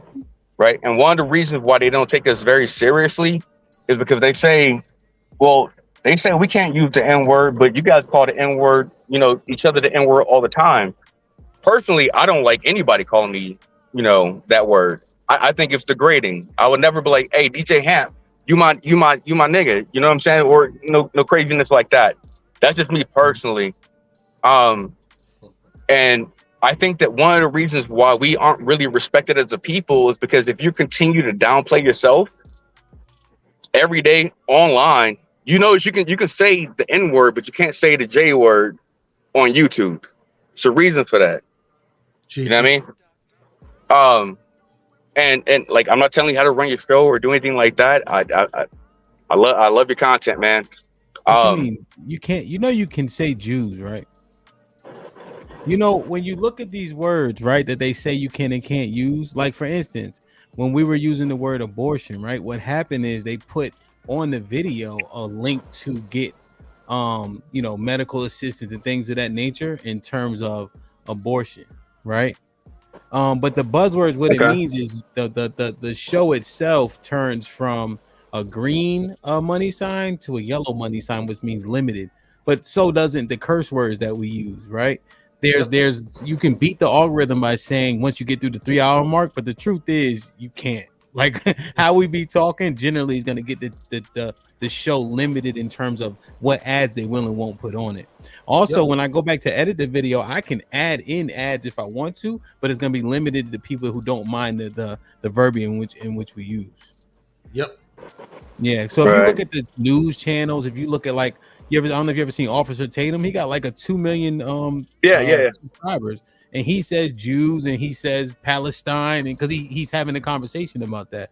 So we not disparaging anyone, but we just so accustomed over here to saying grape and small hat and all that because we think those are the words, right? But generally speaking, we just having a conversation, but we do them to be, to be safe, but same difference as us saying fuck you, bitch.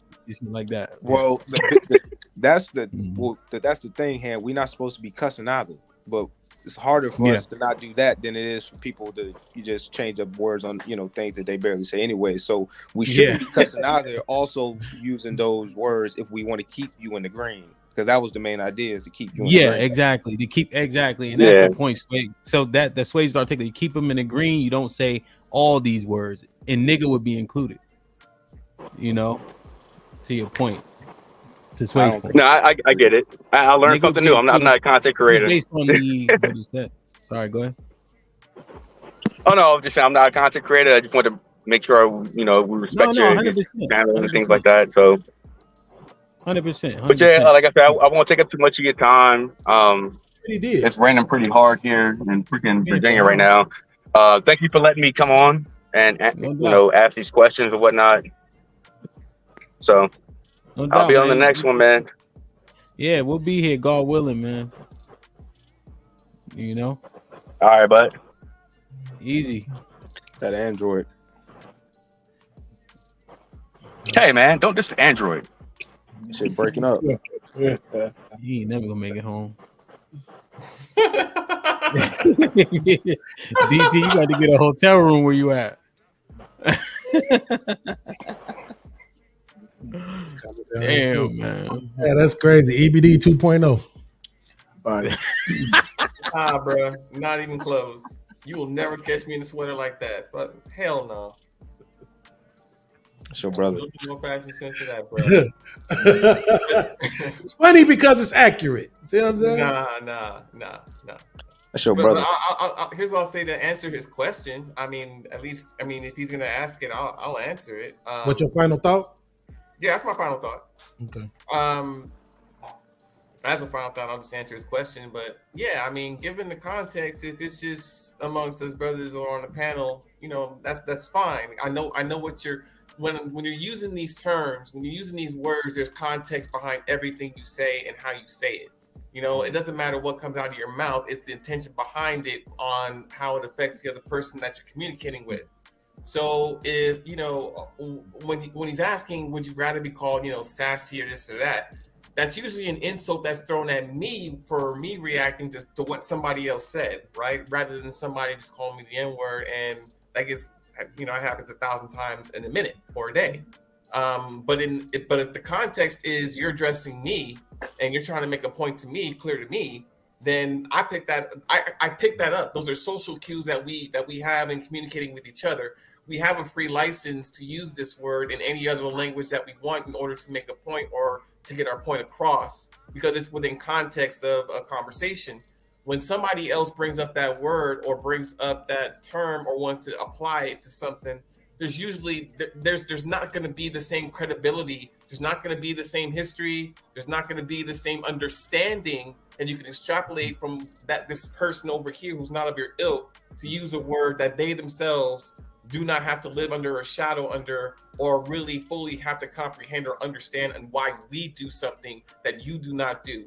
We don't speak a Chinese person's language. We don't speak a Japanese person's language. We don't cultural appropriate like that. This is one of the cultures that we actually have, that we have taken, that wasn't really given. It was started out negative at the vernacular, but we've taken it and we've owned it and we've made it into something that's ours. And I don't think it's for anyone else to have. Yeah, well, you know what's ill? We didn't have to take anything. It was already ours. Do you know that the word niggas in the Bible? Oh, no, I didn't know that. Acts 13:1. And then look up the Strong's SG, the blue letter Bible, and you can hear the pronunciation of the word itself also. Okay. I better start reading, boy. I'm telling you, man. You want to buy something from a nigga, put it in a book, boy. Good gracious. Is that the one where Jesus is Jesus, or the other name? No. He's talking about Barnabas, Simeon, Peter. I'm talking about the book. Is that the one where Jesus' name is Jesus, or the other name? The regular Bible. The King James.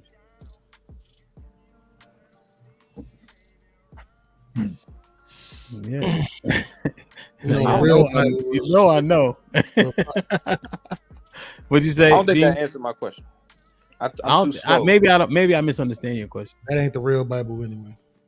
I'm saying that Jesus' name isn't Jesus. So if the Bible that you're representing, his name in the book is Jesus, then that's not the Bible this the first one. The first one was before the letter J was invented, and whatever his name was. I forget what it is.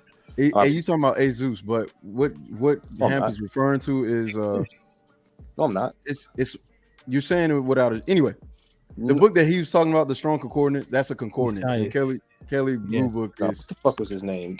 His name was well, yeah.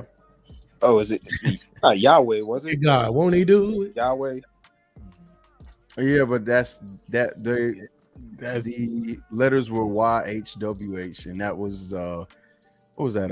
Old Hebrew, ancient Hebrew that nobody can read now, which is why they use idiom dots. Yeah, so it's a lot of history behind that.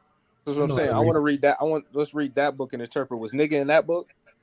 We can't read that because no one knows how to read that ancient So Hebrew. Hamp doesn't know if nigga was actually in the Bible. I can read it. What the? All right, bro. I'm gonna let you handle your business, dog. What? It's not even that type of show. I think I'm doing that on Wednesday. I'm doing that on Wednesday. Good. I'll be there. But yeah, so it's wrong anyway. It's not nigger, it's Niger. But that's neither here nor there. It don't matter. We supposed to be doing okay. Well, you know now, Bees, I've heard that argument a million times. Because in Acts 13, they describe Paul's Peter's skin color as being black. He was one of the black disciples, black as hell. Exactly. Yeah. Chicago, we started that shit. BD World, King Von. Yo, all right, let me show him this real quick. Yo, this dude ignorant, bro. Hold on. Tato extended the show, so we got a little bit more time. Let me show Sway ass this. I thought you didn't care. Oh, he my cash up. Shit. Didn't he just say he don't give a fuck and that's not the show? And then he over here secretly looking shit. You know you can't get this nigga started. I'm glad you got him started. I'll be trying to checkmate his ass on this shit. I ain't gonna lie. Man, you talking on me? No, Hamp. This the shit I be wanting to go at his ass about, but I didn't want to, but fuck it. He be scared.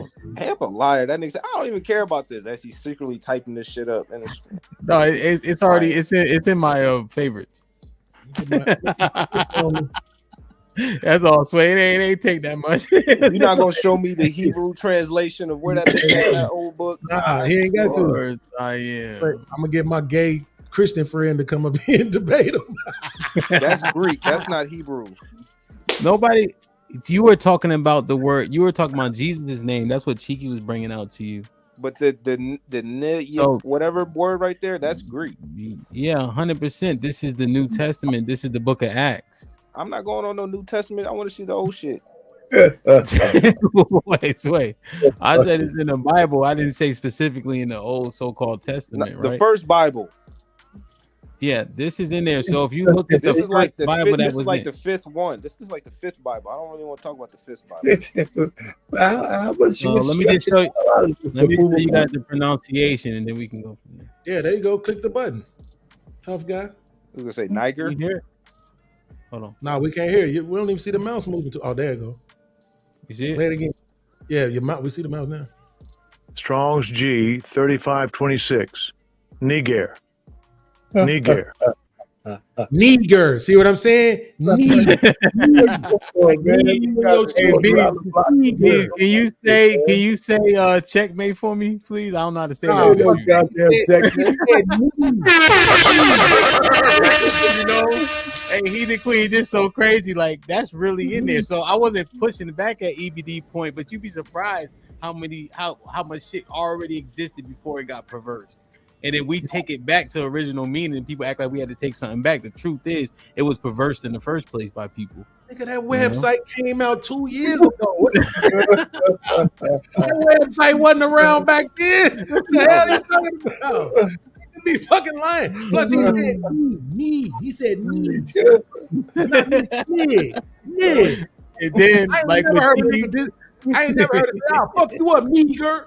And then look, and then like what Cheeky was saying, it's just simple right here, right? Mm-hmm. You know? So yeah, man, we've been at this shit a long time. Damn it, that shit don't prove nothing. All that shit proves your ass bored and read a lot. You need a hobby, bro. That's crazy. Shit. Oh, man, that's crazy. Cheeky's so petty. He used to do shows and read. I used to be mad as hell. I throw my computer against the wall. This motherfucker reading. Yes, because that's what people do when they look up information. Yes, the entire article. You know what? This is why I stopped coming to YouTube, because y'all niggas are ungrateful. Ungrateful. Oh, yeah, you can't read. I'm one of the few people that's trying to make sure I don't say crazy shit. And then what happened? This nigga reading. Yeah, it's where you know, like, yeah. So all the books in the Old Testament, with the exception of the book of Daniel, are written in Hebrew.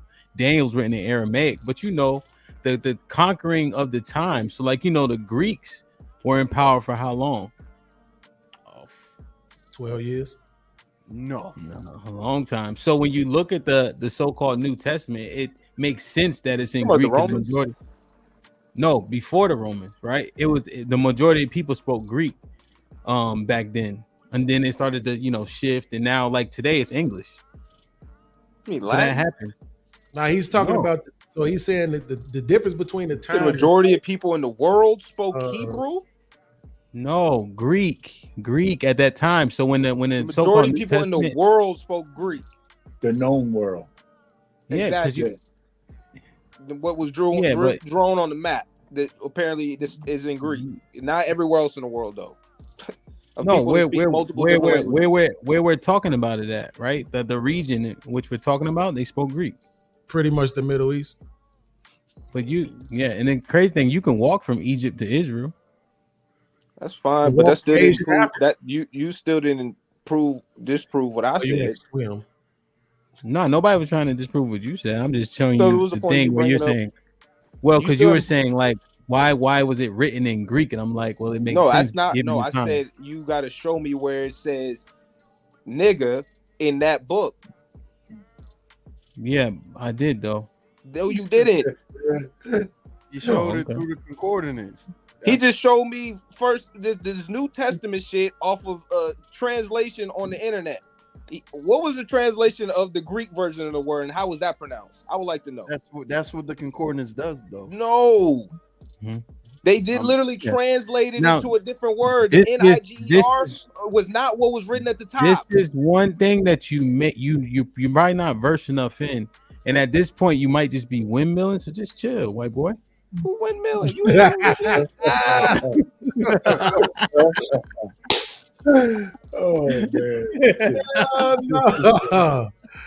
That's crazy as hell. Yeah, they right.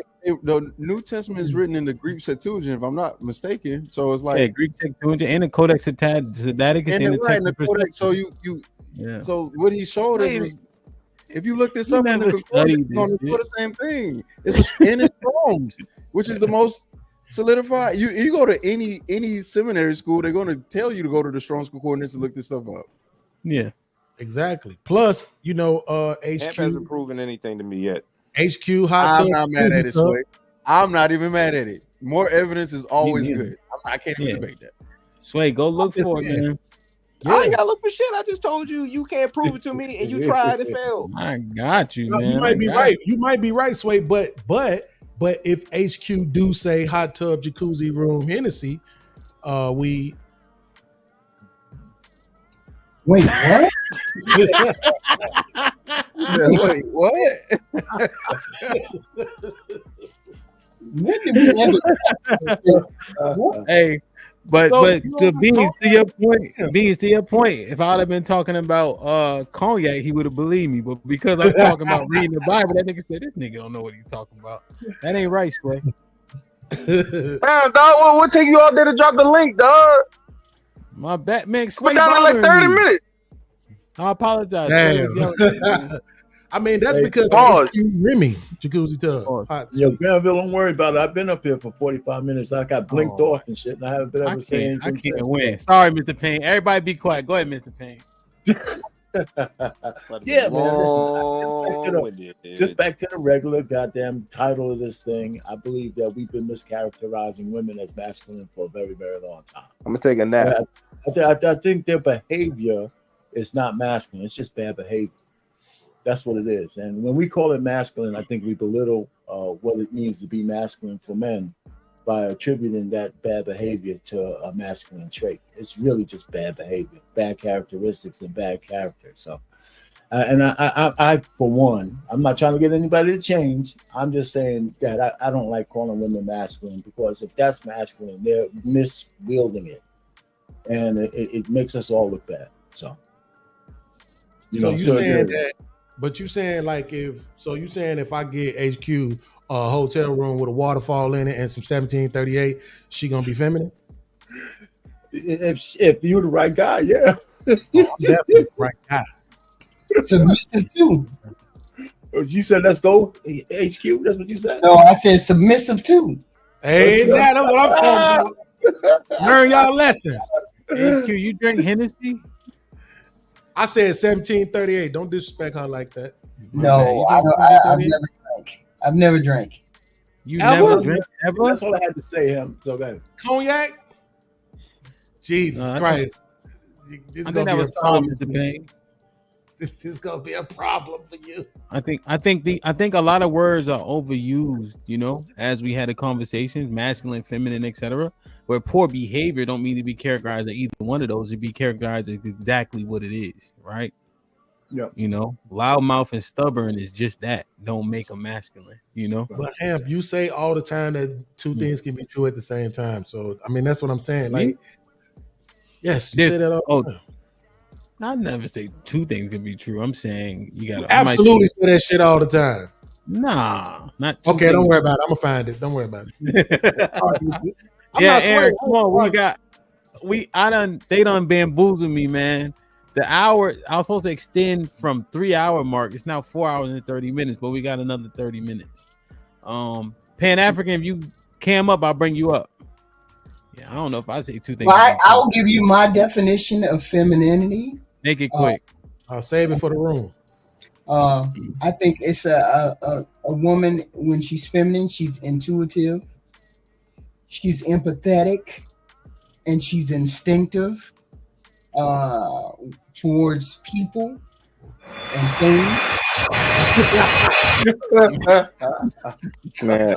And I think men are assertive, confident, and they show strength towards things instead of people, as opposed to the female.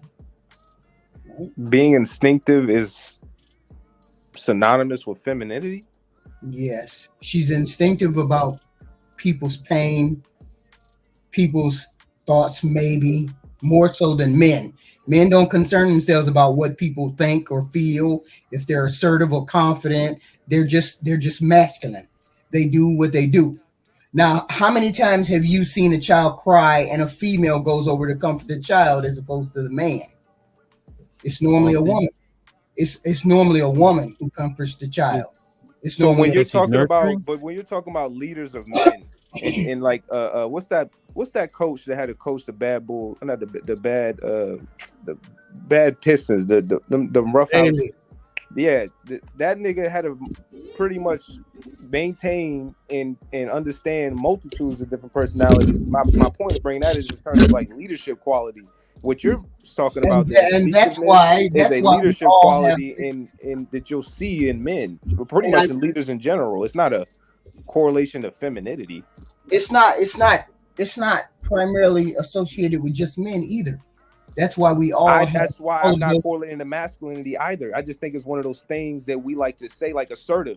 It's not a correlation to a masculinity or femininity. It's just a thing. Like we like to equate. I brought it up last show. Maturity and immaturity to certain masculine and feminine turn this conversation. I think that's not even correct. What would you equate? What would you equate to masculine, if any traits? What would you equate? I think a masculinity is an encompassing of multitudes of things, which makes one thing, i.e., masculinity. So that's I got you. But like, what are the traits though? Give me two. So you would say bravado and stoicism, right? Those two go hand in hand, because if without the other, it would seem less effective. But if they go hand in hand, it shows a level of masculinity and a good characteristic trait in a man. Even when you add aggression in there, right? You add aggression in there, and now it has a little bit more drive in terms of those things. So it's an encompassing of things. But if we like to pick out and nitpick and single out and say this is synonymous, like no, that can only exist in masculinity if all these other things are also there to cooperate with it, and that in itself is masculinity. A lot of these traits we talk about aren't necessarily synonymous with masculinity or femininity, but they are part of the equation that makes up this. And if we can actually break down the whole equation and stop just saying, oh, this is what makes you masculine, or this is what makes you feminine, it's like, no, you need all these other parts to connect and make what you would deem masculine. And that's typically, you'll see a bunch of characteristic traits that encompass in man that are different, that encompass women. But once you start seeing a level of indoctrination that we have now of pushing certain characteristic traits on men and women. Now you get these conflicts. Like who does it start with? Does it start with the woman or does it start with the man? And that's why we're so fucking confused. Well, let me ask him a question though, real quick, B. So, well, when we assess stoicism, right, and we look up the terminology, right, it almost that correlates to femininity in it, right? When you define stoicism, right, because of how we want women to comport themselves. But we would like men to do the same. Exactly. So, what would be a characteristic of it? So, let me ask a better question: are any of these characteristics, what's the word I'm looking for? Exclusive to masculine and feminine? I think No. fluidity. I don't think fluidity is necessarily a masculine trait. Fluidity. Yes, being fluid, being like you are going with the flow of what's around you. You aren't the one making the flow. Okay, I can agree with that.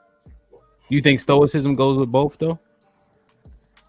I think stoicism can enhance. It's an enhancement. It can definitely enhance both. Right? It's like men, they need to be more static, or they need to be more like the rock, full breaking, making the path, and women need to be following the path. So it's like both stoicism can enhance and allow those two traits to cooperate with each other. Okay, Because it's an overall. It's you being stoic is not a negative trait, and so whatever that is incorporated to encompassing, it's going to enhance it. There are certain traits that are negative to other things, like aggression, depending on what it's correlated to, can be negative versus what something else that is correlated to. That's why we say you want to put your aggression to a purpose, right? You don't just be mad. Go take it out and go drop 30 points. Don't just go out here swinging at people. I want to make sure I understand something, Hemp. And I guess I won't sway to answer it too, though. But do you think strength is a sign of masculinity? What kind of strength? Are we talking about physical strength? Yes. Yes.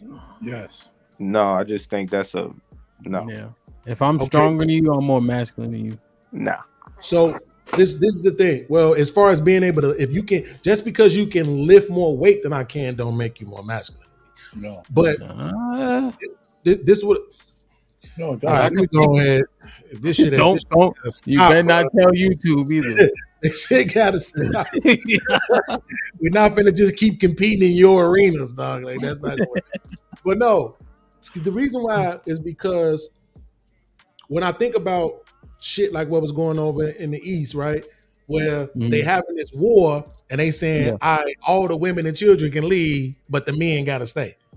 Right? When we think about stuff like that, you thinking we gotta send the men in there. Well, why? If none of this is masculinity, if being strong ain't masculine, if being prone to violence ain't masculine, being willing to fight ain't masculine, if none of them is masculine, then why can't we send the women too? Let them go catch some bullets. Let them go. Yeah, right. So like, men made that decision also. Yeah, men make that decision for other men too, 100%, because we deem those things masculine. So, and again, this is why this conversation can't just go strictly by definition. It has to be viewed as a societal way, because again, as long as society changes, our definition of masculinity and femininity is going to continue to change. We are literally saying that men can be women, and they're telling us we have to accept it.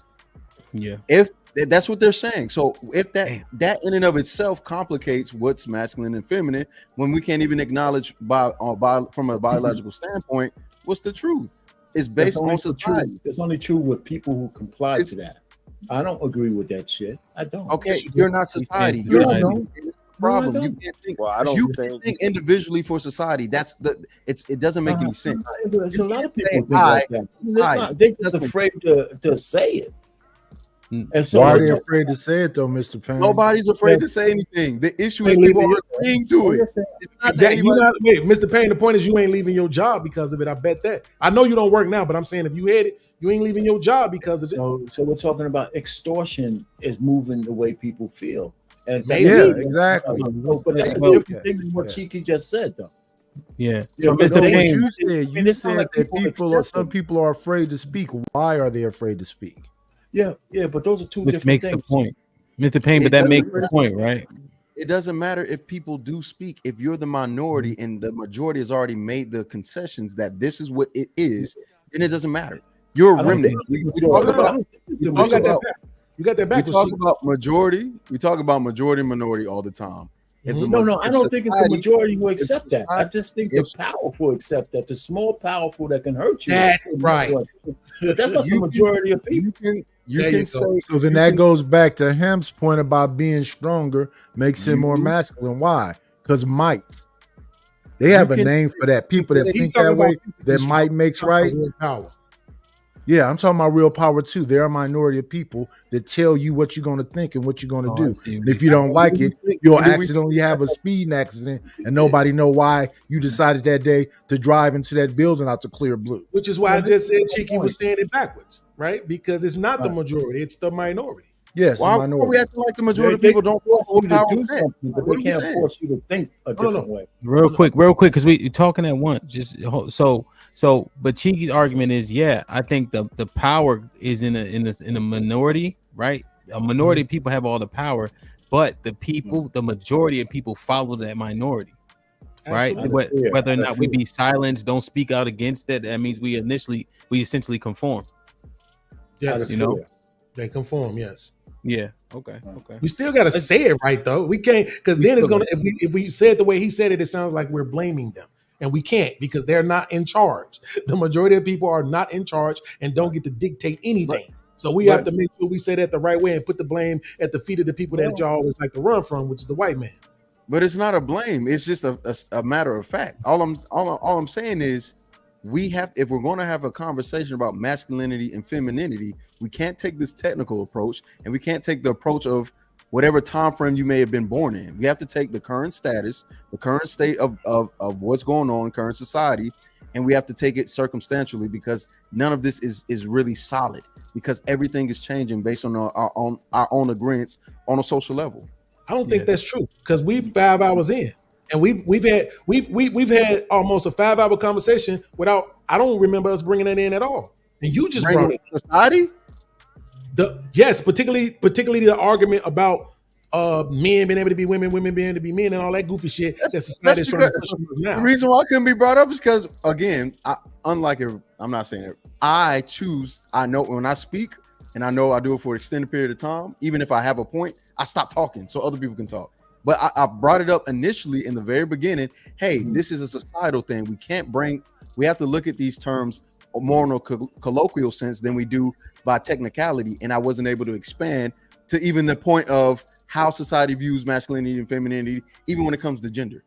You're not arguing that we have to include the insanity into our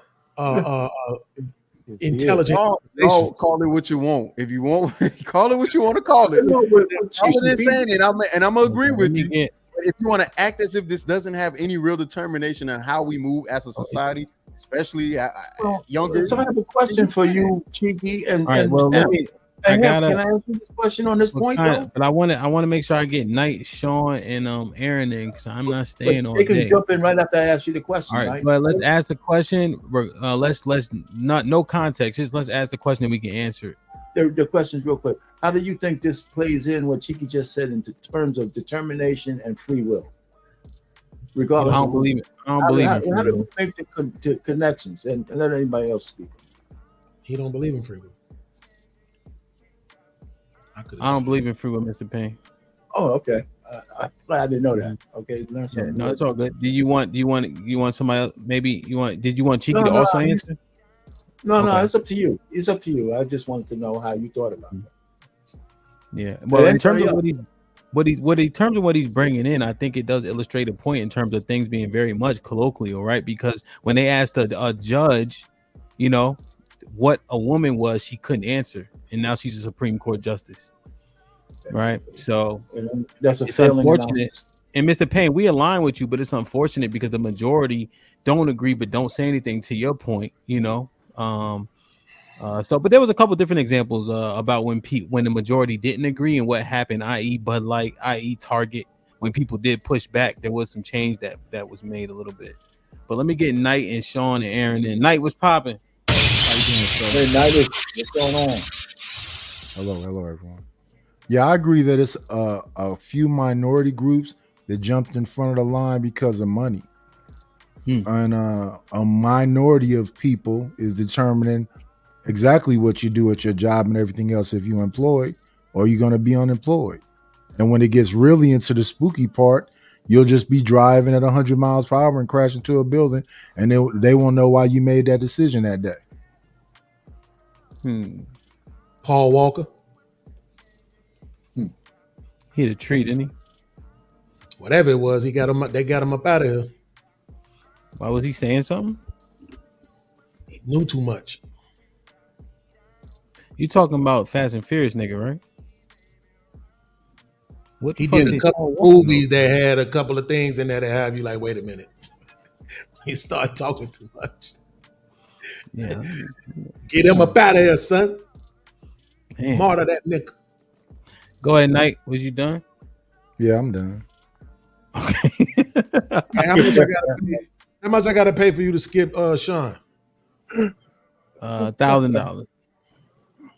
Sean, what's popping? What's good, y'all?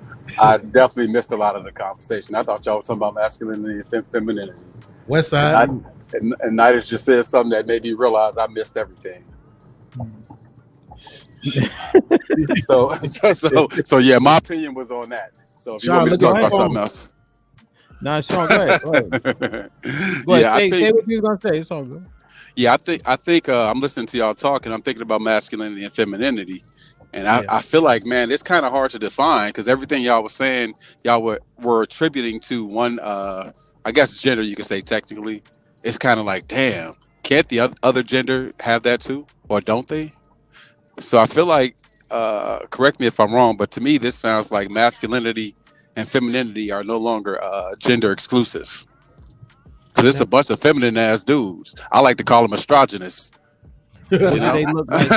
Can you give me? Can you define? Hold on.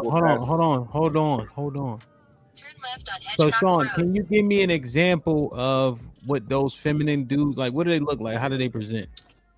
They look like noobs.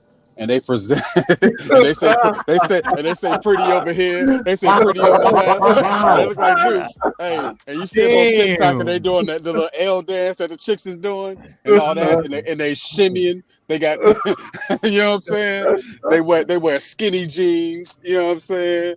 They got choker chains on. They paint their nails. Shout out to Caleb Williams. You feel me? That's what they look like. I think it's a bunch of androgynous ass dudes out there. You know what I mean? You know what I'm saying? And Sean, would you agree though that masculine and feminine never been exclusive to gender though? I would. Okay. I know you were being hyperbolic, obviously, but it illustrates the point. But so you just saying feminine, like how people would just normally define it. So all this new age shit is feminine, regardless of what they say. Yeah, absolutely. There's so much overlap nowadays, man. Because there's so many goddamn, being from Chicago, like Beans, man, we got a bunch of goddamn masculine ass chicks. Not saying all of them, but a bunch of them are masculine as shit.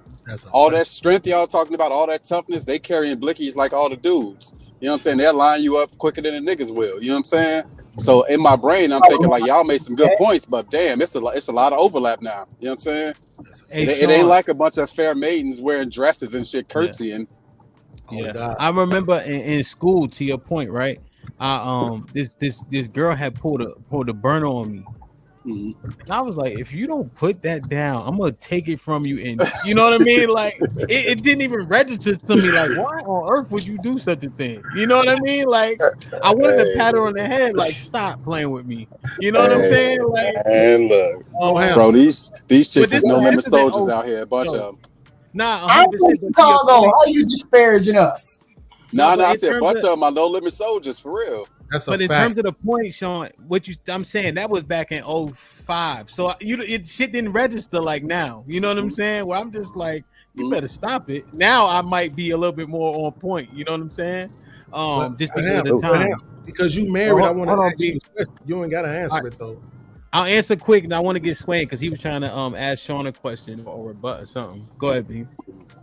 When your wife buys clothes Does she buy female clothes? And I don't mean like when she's buying a dress. I'm talking about regular t-shirts, right? Regular jogging suits. Do she buy the girl versions? Do she buy the shit that's 18, 12, 10? Or do she buy large, small, extra large, like 2X shit? Because these chicks be buying straight up nigga clothes. Hold on, Beans. First They off, don't even buy the female cut clothes. First off, 18, 12, and 10. How fucking big do you think my wife is, you asshole? God damn, I'm just throwing out the numbers because I know those are the numbers. I never even seen your wife. I'm just throwing out the numbers because I know they should be numbers. And ours should be small, large, extra large. Hey, like yeah, bro. Them 18s, that's big merch right there. Man. Hey, Sean, that's how you know what Beans think I can pull. hey, bro, like them things. That's bullshit. Damn. Hey, nigga, once you get above an 18, Hey, you it's see what he bad think? business. Him can't get nothing but an 18. Golly. He said big merch for you, Hamp. He say nothing. Hey, you say nothing but Zeta Bears for you. My bad. See, that's why you can't tell niggas you think you're a 4. Now he know I think I'm a 4. He like, oh, this nigga got an 8 size fucking 18 waist weight. No. I saw your son. Your son light skinned. Nah, but she so generally speaking, B, she does buy like the women's shit. Thank you. Like with the dumbass t-shirts, like they sleeves be corn, like it's weird, but she buy all the women's shit. Yeah. Okay, 100%. Now let's go to Chicago. Watch what you see. Okay. Yeah, man. They all in. They at the motherfucking City Sports. They on Madison and Pulaski. Look, I'm only gonna hear about the Chicago women one more time. Like, let me check the tag on your shirt. So you want to ask Sean something? Yeah. Well, I just. Because Sean was talking about femininity, masculinity, and what I presented earlier on the intelligent wisdom, that's just what I was hearing, or how y'all was compartmentalizing it, not how I personally view on it. How I personally view on it is more so what you see, it like how it's more so on interest, and I think that it plays out in what they like to use, like the egalitarian countries, the ones that are like the most allow women to do what they want, allow men to do what they want, and it goes more opposite of each other based off of their interests. And it's like, oh, just because I grew up a certain way, this is why I don't like this. It's like, no, you're just not interested in that. So men are more interested in certain things, women are more interested in certain things, and I think those things are probably more correlated with masculinity and femininity if we're going to keep it a being towards, like, they're separated by the genders. Like, obviously there are women that can like certain interests that men like, and you might deem them women typically more masculine, and it would be the vice versa on the male side of it. Men start wearing fingernail polishes or dressing, makeup down, or, maybe even liking men, you probably deem him a feminine man. So it's like, I think that's where more lies in terms of feminine masculinity is their interest. I don't know if Sean agrees or not, but that's just what I thought about it. I think you have fringe people that are louder than ever now that people are following. So they take the smallest things and make them larger than what they are. So you may say somebody's acting like a bitch, and they go, why are you attributing weakness to women? You're like, what? Sway, I'm thinking about what you things said. That you think. My bad, my bad, OG. No, you good. Go ahead. Sway, I was thinking about what you said, bro. I think there's too much overlap. These niggas be watching Real Housewives and all type shit. You know what I'm saying? These niggas know whole storylines, all the characters and shit like that. You know what I'm saying? So I'm just thinking about it. I'm like, dog, what you said makes sense, bro, but I don't know. This shit convoluted. You seen these young dudes now? Younger than you, not you. Now look, you talk about the old niggas, but now look, I'm saying, now brothers look, is out here watching Real Housewives. I'm saying, I'm telling the young niggas out, man. nails. I'm saying these young niggas are moist, G. A lot of them, not you, but it's a lot. The ones in Chicago. No, I'm saying in general. But look, let me be fair. If we go back and look at all those 80s movies and shit like that, them niggas was wearing crop tops, mesh crop tops, and biker shorts. Be cool, bro. So I'm just saying. So it was about niggas than we like to then. admit, bro.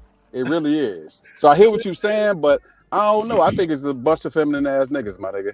I ain't gonna hold you. Usually breaking out of this, that based Sean. off Do of it, bro. They have Electric Boogaloo. Deem what women find interesting.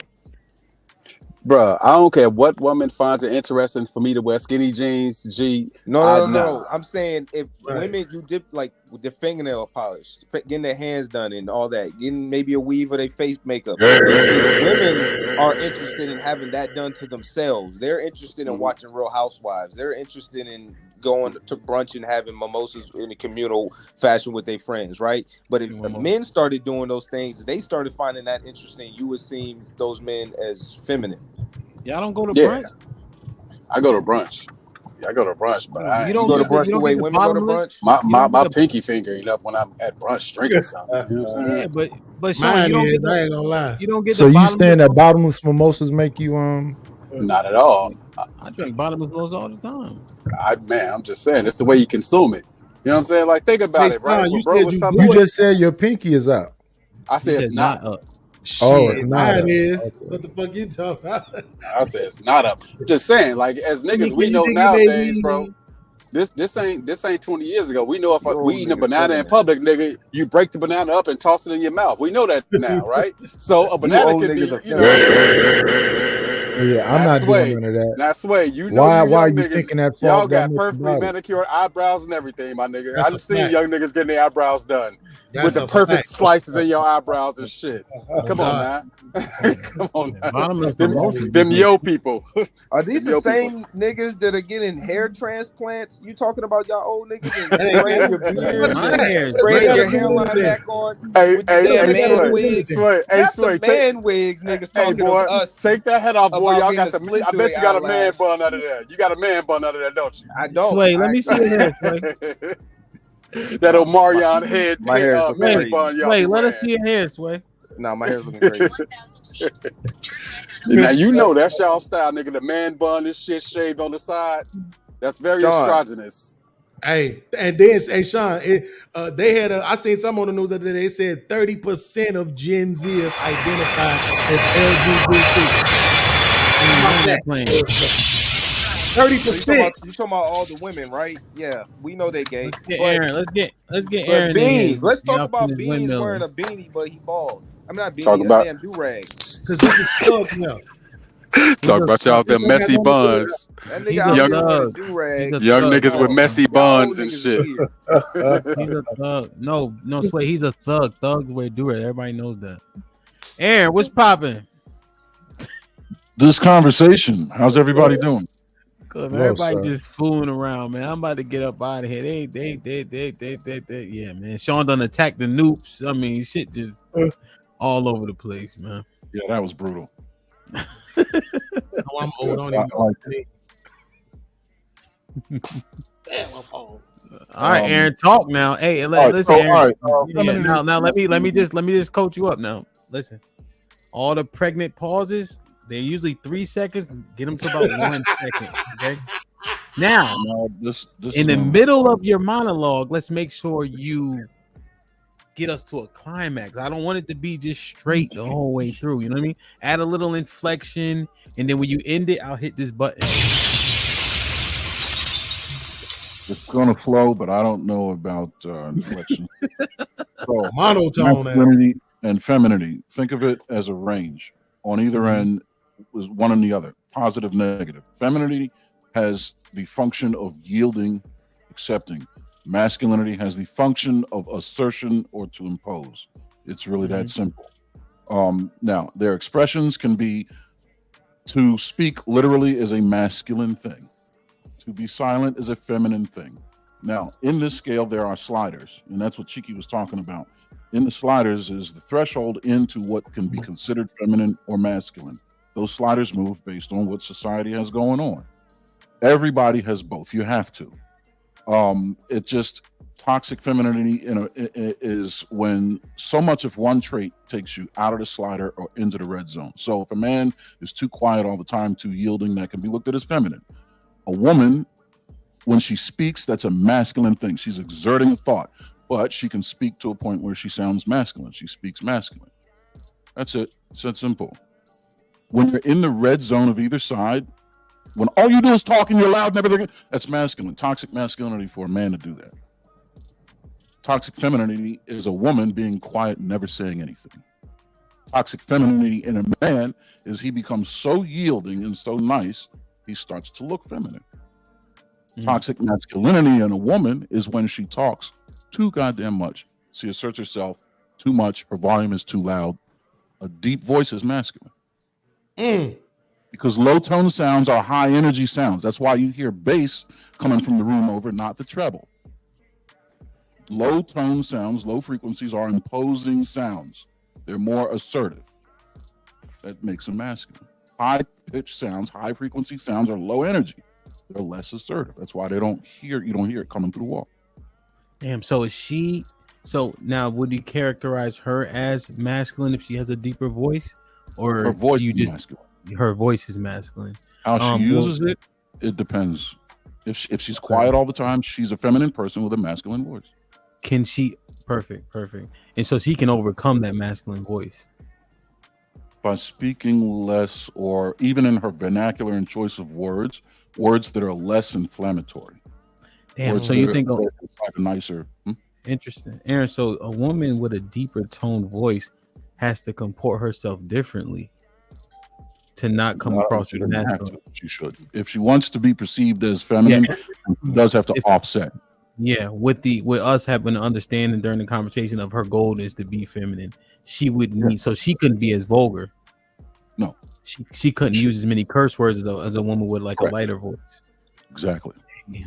Now let me ask her voice is deeper than yours. Mike Tyson is masculine motherfucker, but his voice sounds like Mickey Mouse. But they offset by their femininity and masculinity expressions. Gotcha. So if Mike was a golfer, we would think he's androgynous or gay or both. Yeah, but because he boxes, and if Sade looked like Lady of Rage, we would Queen Latifah, we would know. We think she's a man. Sade, right? Sade, not a man, but I understand what you're saying. You get where I'm going. She would cross that threshold into like what's going on. But she's just so feminine. But Aaron, yep. So let's take that same deep voice, right? But now, all of that good shit that women say in the bedroom, can a man be attracted to that coming from a deep voice? Yes or no? No. No. What do you mean? Anita Baker. She's attracted to what she's saying. No. Is it Anita Baker? If let me just answer, then we can go around. I'm gonna say no. A voice that's deep, like Sade talking about, "Hey, Hamp, dude," is dick limping. Yeah. That shit is dick limping. For sure. Agreed. The other guys can answer. Go ahead, Sway. What you think? Sway ain't ready to answer. Mr. Payne. I just laughing. You know my answer is no. Like, I just, Her voice like, in mind. This nigga stupid. If Sade was in my bedroom, she could say any shit she want to say to me, and I'm gonna be turned on. I don't give a shit. You heard me, Jersey. Yeah, shit. She called me a sweet operation on the downstroke. Fuck that, man. I don't care how it Smooth sounds. operator. You understand the point Beans is making? Yeah, smooth operator. I Whatever. don't even understand the point this nigga. You don't even understand the point Beans is making. Anyway. Hold on. Well, let's finish asking. I want to see Cheek. Jesus Christ. She looked good. She started talking in the bedroom. She sounded like Aaron. Get out. Nidus, what you say? Anita Baker has a deep voice, and everything she says sounds sexy. Okay. Sean, I apologize. It's pretty deep. It sounds sexy to me. I'm just saying, man. Never in the history of history has a nigga turned down primetime pussy because her voice was too deep. I ain't gonna even hold you. That nigga was desperate. I need y'all to pay attention to The problem is the niggas who had a problem, but it was talking to her too much. Don't talk so much. That part. This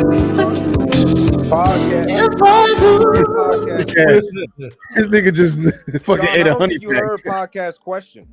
Aaron, hold on, let Aaron answer. Aaron. No, Sean didn't even answer your question. He did. He said that. He said, right, sorry. Has a nigga ever turned it down based on the voice? No.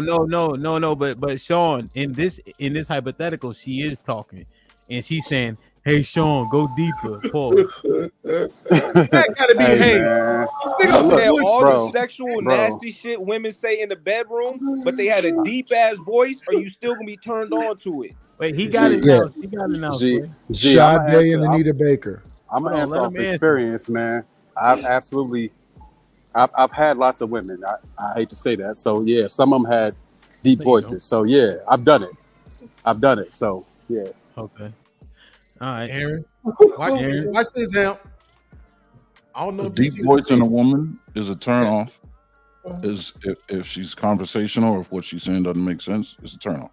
No, we talking about in the bedroom. Question though, But if she's fine, like you gonna pass up on that pussy though. Vernacular and sultry, I can get in there. But Minnie Riperton can scream at me, the fucking Marine Corps hymn, and she can get it. Or Janet Jackson, that voice. So if it's a sultry deep voice, it'll work. No. That's No. so funny. Oh, you said it won't work. Okay. She's gonna need to compensate. Oh, okay. See, because at first I was about to say, if you notice, all of the millennials are the ones, and the zennials are the ones who's saying no, and all of the Gen X's is saying yes, right? Because we grew up around these deep voice ass goddamn women and shit. You know what I'm saying? Boy, if y'all stop capping, then y'all will say it depends on how fine she is. Y'all better stop capping on this goddamn app. That matters too. 6 and up. But it's just the point that this masculine voice, we all acknowledge that the deep voice was masculine. But now you have people acknowledging that this deep voice saying the right shit, they would be attracted to it. This goes back to the point I was making. G, you know why this is disingenuous? It's dudes that wouldn't admit it, but it's chicks that have a STD and we would know it, and niggas would still smash. So stop acting like the voice is the line of demarcation. Y'all some freak niggas, bro. Y'all different. You asked us our personal opinion. Ain't going, bro. I'm sorry. You, Beans, are both in Chicago. Y'all some freak niggas. No. I'm not saying me. I'm saying a bunch of dudes would. And we know something that's on You YouTube. asked us our personal opinion. Nah, we don't have to. And Hamp ruined the question anyway. Wait, Cheeky, Hamp ruined the question anyway. He messed the question up because he gonna start it off by saying, "Hey, Hamp." Ain't no goddamn woman saying, "Hey," doing sex. Yo, all right. Let me do this. I fucked the question up. All right. Since Sean already wilding, we might as well keep him wilding. HQ, say some sexy shit to Sean real quick. You better tread lightly, HQ. And remember, Aaron said talk less. HQ, you on mute. We can't hear you. I knew there you go.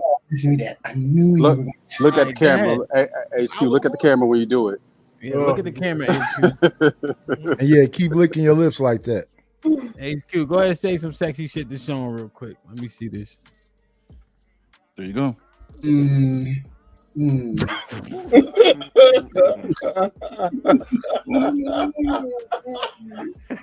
It's already over with, Hamp.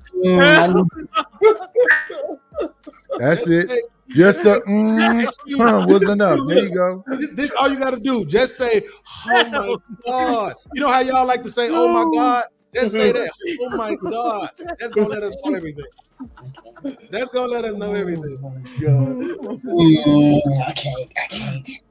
Yo, that was that's good right there. Everything he's saying, all of them work. Just let us hear how that's you good say, right "Oh there. Yeah, there you go. That was enough. That was definitely enough. That was crazy. That was crazy. Y'all wild. Well, then, excuse me, if you want to do it, just answer this question. Is it the same tone, though? Is your bedroom voice the same tone as your talking voice? Yeah. Wow. I bet you the difference is the volume now way down. Why you say wow like that? Am I right, HQ? I mean, listen, I'm trying to imagine it. That shit is A wild. little bit, just a little bit. What If you turn the volume knob down, that would be her bed. If she said, "Come here, Sean," as quietly as she could, that would be it. If the volume is turned down, you ain't doing it right. She can say that. Say, "Come here, Sean," is sleeping. Yo, these bones gotta stop. You gotta stop. Volume is up. That means the man was. It's way too early. It is 5:16 on the East Coast, and y'all niggas is moaning, bro. What the fuck is going on? Crazy. The moans is crazy. M's, MH, M is crazy, bro. That's Yo, y'all that shit. Oh, is- wow. What made Mr. Payne take his glasses off? Yeah, But that's Payne- me. I would be. I know my voice is deep, so my signature move normally is I hum and I vibrate like that. Oh yeah. How you do it? That, Like right? what? How it sound? Oh, How, yeah. I gotta hear this. I'm gonna say something crazy. Y'all chill. And then I'm gonna hum. Say the hum. Do the hum part. I gotta hear this shit. What? What's the hum? Yeah, I'm What's the clipping hum this. part? Oh Lord. Why the fuck do y'all act so damn shy? This shit be freaking me out, man. We get some white girls up here, they gon' that's how I I can't do it. I can't do it. I can't do it. Oh, it's got to be real. It's got to be real for you. Gotta be real. I can't do it. That's why I asked you, right? Because I've dealt with females, like Sean said, Chicago is full of deeper voice chicks. But for some reason, when you're in the bedroom, they tend to go up a few octaves. They don't sound. They're not moaning and talking in the bedroom with their same talking voice. Oh my god! Hold on, y'all. I gotta read the. Hold on. NTAT with the 10 ounces. Emotional and feminine are two different things. You ever seen a man shed tears at his parents / close friend or family member funeral? His child sick. He's emotional at that state, not feminine. I think we agree. OG with the 2 ounces. HQ looking mighty. Ava DuVernay. Who the fuck is that? Ava DuVernay. Ava DuVernay. Yeah, DuVernay. This nigga don't got no game. She's a director. Oh, Ava DuVernay looking mighty. Ava DuVernay. Okay. HQ, I think it's a compliment. RLC with the $2. HQ no OG is watching. The Ranger with the $2. Masculinity is having more emotional intelligence. Gina, what's popping? Gina with the $2. This dude told me that was too soft. That's true, Beans. Oh, he's talking about Adonis with the $2. Is she fine? Is she fine enough? Most will deal with it. Laughing my ass off. That's true. What Sean said. That's what Beams is saying. Gina with the $5 says, so that's why my son date white men because they white. What? Wait. That's why my son date what? What? She made a mistake. I hope. It's Lord Luke. Let's leave your son alone. I don't know what you meant. Little Lord Luke for gifting 1 membership. DT. Oh, DT came. DT, good job on your first time coming on the panel, Playboy. UT was popping on the file. Says, Hemp, I told you we needed to have a show to define these words that people are using for insults. Okay. UT with the 2000. Hemp, that iPhone suspect. Who had an iPhone? Nah, DT had an Android. TB with the 2000s. DT, look up the Izzy Brothers Showdown cover. No, you don't. Well, you have a bunch of them. Aaron with the 2000s. Hey, Marine, you what does it mean, Aaron? Jayville or the Point, Jacksonville or Cherry Point. Oh, you talking about DT, right? Yes.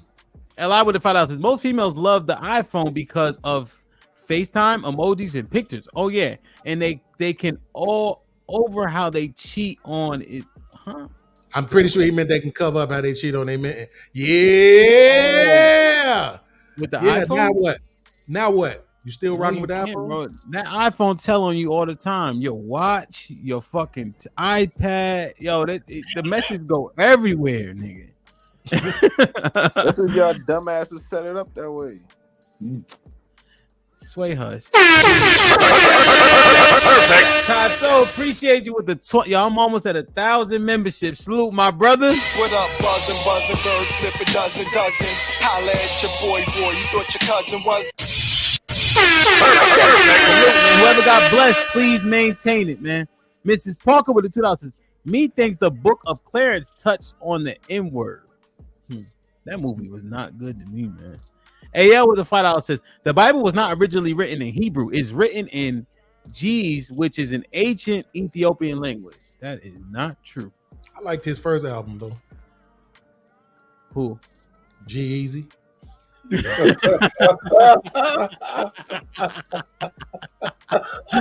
Oh shit! Hey, make sure y'all go subscribe to TJ and the rebrand of his channel Through the Fire podcast.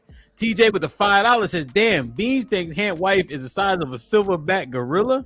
Beans, you my dude, no Diddy, but you should be banned for a month for that one. Yeah, that was I gotta crazy. stop that, man. I gotta stop. Don't do that. And then I could tell TJ he was trying to clean it up as he went down in size. He went from 18 to 12 to 10, but he was still in the range. I'm just like, yo, listen, this is terrible. Ham, stop. Oh, it ain't right, man. She just left. It sounds accurate. Y'all making me think that's what the fuck I was doing. Damn, Stop, man. No wonder why she usually knock before she leaves. She just left the fucking house. She probably watching upstairs. Jesus Christ. Miss Parker with the $5 says, "Stop it, podcast. Gen X, we feminize jogging suits and gym shoes in the Shy. West Side, Madison, and Pulaski. North Riverside, Brickyard." Nasty work.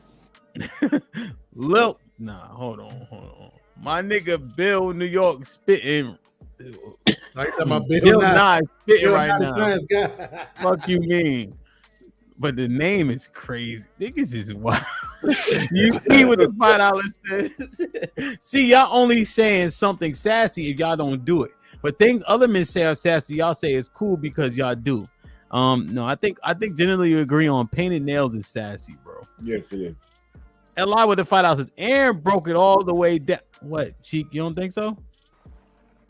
Nah, painting your nails is that's gay as shit. I ain't gonna Eli with the $5 says, "Aaron broke all the way down." Eli agree with Aaron's breakdown. Aaron had it was a good breakdown. See, this pals with the $10 says, "Beans, can the house husband be masculine? If your woman controls you, can you be masculine? If a guy has to ask to go out or for money, is this a masculine man?" That's a great question, Caesar. Those are the type of questions I like, the ones that make me have to ponder. That's a great question. That don't make me have to ponder at all. This nigga married, he got to ask to have sex. You better shut up. God damn. Mrs. Parker with the $5 says, "Now DJ Hant, my voice is deeper and I ain't never had an issue with men nor relationship." Okay. Miss Parker now assess it now, because if it ended in bodies, you might want to. He's back, ladies and gentlemen. The real DJ. So what about hoop earrings, like them little Michael Jordan junks? Hold on, so I got. Oh, that's interesting. Let me get through these real quick. But Miss Parker, man, she always be here rocking with me. I appreciate her. TJ with the $5 at HQ. "Why are you quiet now? They talking about deep voice." Ellipsis. "Show these dudes how feminine you really are." Laughing my ass off. Oh my God. TJ with the $5 says, "It's time for Sean to go. Who smashing shit cooch on purpose? That shit is wild. Niggas is bugging, bro. That's crazy." Every booger that's in the hood that we look past and like she look like she got an STD, somebody smashing her for sure. Raw. A lot of niggas apparently, because I don't know. Even the ones where it was the narrative was she had something, they were still smashing. Right. She ain't get them kids by thumb wrestling. That's a fact. Li with the $5 says, "Great grandma had 10, 11 children and had a deep voice." Gina with the $2 says, "White women, my bad." Yeah. We had to cover up. We had to help out, son. DT with the $5 says, "I want to debate Beans in the future. Make sure he wash the do-rag." God damn. DT, this ain't what you want. DT, this is your first time on the panel. You want to debate already? Nah, he don't want this trouble. Somebody better tell him. Journey, yeah, that's you want to start a little slower. Yeah, like build up a little bit, man. Anybody coming for me? What's going on? No, it's on my podcast. Oh no, I think this part. Journey said, "Just joined the stream again. What the fuck going on here?" Okay, HQ. Damn right. So she came through with the Eartha Kitt purr. She don't know how to accept compliments. E-Dub been a member for 3 months. Ain't no fucking with Eartha. Damn, man. Hey, I still don't have an answer. What for Caesar's Palace? pull it up so I can screenshot it so I can think about it. I'm gonna screenshot it. I got it. Can a house husband have be no masculine? Yes. That's I'm not just gonna blurt that out loud because then Sway or Cheeky gonna come back with a rebuttal that I ain't ready for. So I ain't ready. Nope. If your woman controls you, can you be masculine? Just because your house husband don't mean she control you. You could make an argument right now for no, right? But there's an argument for yes. But yeah, it's two questions separate, and then he has one more question. I'm so sick of because these married men, if we look at their lives in their house, I don't think he married Caesar. I mean, I don't care if he married or not. What I'm saying is, if we look at married men's lives, they're not as in control as they would like to think. All it takes is one divorce and one red pill video, and you'll see that shit. So why are we always talking about what everyone's got likes to be very critical of a different idea because they don't put enough thought into the consequences of doing it or not doing it. At least if you're going, because I've debated this dude already. We've already had this thing. He came up on the panel, got washed, and moved on. Damn. For whatever reason, he's still stuck. And that's fine. Be stuck, but be stuck on logic and not stupid. It don't make sense to try to criticize an idea when it looks like either way it goes, you're in the same position. Hey, Cheeky, do you get more pushback from married men or single men? You said what now? Do you get more pushback from married men on this issue or single men? I get pushback from everybody because everybody want to debate, and then they get washed and they leave me alone. That's how this goes. Damn, but Cheeky, to be honest, the position is meant for a debate, isn't it? I mean, the questions as formed, I think, Cheeky, regardless of whatever history y'all may have, the questions as formed, I still think are great questions, right? Because now I have to consider my relationship with the woman. So it's not about whether or not I'm masculine when I'm with my homies. It's about whether or not I'm masculine when I'm in my relationship.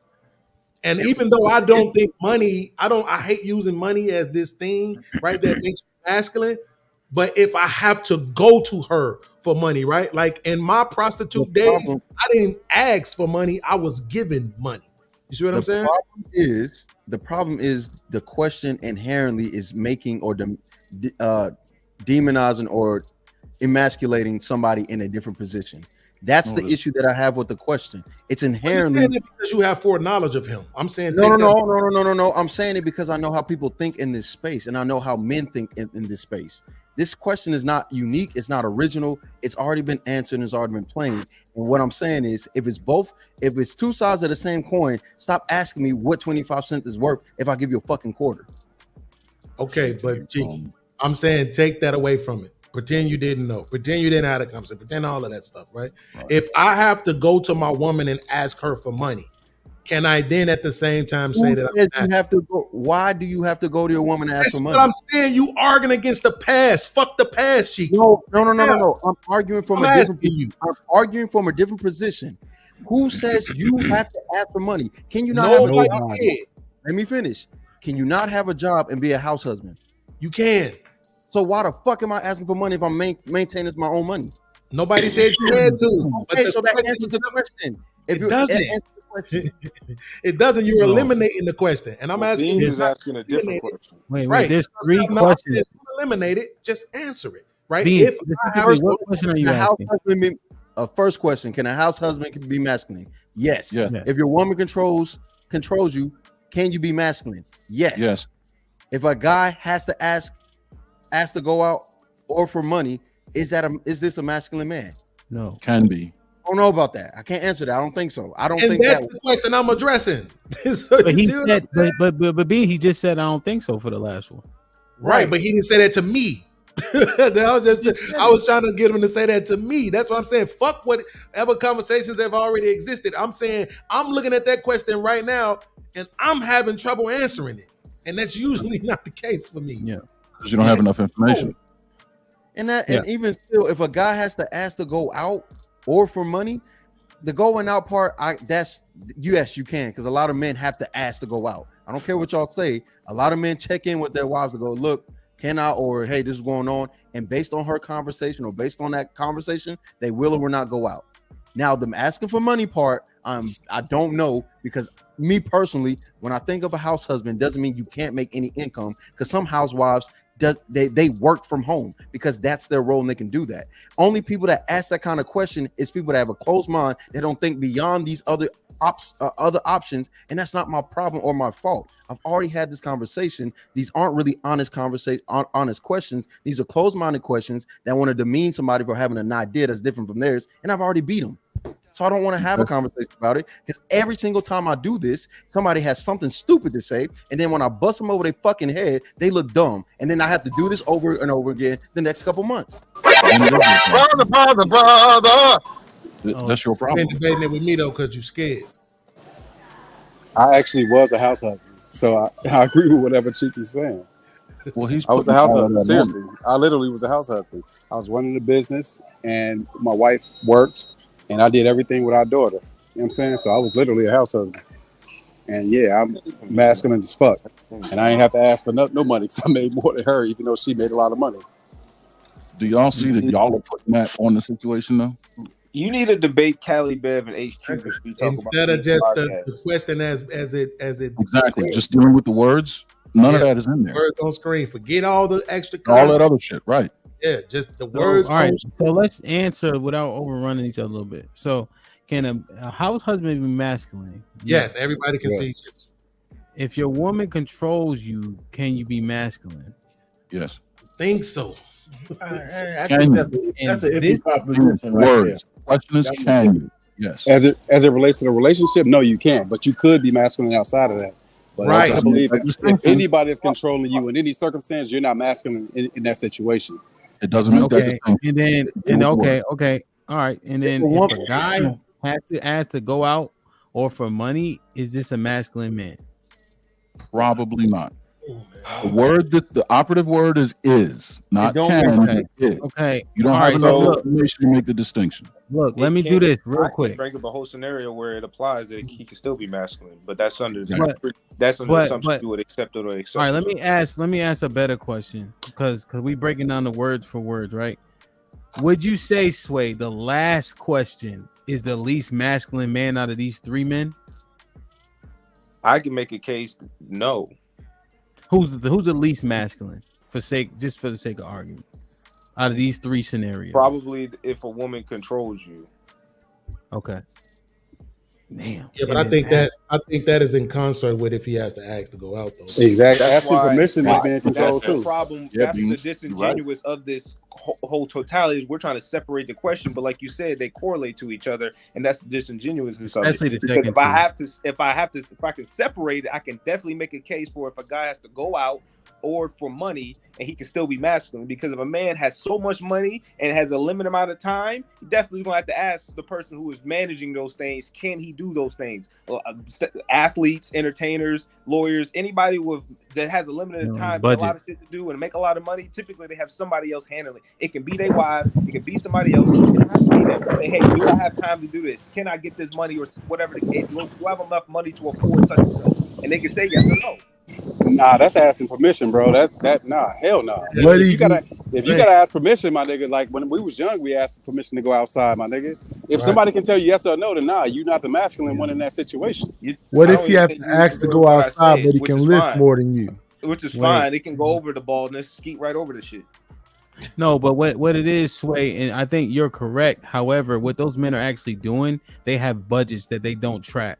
And so if they want to open a business of some sort, they'll go to their business or accounting manager and say, hey, do we have the funds to do X, Y, and Z?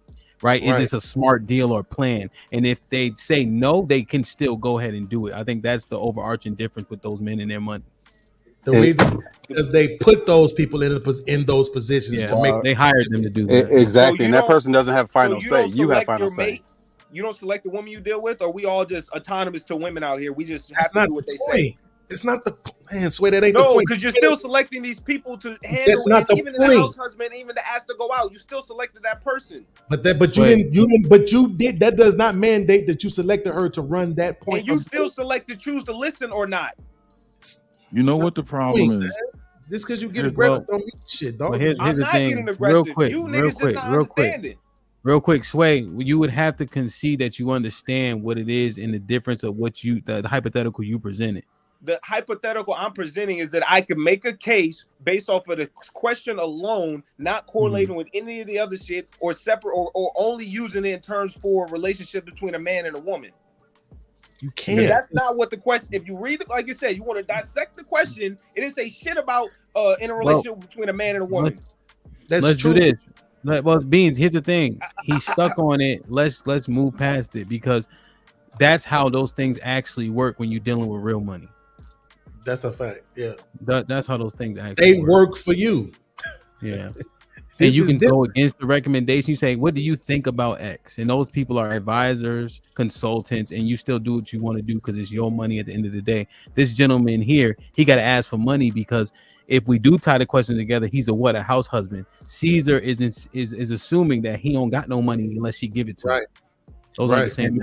And that's the premise that I can't agree with. That's the disingenuous part of the conversation. That's the issue that I'm having because when you phrase want to entertain it, you're phrasing these questions from a very negative standpoint of view, and it gives you limited options, which I don't want to answer because that's not how this goes. One, and then two, whenever we start looking at real life relationships between men and women on a very equal playing field, they have to get some level of concession from both sides. Men don't just go out like they want to, as much as y'all would like to. A lot of these dudes that be acting like, oh I got my wife in check. You got to ask your wife to go out. And there's no need in trying to fake it. There's no need in trying to be like, I'm macho man. Just if you don't come home at a certain time, your ass is grass and that door lock is changed. Stop fucking acting like you macho man when you niggas is regular as fuck. Okay, but let me speak to it real quick, Mean. So that end part was definitely hyperbolic, but I understand the point you're making. But what happens with men is, like, for instance, if I'm about to do something, I'll call my wife. Anything we got to do, because I don't keep the schedule. Anything we got to do, you need something, y'all waiting. No, I'm good. All right, cool. You know what I mean? But we definitely get clear. It's a family. You got kids, motherfuckers be sick. Big Chug, he ain't that athletic. He fall a lot. You know what I mean? You just never know. So you say, hey, everything, you know? All right, cool. I'm about to go do X, Y, and Z. So I gotta get up early. That's what I was getting ready to say. It's more along the lines of when you go ahead and this quote unquote ask for permission thing, and how it plays out in real life is just basically asking, do you mind? Or it's a check-in.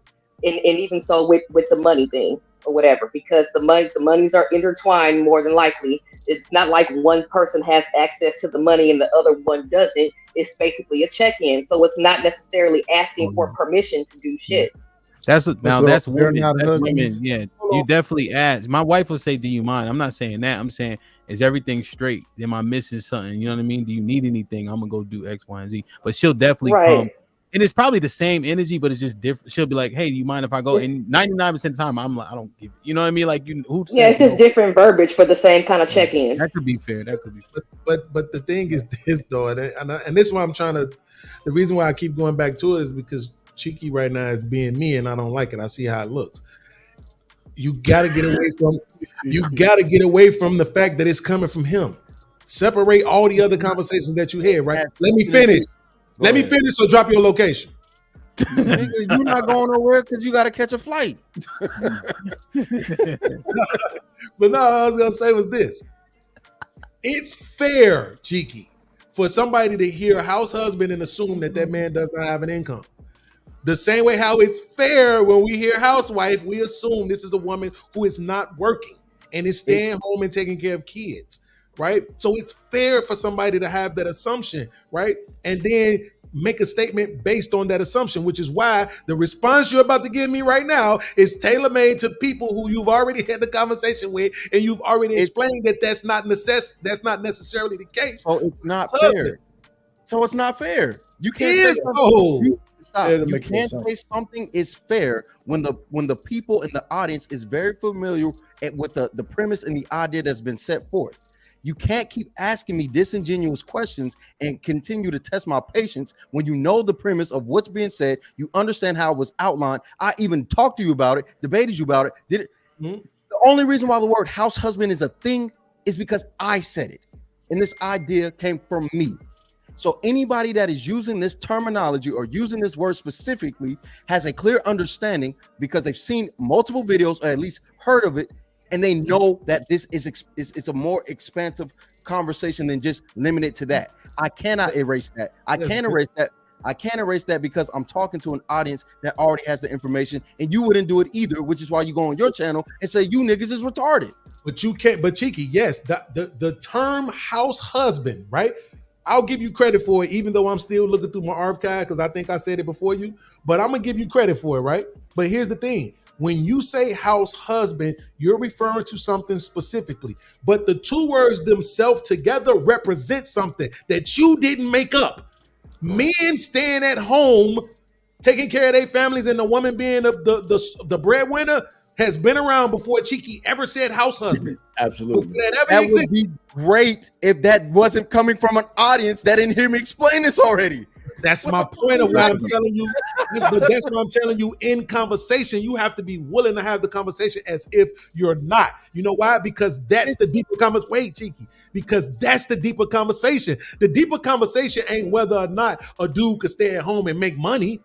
The deeper conversation is, can I sit on my ass like you bitches want to sit on y'all ass and do nothing and still be valued as a unreplaceable member of the household? This is how women talk about. And the simple answer is women, yes. hold on, Cheeky, listen. This is how women talk about that position. I ain't talking about them making no motherfucking money. I'm talking about them sitting on their ass at home.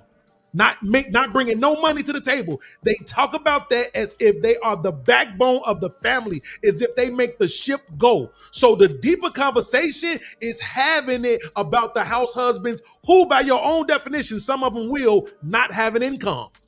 So it's okay to have a conversation about those that don't have an income. The answer to that question, because I've answered this before, is yes. There are going to be some women that recognize that men have value outside of providing financial gain, and they're going to appreciate that because they understand that, and that's how that works. They may not be the majority, they may be the minority, but I've already made a statement that I've acknowledged both can exist. So when you ask me a question and I know who it's coming from, I have a lot of frustration because it's a disingenuous question. And if you want to entertain it, then you can, because you have the patience, because you haven't been the person to have to do this consistently. I understand that. But I'm saying, don't talk to him. Talk to me. You and I haven't had this conversation. But I know you don't have. I know this conversation is simple, and the answer is yes. And you just heard what I just said, and you're going to accept that because it makes sense. I didn't make anything crazy, so I don't have to worry about.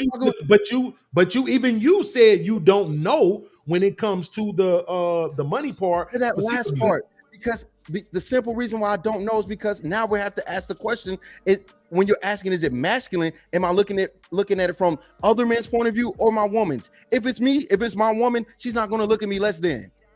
If it's other men, they're going to look at me less than. But that's been the issue the entire time. It's what perspective you're going to take. All of these men that hear this conversation and hear this standpoint go, that's not a masculine man. But if a woman accepts that it's masculinity for me and she enjoys that and she likes it, then I'm a masculine man. And if you really want to try me as a house husband, I'll beat the fuck out of you and see how masculine I am. And then I'll piss on you so you know. That's how far that shit needs to go. But this only comes from men. You don't see that as a little bit. This only comes from men that have questions about masculinity. It never comes from a woman that seems to accept it. So if a woman says, I accept that this man in his role in my life and in this family is to do this thing, she will not look at me less than. The women who say that are full of shit. Hold on. He got the super chat on the screen. He got the super chat on the screen, y'all. Concerned Black Man 999. Hold on, let me read it. I got you. Concerned Black Man 999. He says, Sean, you're not a husband. You're a husband at home. There's a difference. Your job is what makes you. When a man asks what you do, you don't take at your you don't say, I guess he meant to say, you're a house husband, because that wouldn't be what he does for a living. Because he earned income. That's why I said to Sean's point, he made money. Then he said he made more money than her. Well, you definitely don't count. I don't give a damn if you say he was out. You don't count. Deeper conversation. He home. Yeah, exactly. The deeper conversation. Let me read the rest of these real quick. Wait, what? I know I was a house husband. I did all the duties. What you mean? He worked. Oh, he's saying he. I didn't. I had a store in Chicago. I wasn't in Chicago. I was in New Jersey. I wasn't working in the store. Sean, I'm asking one question: who paid the bills? What do you mean? It's one pot of money. It's one pot of money. No. I believe in one pot of money. No, one pot. Y'all heard me say this a lot of times. I believe in one pot of money. Oh, I don't believe in all that. Okay. Let me read these real quick. Caesar's Palace with the $5 says, do you see that Cheeky has to give you a perfect scenario just to try and prove his point? Do most house husbands make more than their partners? Nope. Caesar's Palace with the $5 says, remember, Cheeky said he would have 100 body count woman. He said it, not me. Don't remember you beating me in anything, guy. That's because you're stupid. But I'll run through the footage if I need to. Because I said, are you asking me personally? Just because his wife makes more, don't mean he don't make any. People with fucking dementia, bro. They annoy the shit out of me. Because they don't remember shit well. He asked me personally. He said, you personally, would you accept the one? I said, no. But again, just because you're an idiot and you don't remember the conversation or the ass whooping you got, and I'm sorry for the CTE I gave you, we can review this shit again. Because I gave you the reasons why this shit would work because of all of the red pill complaining and your ass was stuck there. What is going on? Pussy, I'll say it for him. Pussy. Nothing going on, bro, and he's not smart enough to do this. Just stay in your fucking lane. Send money to him and say, thank you, sir, for the great show, and then shut up and go suck some dick somewhere, bro. Shut up. Damn. Cheeky beans. Son, kids. That's Cheeky producing. They was talking to me, huh? Who? Then when they said that Shalom, that was to me. DT with the $5 says, and the light skin died in the upper right corner. Oh, and the light skin died in the upper right corner. Make it a 2-on-1. God. First of all, Ham, pause. That one is crazy. What Bean said earlier, brother, I don't know why you want to come for niggas that are experienced in quote unquote debating. Go debate Cali and HQ before you want to start talking to us. If you can beat them, this ain't it. Then upgrade to Payne and Aaron, and then once you beat Payne and Aaron, then go to Sean and Lee. And once you beat Sean and Lee, then take some more notes, do some more studying for another year, and then maybe we can retalk you going against me and Beans. Pause. What the fuck is this nigga? Hey, why I gotta be just one tier from the bottom? God damn it! Why I gotta be one fucking tier from the bottom? Payne, you with me. Get about what tier you on. You with me, bro. Somebody. Somebody got to take it, bro. His pals with the $2 pull up the tape. Ham, 100 body count. He said it. Hey, yeah, with the $2 y'all about to bring out the Fight Club Cheeky. Fight Club Cheeky. 100 body count was 20 years ago, bro. That's a long way ago. Cheeky beans. Smoke. I don't know. Yeah, okay, Cheeky. I heard you say before that you were looking for a version, right? And then you changed it to maybe she was, 2 or 3 bodies. So since you want to be a house husband, can she have 100 bodies and you're okay with that as long as you're a house husband? Mm-hmm. Yeah. Wow. And this is what you want for, you would tell other men, younger men, hey, this is what you want to do. No, I didn't. She can do whatever she wants as long as you're a house husband. Yeah, I never said other men should do that. 1, and then 2, I think that should be an option. I think men should have the option to be a house husband and not be judged or viewed as dumb or whatever the case may be. Because y'all do a lot of stupid shit and y'all in traditional marriages. So why can't I be in a household marriage, or why can't I be the household or maintainer or whatever? What's stupid shit? I think being ran by somebody that you guys keep saying doesn't have authority and not acknowledging the fact that they have all the authority that y'all say that they don't is really dumb. And you continue to make this thing about, I guess, the ego. I don't know not you per se, right? I'm not speaking to you exactly. Mm-hmm. I'm speaking to just the mindset of traditional men. Whenever I say house husband, they go wrong and they don't explore or even think. They just go wrong. Mm-hmm. And then after I explain to them, hey, what do you, as a husband, what is your purpose within the marriage? Well, it's to make sure that this is done and this is done and the kids are taken care of and the finances of this and she's okay and my needs are never being met, or they get met after all of that's done, but it's never ending. It's never done. And I go, how is that fair? And then they go, well, it's not. You're just a man. That's what you're supposed to do. What logic was used in that? It's not logical for you to tell other brothers, even yourself.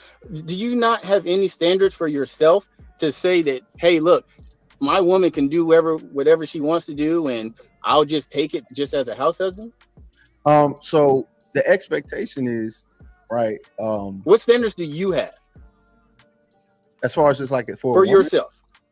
For yeah, for what you want. You say you don't want to talk with other people. What about your standards? Let's put it on you. What do you have for your woman?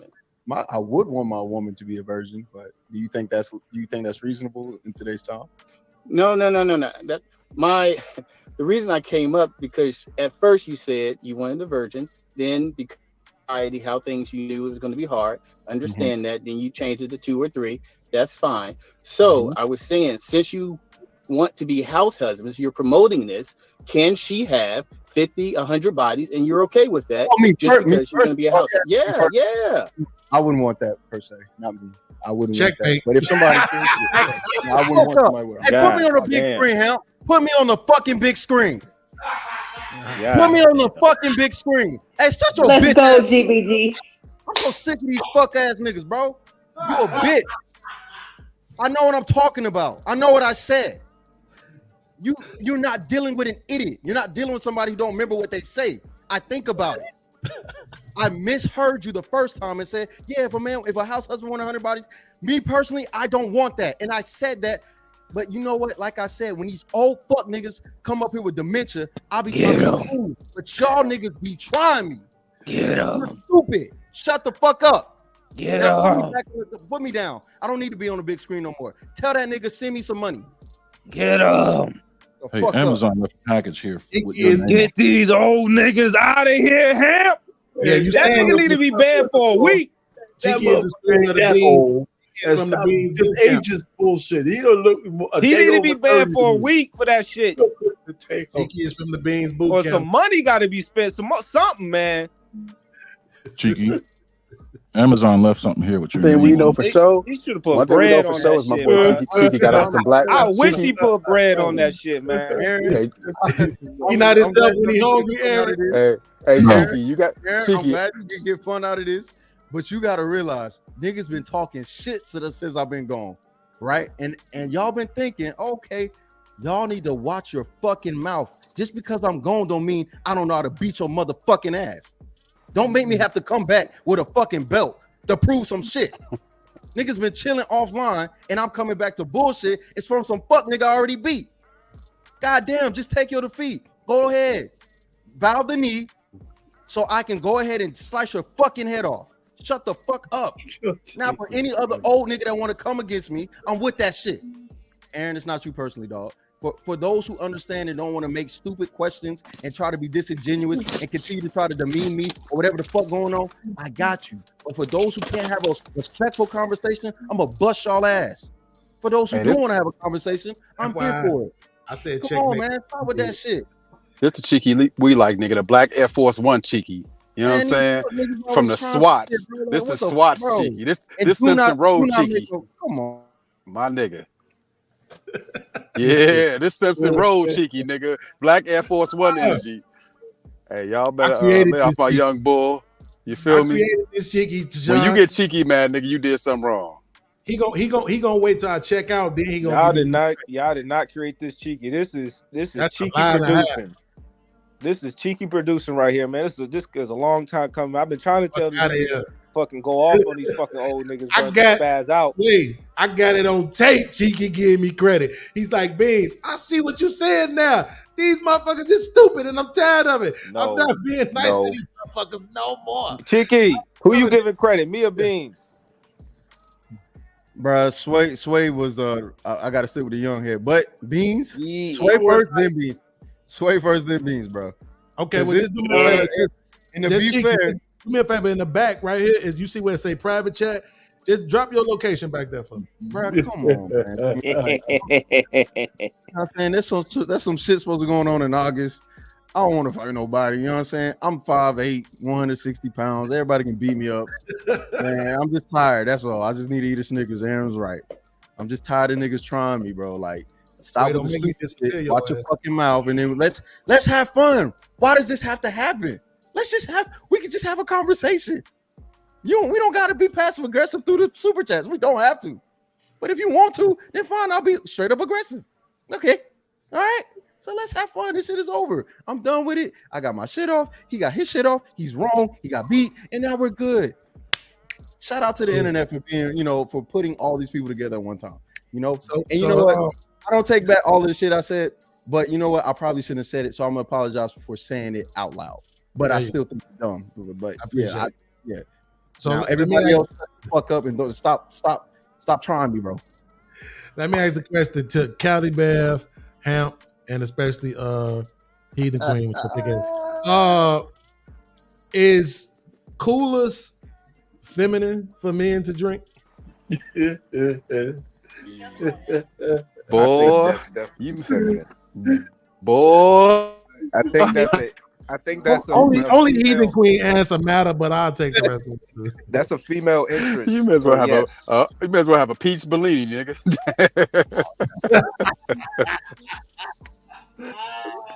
Damn, son. Okay, God. Hey, y'all better leave Cheeky alone. Cheeky is officially GD. I said this before, man. Aid and assist. You fuck with Cheeky, nigga. We beating your ass. HQ, you ain't said wrong was blaming it on some old motherfuckers. I take umbrage with that shit. That's the only thing you got wrong. I don't know. Why do you take so much umbrage? I would not know one alcoholic drink from the other. I'll be on Wednesday. I can't believe. Really? It's crazy. But you call yourself a heathen. How you gonna be a heathen and you ain't never drank? My parents didn't drink, and so I just never learned to get involved with alcohol. That's all. Did you smoke cigarettes? Yeah. Okay, you smoke cigarettes. Okay. But I didn't start smoking until I was 25. I got you.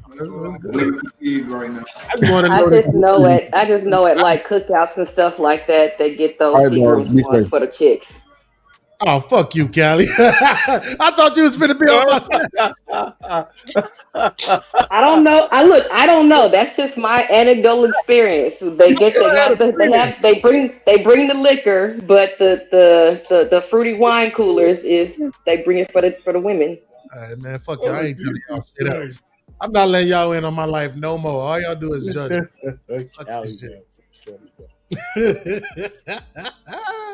Okay, but Cheeky, you still ain't answered the question. Your scare ass. What's the question? The question is, if I gotta get permission to go outside. Yes, you're masculine. Yes, you're masculine. Your ass crazy. See, according to the definition that Aaron gave us about the assertiveness of masculinity, that can't work. And I'm competing in my brain with that definition that Aaron gave us and my ability to compartmentalize what I believe is masculinity and femininity. Don't. It's simple. You're overcomplicating it. I have anxiety. That's what I do. I overcomplicate everything. The act of asking for permission is a masculine thing to do because you're asserting, you're speaking. Having to ask for permission is a feminine position. Does that make the person feminine? It depends on where they are on the scale. It points them in the feminine direction, but they may be on the fringe of masculinity, so they're still masculine. Or they can be a feminine person, and that just makes them more feminine. You don't have enough information to determine what the person is. You have to establish where they are on the scale. But having to ask for permission is a masculine act, a feminine pointing position. You're pointing the person in the feminine direction. So where do you fit? What's that shit Hamp like to say? It's better to ask for forgiveness and not permission. I think so. What was that, Tuesday? So B. What does that fit? Question. Let me ask on this matter. Let me ask Aaron a question before you answer. Wait, I want him to answer my question first, Mr. No, but I was going to get back to your answer. Might put some context to it. Okay. I just want to let you, if you don't mind. I do mind. I want him to answer the question that I just asked him. I was crazy of me asking you to give me permission to go. Go ahead. Yeah, that's very masculine of you. Thank you. Okay. Is it better to ask for forgiveness than permission? Right? We all heard that saying before, and I'm pretty sure a woman didn't make that shit up. No, I mean, is it better? I don't have enough information. I mean, it depends on why you're doing both. And then better is a value assessment. It doesn't tell you if it's masculine or feminine. You're just asking, is it better? Is I did what I wanted to do. I was assertive. I made a choice, right? All of that stuff that we tend to apply to masculine traits, right? I did what I wanted to do, and at the end of the day, I asked for forgiveness before I asked for permission. You see what I'm saying? Yeah. So you just put masculinity in front of femininity. If that's what you're saying is doing, because I'm going by you saying that assertiveness was masculine. It is. So then that would be in line with it's better to ask for forgiveness than permission. Because I'm gonna be assertive and do what I gotta do. And if I just so happen to hurt some people along the way, I ask for your forgiveness later on down the line. But right now, I'm making a choice. I'm being assertive. I'm doing what I gotta do. I'm moving. I'm pushing forward. You see what I'm saying? You said better, so that I don't more accurate to the definition of masculine. Yeah, but better, I don't know. I can't make that assertion, that assessment. Better is equality. Yeah, I see why you're saying that. I see why you're saying. Yeah, I can't. Go ahead, Mr. Yeah, I see why you're saying that, Aaron. Thank you. Just to get back on the same point, though, Aaron, what you said. Listen, you're married, correct? Me? You're married, right? Yeah. Yeah. Yeah. Condolences. So just like I am. Let's put it this way. I don't ask my wife for permission to go outside. But if I was going to stay out overnight, I damn sure would let her know that. Does that make me less masculine or not? Or it just makes me be responsible to our family? Well, not asking. I'm not saying you're against that. I'm just asking you because that's the distinction, right? I don't never ask my wife, can I go outside? Right? But out of courtesy, if I'm going somewhere, I think she might need to know. So if something happens, she can at least have my known location. Right. So that's just being responsible. But if I was going to stay out overnight, I would talk to her about that. All right. So permission. No, let's say permission. Well, you said ask for. No, he said if he just made her aware. You're notifying her? Yeah. That's different. That's what I'm saying. So, but that's still, that's but some people concern. Can't that's what that mean? No, because you're notifying her and then you're doing it. However she feels about the circumstances isn't going to change the way you move. You're just notifying. That's masculine, to notify.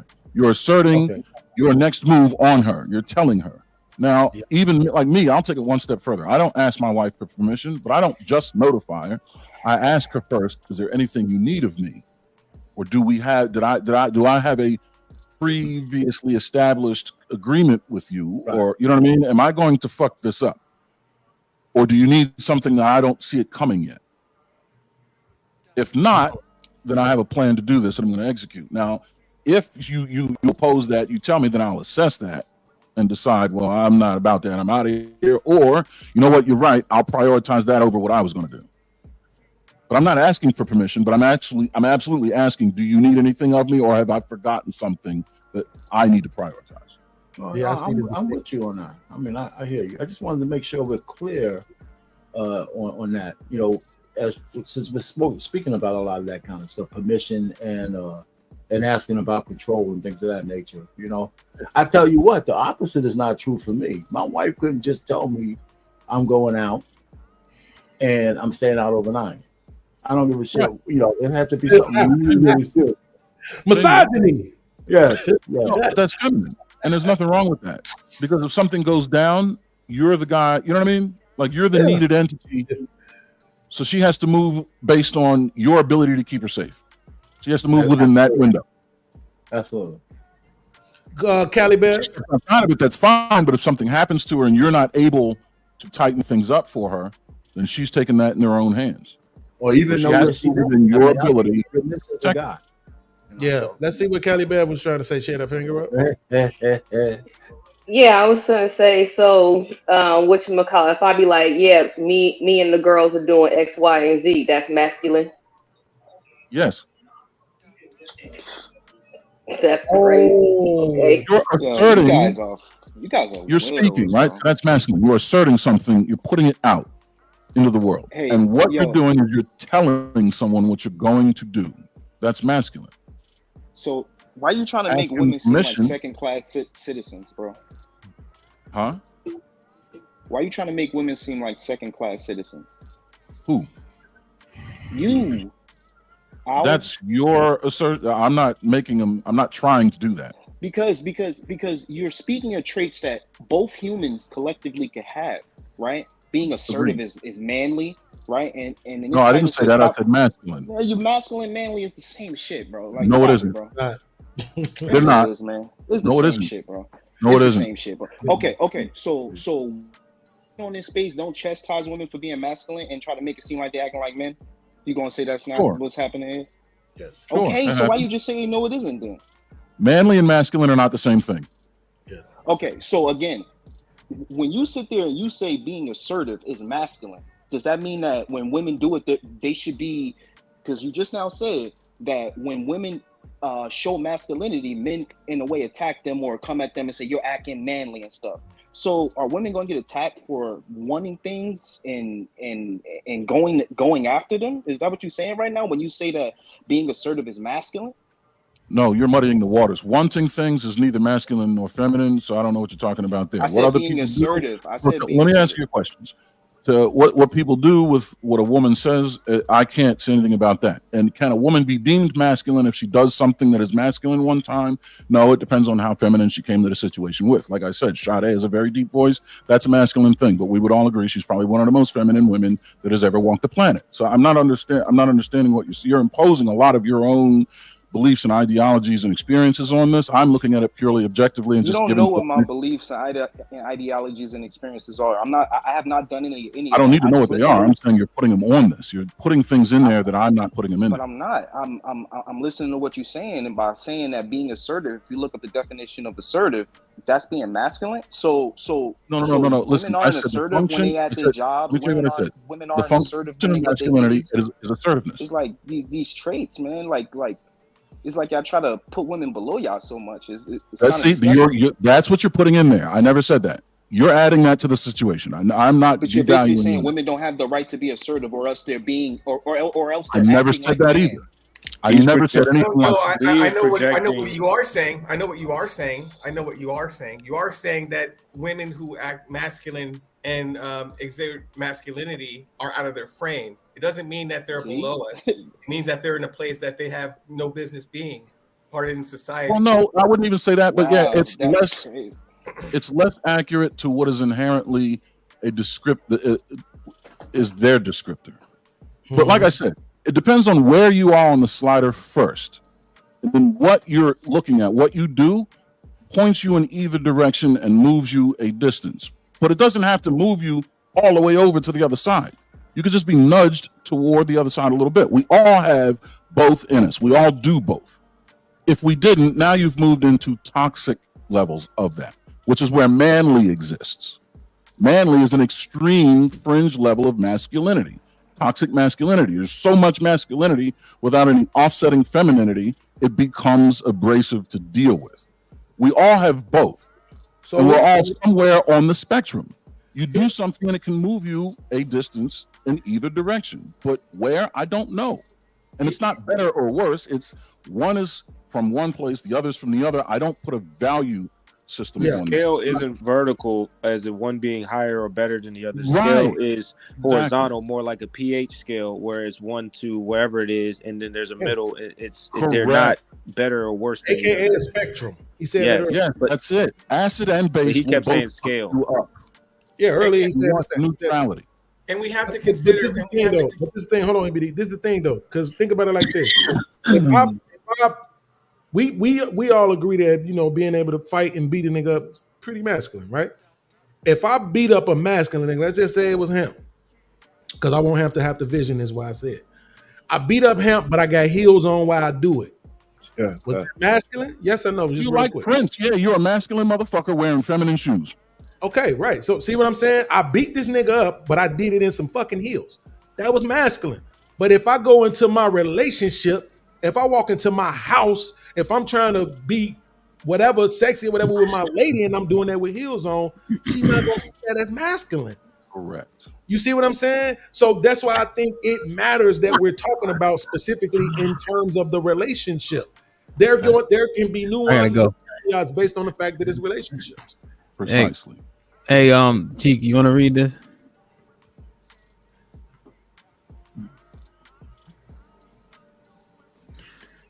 All right, bro. What did it say? Really, Cheeky? You did not hear me. You sound like a girl. Okay, Hemp. Set up another boxing match. Check me down. I got 4 hours at the gym. 4 hours to do what? Whatever I want at the gym. And when we go to Philadelphia, I'm not worried about that shit.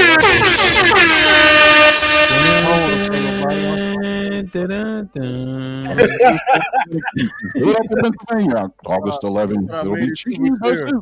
I'm too little. I'm 5'8", 160. I don't want no big man, strong man. You ain't no 160 Negro.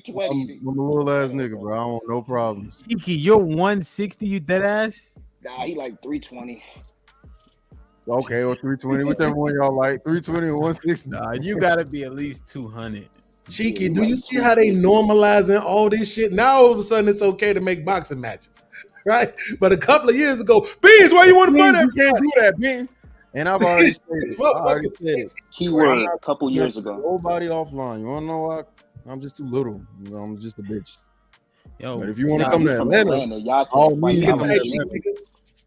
Beans, what happened was we got a date, time, disclaimers, gym, everything. So there ain't no excuses. Yeah, wasn't no excuses there neither. Catch a flight, come to Chicago. I got you. Bro, what? Go to Chicago. Bro, like niggas see is niggas like Lee. There's always trying to make it seem like somebody gonna do something to you. No. What you think? You my guest. I'm gonna beat your ass, but you my guest. I'm not gonna let nothing happen to you. But you always mention your 4 brothers. That's only if I come on, Cheeky. Whatever if historically stated, that's only if 6 foot tall and light skinned. Yes, you gotta be over 6 That's feet. basically me. If you 5'11" or shorter, I got you. Let's get it. But if you over 6 feet, we jumping you, nigga, because you cheat.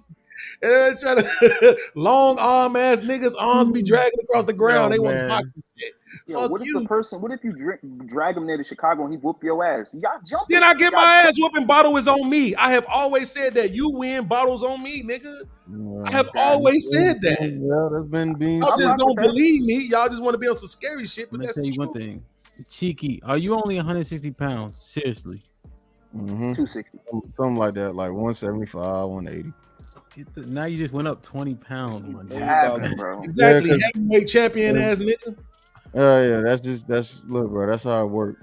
What is that? Yo, 160 is nuggable, bro.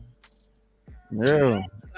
That's why I don't be. That's why I don't want no problems, because I'm 160. Not if you 5'11", it ain't. Cheeky is 160. Y'all leave him alone, or else. Come on now, like. Yeah, I like this. This is what I'm talking, bro. I don't want no problem with nobody. On y'all. You know what that is? You know what that is? That's that distance where you hold their head while they trying to swing at you like a little nigga. Right. Fuck out of here. I mean, at the end of the day, there's nothing to prove in the ring because Buddy was already proven wrong. So who cares?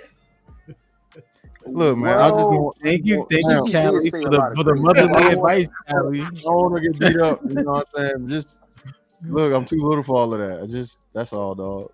She did say some wild shit though. I wish it wasn't Caesar because we cool. Because I'll talk about jumping them, but we cool. No, Caesar, that's my man. Ain't no need to jump them. That's the whole. And if it was our pain though, fuck that. So Cheeky, you a house husband? I can't let you. You wear apron? Huh? I gotta go, man. I got an appointment. Yo, listen, EBD. Final thought, man. I mean, really good show as always. I didn't even know y'all were still up here. We ain't. I mean, I ain't gonna say too much, but it's just a good show. I'll check out the next one. Lee, what's popping? I ain't even hear you talk. I wasn't been on the phone. Any final thought? Yeah, man. I just wanted to say, man, a house husband is a special man. Most men can't be house husbands. It's not about making money. It's not about all that stuff. It's about keeping your body in tip-top shape. It's about dropping off so much dick that she can't handle it. It's about cooking for her. It's about rubbing her toes, her back. It's about all that other good stuff that I heard none of these dudes bring up, right? So at the end of the day, the real house husbands, they know who they is and stand up. Damn. All right, listen. Yo,